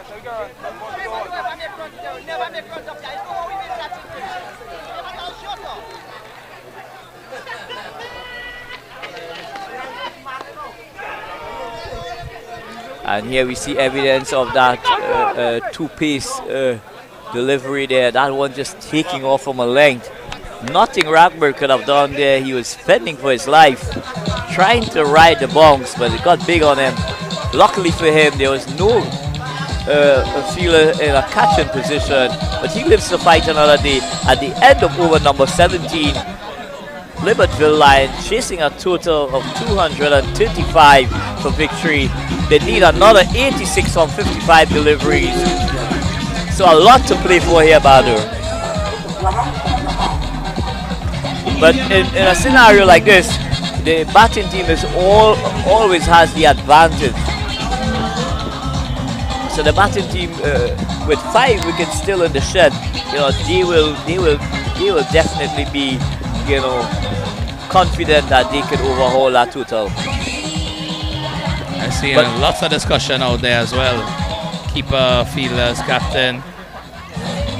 I wonder if they're going to get the overs in time with the light as well, because they have 9 overs remaining to go in the innings. Well, it is still very bright here in the Navan area. But I must admit the weather has been magnificent for this final.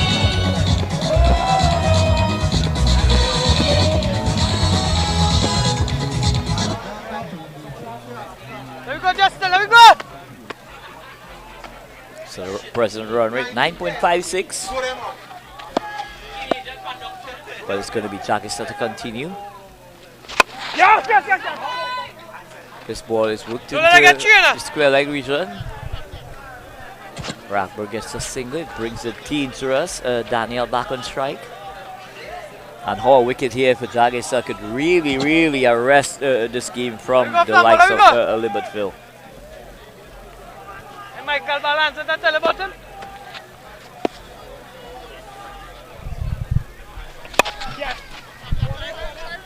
It's a lovely piece of timing there from the batter, just getting inside the line, tucking it into acreage of space in the square leg region.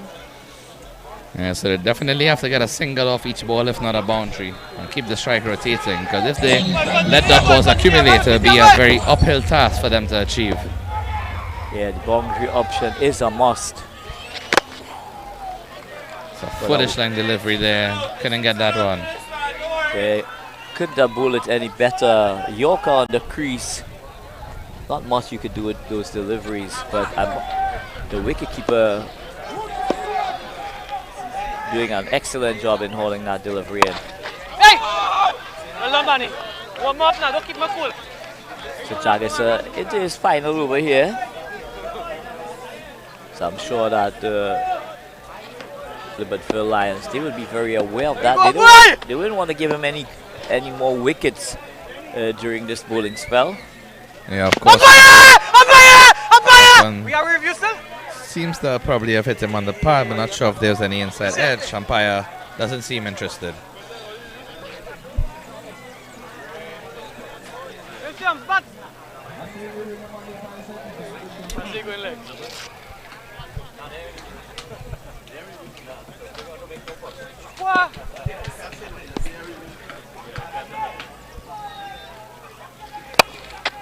Luck, boy! So he's played over the head of the bowler, and he'll get a single on that occasion. So Rathburn very lucky indeed, Bahadur. Yeah, definitely lucky there, given that they didn't review that decision. Seems to have pushed in line and hit him in line as well, but again, only our view here is different to the umpire on the field, so we'll revert to him for his best decision. Yeah, and what has to also take into consideration as well, with the wicket playing two pace, you just never know, it could be going over the top as well. So you've got to give the benefit of the doubt to the batter there.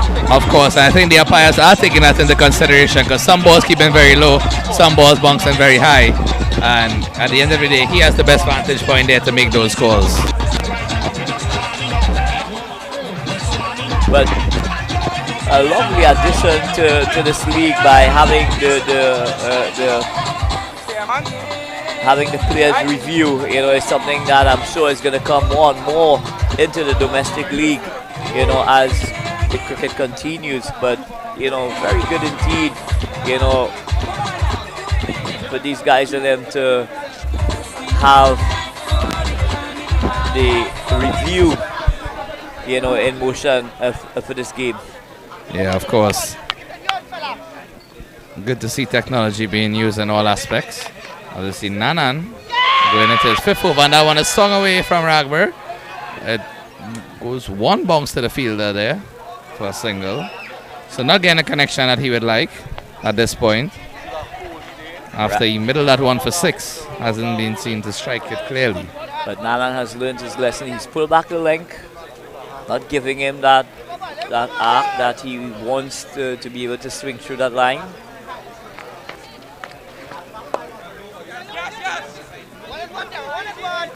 So Daniel batting intelligently here, just working the singles.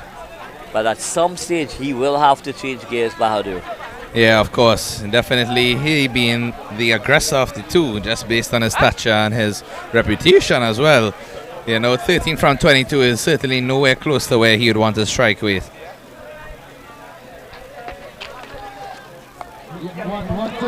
Outside the off stump and cut away down to that fielder coming off. Looks like a deep point. But I tell you what, Bahadur is exactly where you want to bowl the likes of Ragber. Do give him length where he can get underneath the ball. Let him cut through backward point, if he wants a boundary option. Definitely, and that one is close to the wide line, but seems to have just hugged it inside on a dot ball. And one of the best ways to keep the biggest hitters in the game away from scoring is to go wide outside the off stump. And that one is skied up into the air. Fielder converging on that. Oh, and he drops it. He drops the catch. Looks like the skipper out there. Number 7, Justin Passad. And we see the fielder on the boundary who is converging, just questioning what went on there. Not sure what it could have been, because there didn't seem to be any collision. He settled underneath the ball and just dropped it. Yeah, so pressure on both sides, the batting side, the fielding side, they're feeling the pressure here. This one is whipped down to square leg. It's only going to be a single for Ragber. That takes the score on to 157 for 5.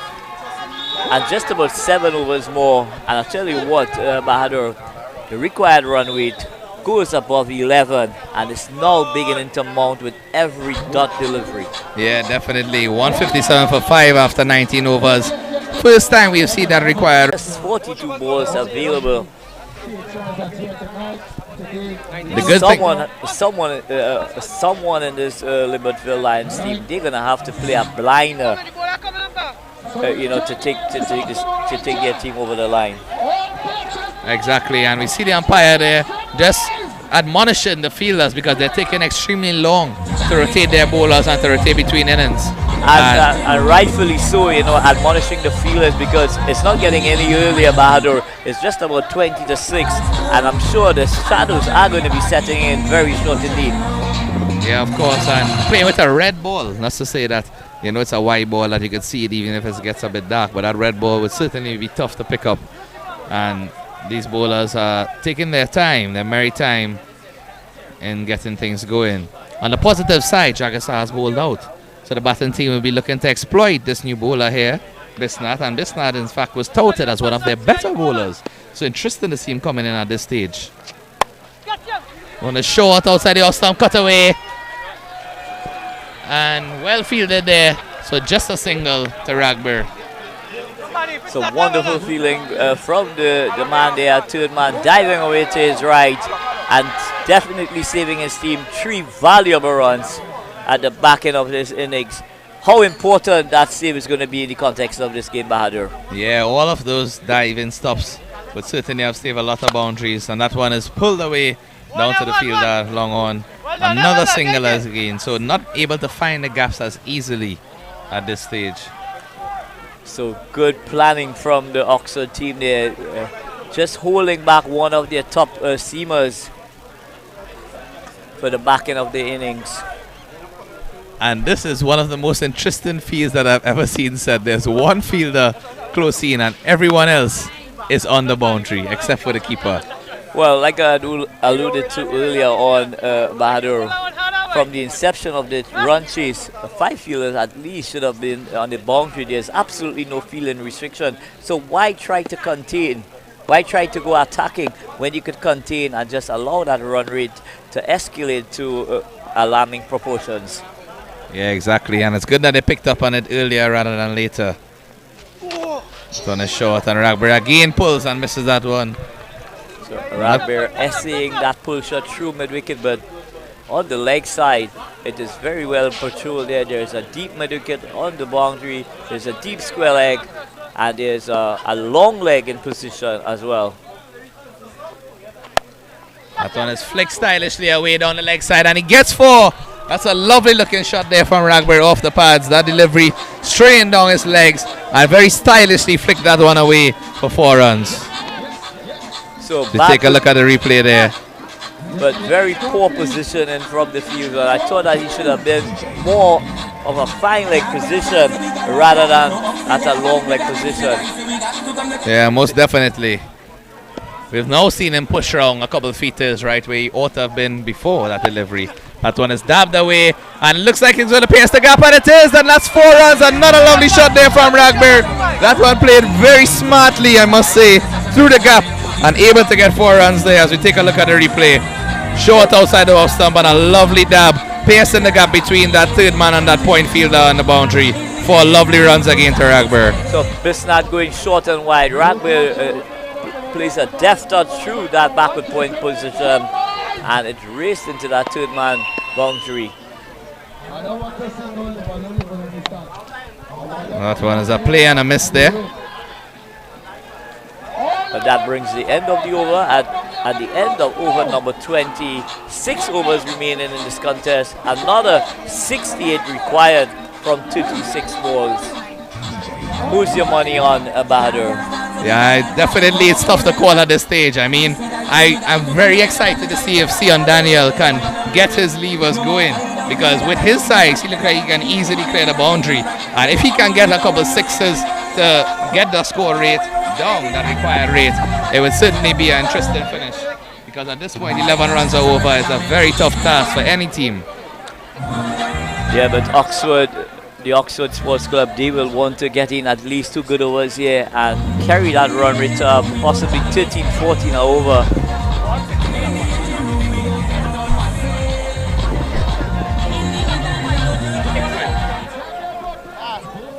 Gone.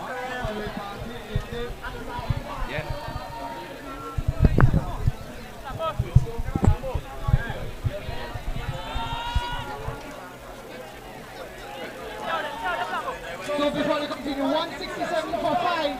After 20 overs, 167 for 5. Liverpool Lions batting on the lead, 265. So it's going to be Nalan here.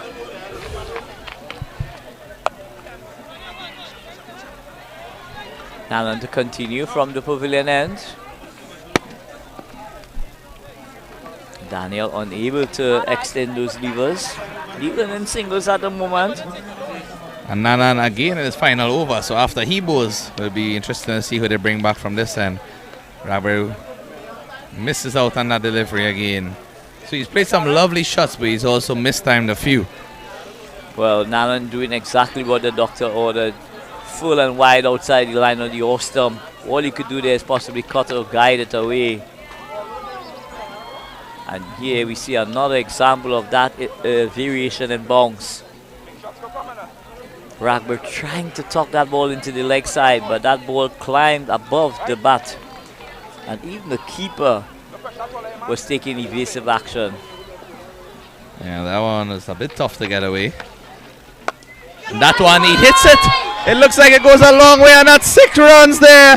Clearing the boundary with ease there, Ragbear. Lovely shot there again. Take a look at this replay here.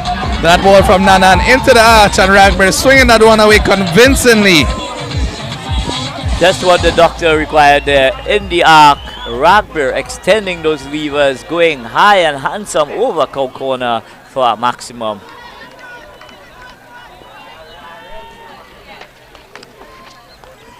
Oh, he pulls down that one there and gets away with it. Short and outside the off-sun, but Ragbear pulls the ball onto his own pad and no run conceded. Yeah, so beaten by the pace of Ragbear there. Ragbear going into the wicket there, getting that ball to kiss off the surface there. That ball was through him even before he could have moved a muscle there. That one is cut away, bottom edge of the bat. They'll get a single, look for 2, but can't come back fit. And they look like they might be able to here because it's an errant throw from the fielder. And in fact, the bowler run down to the keeper's end and nobody is backing up by the other end. So they get 2 in the end. And that's good looking out by the batters, but poor wheel. Yeah, the fielder from third man was coming into the ball. He would have gotten to the ball and hold it in, and that would have been the end of it. But what he done with that extra run, he has brought the likes of Daniel back on strike.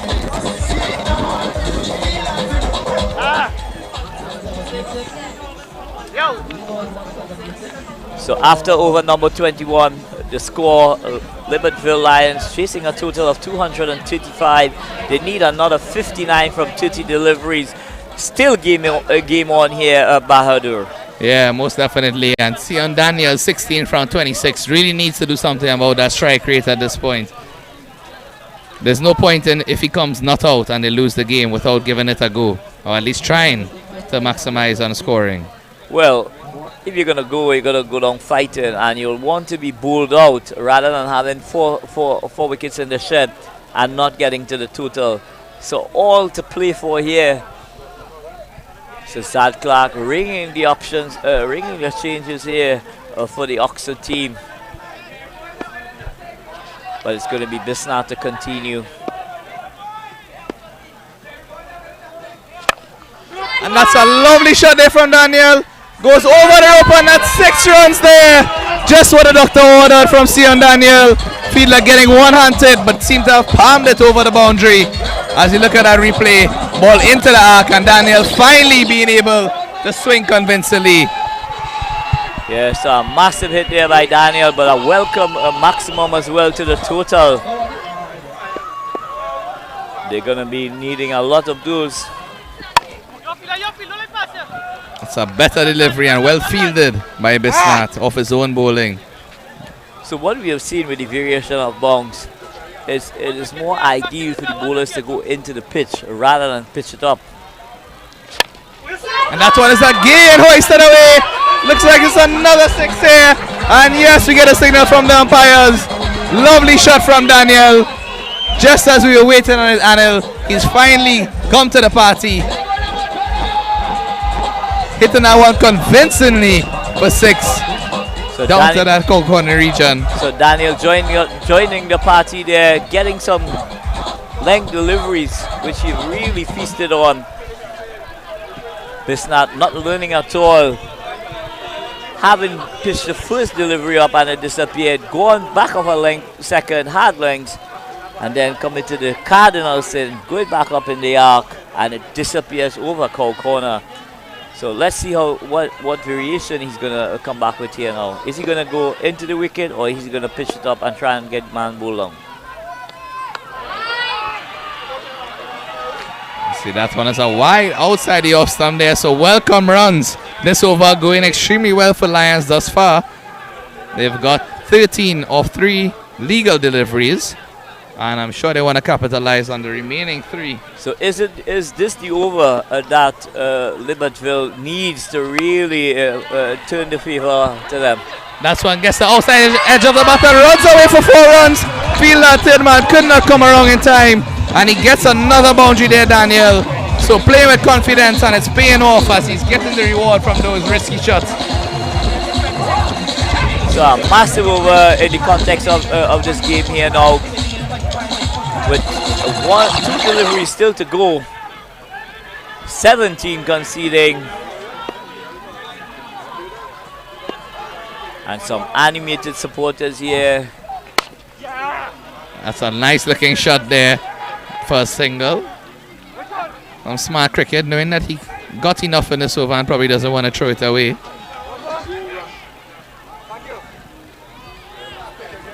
So that ball is caressed down to long off.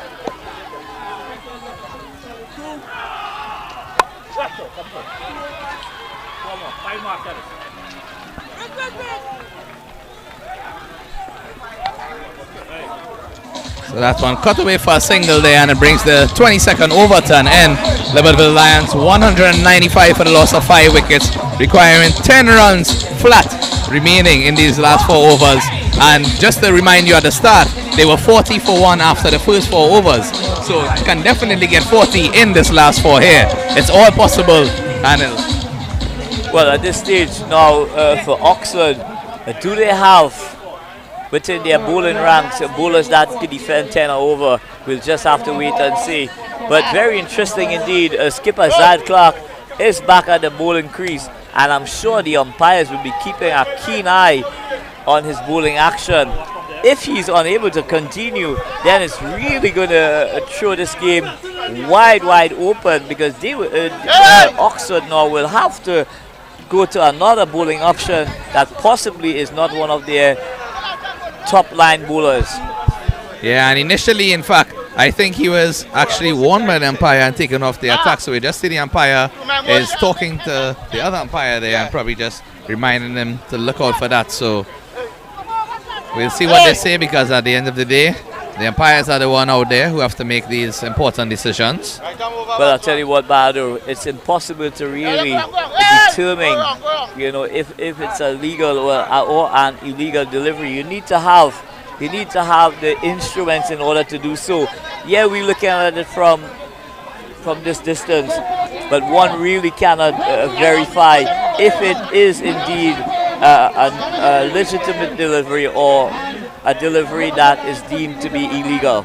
Yeah, well, I know the on-field umpires definitely won't be able to see it, but the third umpire might be able to see it and maybe give them some information if needed. That one is a wide to start the over as it goes wide outside the off stump there. So take a look at the replay. Of the game, excellent start from Zyd Clark.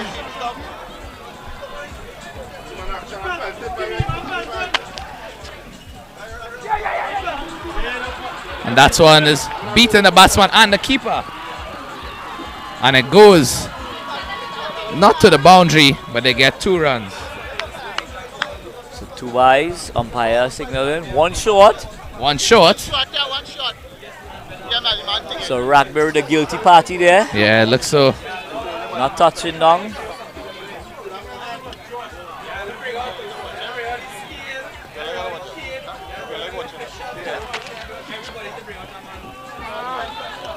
And that one goes outside the off stump there. So Ragbir swinging but not getting any connection. Might probably be encouraged to play some balls on the offside. I mean, yes, he has succeeded on the leg, but doesn't want to swing and miss too often. But Zyd Clark has made that adjustment really, really well. And here we see Ragbir chipping up and missing that ball again. Beats the keeper as well, so they'll get a single.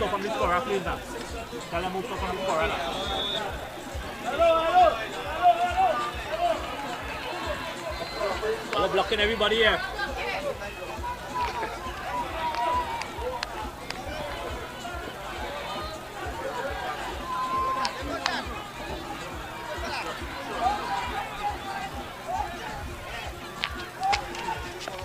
This one's pulled away from Daniel. Looks like it goes to one of the fielders there.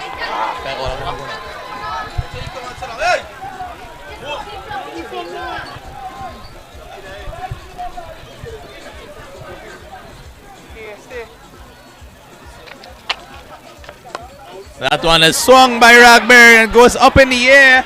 Fielder's running in, but he doesn't get it in time because all of them were on the boundary. And just a single taken.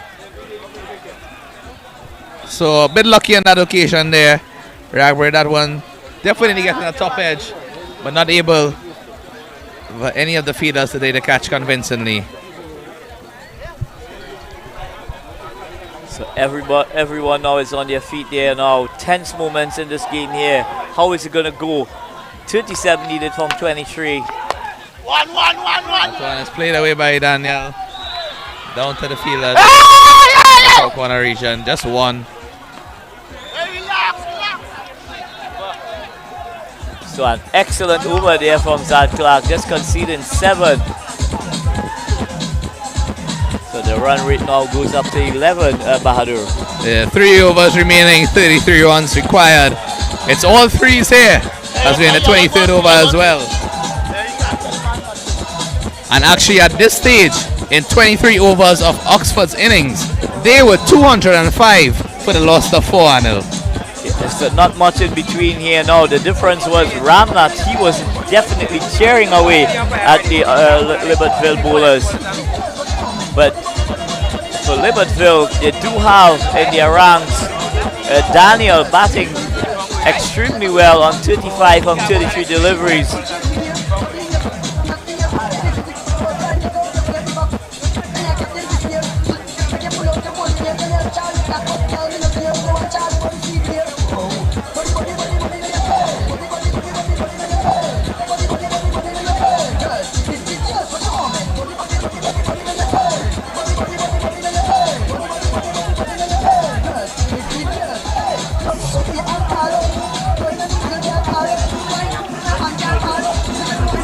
There's a mid-pitch discussion going on. I'm sure now the decisions here now, Bahadur.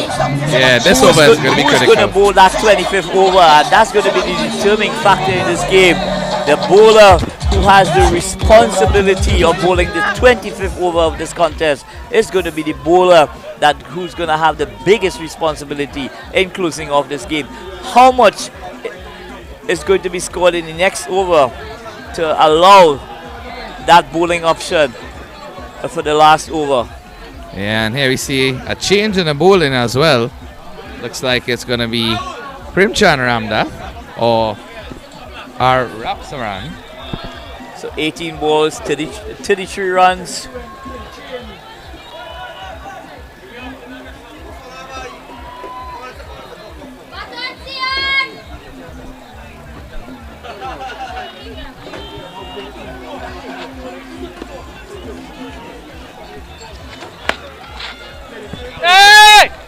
So Ramsaran starts with a dot ball.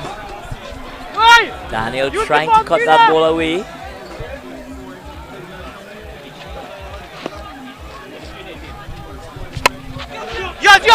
Daniel hoists that one up in the air. The bowler is running back to see if he can catch it, but he doesn't. Picks it up though and prevents him from coming back for two. So a lucky opportunity there.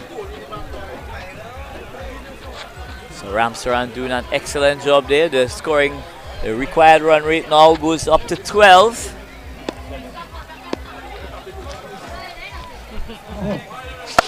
That one is hoisted away from Ragbear, and it goes for a 6 again into the woods here. Ragbear getting another 6 to get his team close to over the line here. It's a massive 6 of Ragbear, hoiking that ball over the backward square, extending those levers, and into the woods it goes for a maximum. Lovely shot there again from Ragbear.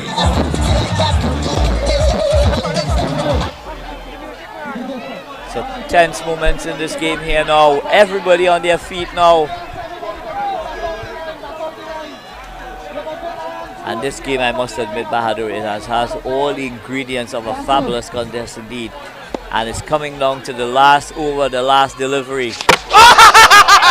Oh, he's bowled him at the most inopportune time here for Liverpool Lions. Oxford breaks through, and Ragbear has to go bowled from Ramsaran. As you see in the replay here, that one seemed to have beaten him all ends up, going straight through bat and pad and yorked him effectively. Ragbear looking for that hoik over the backward square. Yorker on the crease. Yeah, well played. 40 from 28 from Ragbear, and unfortunately has to go at this stage, so it brings the very strong and muscular Ferrier to the crease, who looks like he can certainly strike a few over the rope. Well, Ferrier does have a great opportunity here to be a hero for his team. Needing another 26 from 14 deliveries. Which way is going to go?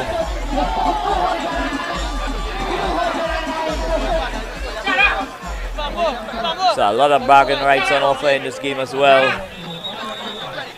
Two communities fighting tooth and nail here for supremacy in the Libertyville Lions, needing another 26 runs from 14 deliveries, and it's important for Ramsaran to finish off this over without much damage being done. Yeah, 26 from 14, certainly gettable, and they have about 4 wickets remaining, so I mean, granted it would not be their premier batters, but still having some wickets in the hut is always good at this stage of the innings. Yeah, 4 wickets still in the shed.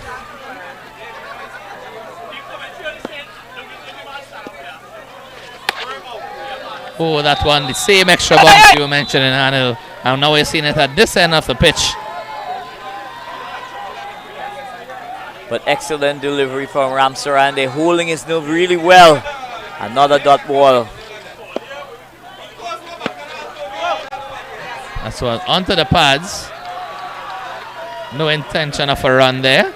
And it brings the end of the 24th over. So after 24 bowled. go hell for leather in this 25th over. Try to bring down that equation as close as possible. Possibly looking for 16, 17, 18 in this over, and look to get that 7 or 8 required for victory in the 26th over. So 25th over, the pinnacle over of this game. Who is going to bowl it? Who is going to hold their nerve?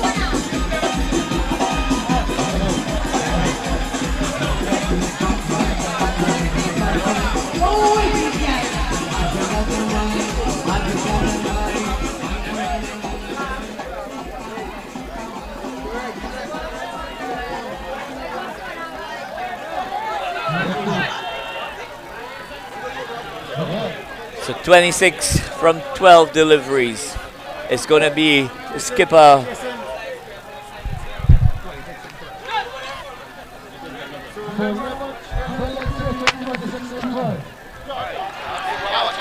So it's going to be Zad Clark here, bowls a dot ball here.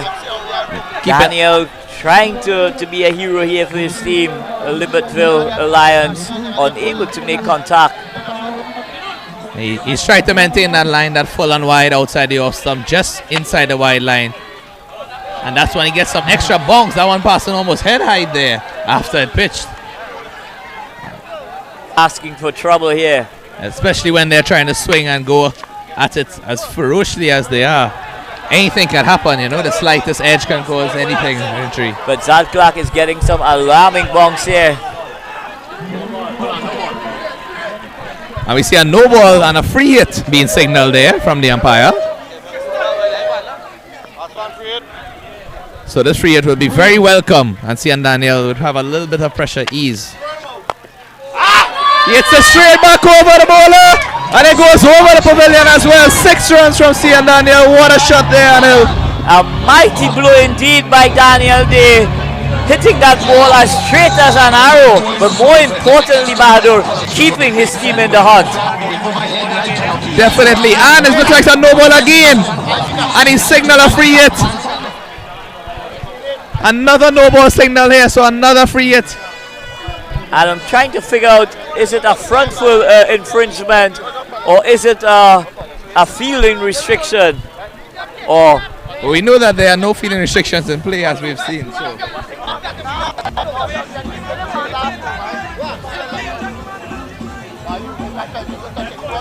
So is it because the umpires deem his delivery to be illegal? And I must admit, that's going to cause a lot of confusion here now. And here we take a look at the crowd spanning from right to left. Everyone there just waiting anxiously. People are on their feet.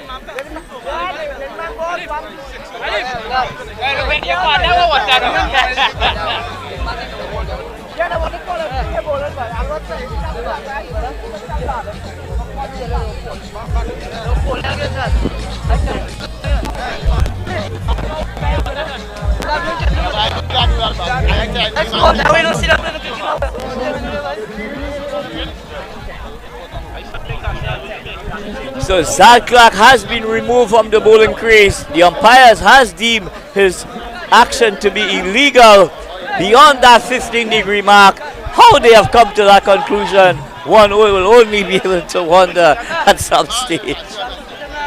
Yeah, well, definitely some interesting developments in this game, I must say.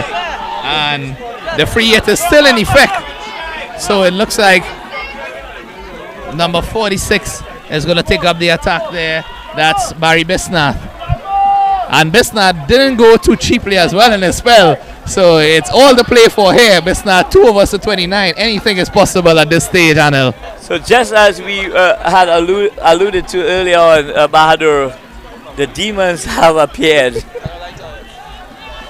I think Daniel has finally been striking at the right time. You know, he went a bit sheepishly in his innings. At one point, he was 16 from 22, and now 42 from 38. Yeah, so excellent time to come to the party. Turning on the screws exactly when it's required. Yeah, free it. Can't wait to see what happens on this free hit here. How will this not fare? Imagine having to take up the attack with a free hit being your first delivery. Go.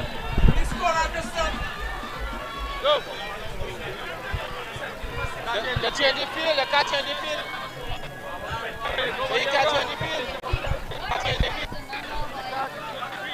Hey!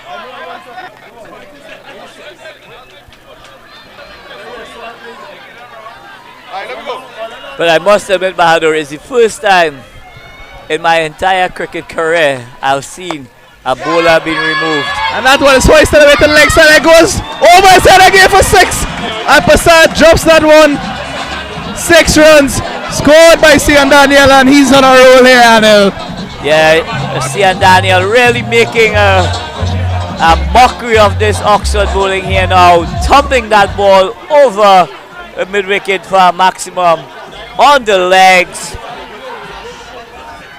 Just 12 needed as Mr. goes in again. This one, yes, and the skies it up. But the fielder looks like he can't get there in time, and he come back for 2 welcome runs. That's the problem with having everyone on the boundary. Anything in the circle can easily be 2. And they have reaped the rewards there. 10 runs now required from 8 deliveries. Everything to play for. And basically 1 hit, 1 maximum, you know, at any stage in this over here now is really going to put Liverpool here in the driver's seat. Are you there?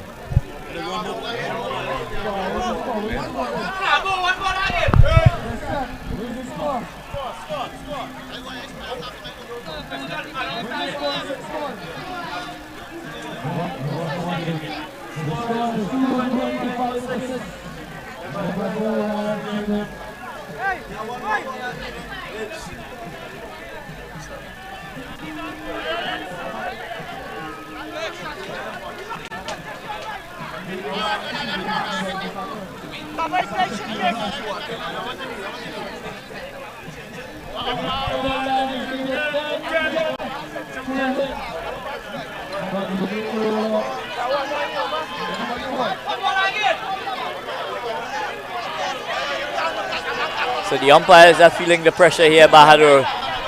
They are on show at this stage, and it's creating mayhem outside there. The fielding team, they're just screaming at the umpire here. In their opinion, it's 6 balls to go in the innings. The umpires are stating that it's 7 balls. Yeah, I think the problem there is even though the third umpire went out to single the extra ball, they already switched ends, and the umpires already called at the end of the over. So I believe with those rules in place that decision. So it's all happening here in Navit. It's the 30 over final here. Everything to play for. 10 from 6 deliveries. And it's going to be no other than Daniel, who has moved on to 50 from 42 deliveries. Going better than a runner ball here. And how important for him to take his team over the line here. Yeah, I think Daniel has to be the one to bring it home, because Ferrier, he has swiped at 2 deliveries and missed both. And I think right now his main game would be to get Daniel on strike. So from an Oxford point of view, they will want to go short and wide, get him to cut that delivery and just get away with a single.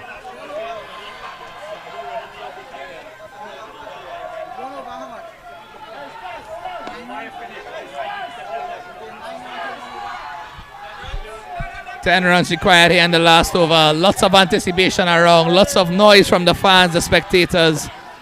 Ramsaran goes into bowl.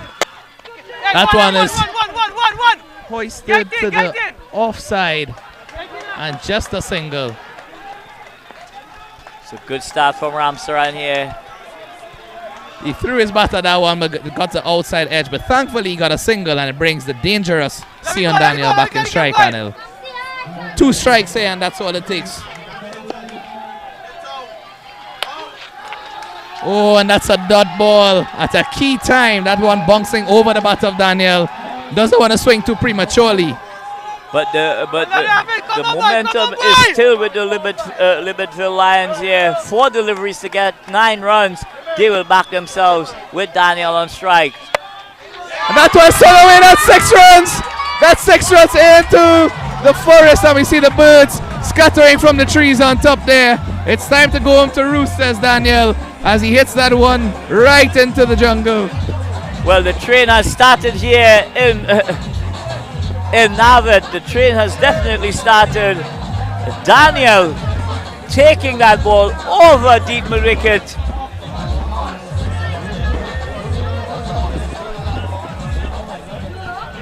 So 3 deliveries, 3 legitimate deliveries remaining in this innings. 3 runs required. Daniel is on strike. I think in the best interest of the game here, Bahadur, that the umpires out there call for a replacement ball so we can have the conclusion of this game. Definitely, but it looks like they have gotten it because the fielders are coming out of the bushes. Not seeing the ball being returned as yet, but they are all coming back onto the field.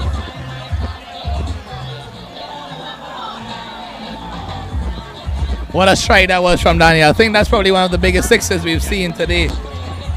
Yeah, and a timely maximum indeed. Just inches away from crossing the line now, Bahadur. And how well he's batted in the circumstances. Really allowed himself the opportunity to play himself, playing situational cricket. And now at the back end here, when the firepower is required, he has fired. And he's fired big time for his team. Yeah, really excellent innings overall. He started off a bit too slow for his own liking, I'm sure. And then now in this latter half, he's certainly come to the fore. 56 from 44, not out. And he'd want to come not out from this team. I'm sure he'd want to hit the winning runs in this delivery, Anil. Well, I tell you what, if Oxford were to dismiss him in this delivery, it can all change. Well, it would be pandemonium here, pandemonium taking place here. So much anticipation with this next delivery to see what happens. So all the fielders are inside.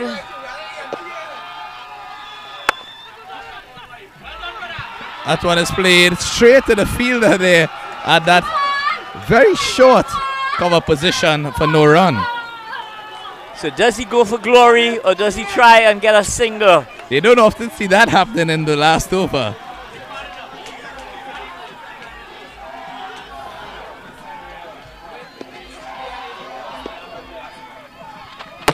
Oh, he's bowled him! He's bowled him! And it's total mayhem here in Navet. Daniel going for goal. Ball all over the shop here. 3 required from the final delivery. How difficult is it now for Libertyville Lions to come back into the fore? Ramsaran striking, bowling him, all ends up. Daniel, that middle stump being shattered. And unfortunately he has to go there. What a blow. Unfortunately for Daniel, that ball just kept down. He was playing for the original height, but before it could have reached him, that ball just tailed down and crashed into the sticks. Just 3 runs needed from 3 deliveries before those 2 dots. You would have thought that he could have gotten even a single or even tried to just angle the ball. No need to really play that expansive shot at that stage, Anil. One delivery, 1 legitimate delivery, 3 required, and the party has already started here in Navet. Oxford fans, they are whining low in front of us here. Who is going to take it over the line? And Bechu is the batsman on strike. Bechu, who bowled really well for Oxford in that first innings. Is Bechu going to be the hero of the evening here? Is he going to bring glory to his community?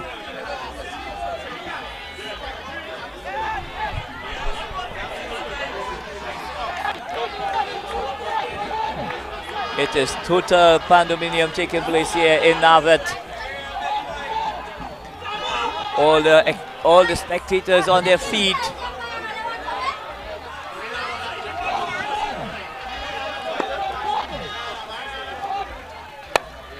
That one is swung away. Goes to the fielder. They get one. He comes back. He runs for the second. Does he get there? They get 2 runs. And it's a tie. It's a tie here. It's a tie. The game is tied. 1 run. It's a tie in Navid. My word. How the adjudicators are going to adjudicate in this game here now? Is it going to be a case of which team has lost fewer wickets? It's a tie!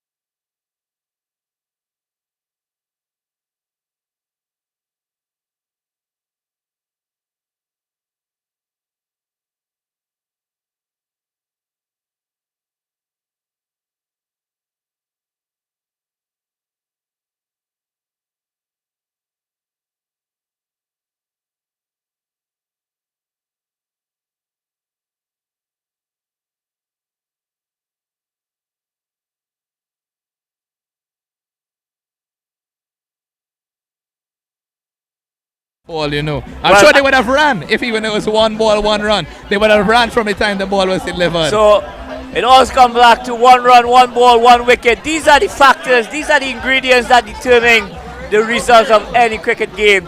But what we have witnessed here today is an exciting game of cricket here in Navid there. At the end of it, I believe it's a fair result. Both teams giving it their all, playing fearless cricket from the word go until the 26th over. Definitely, what an exciting contest we have had thus far.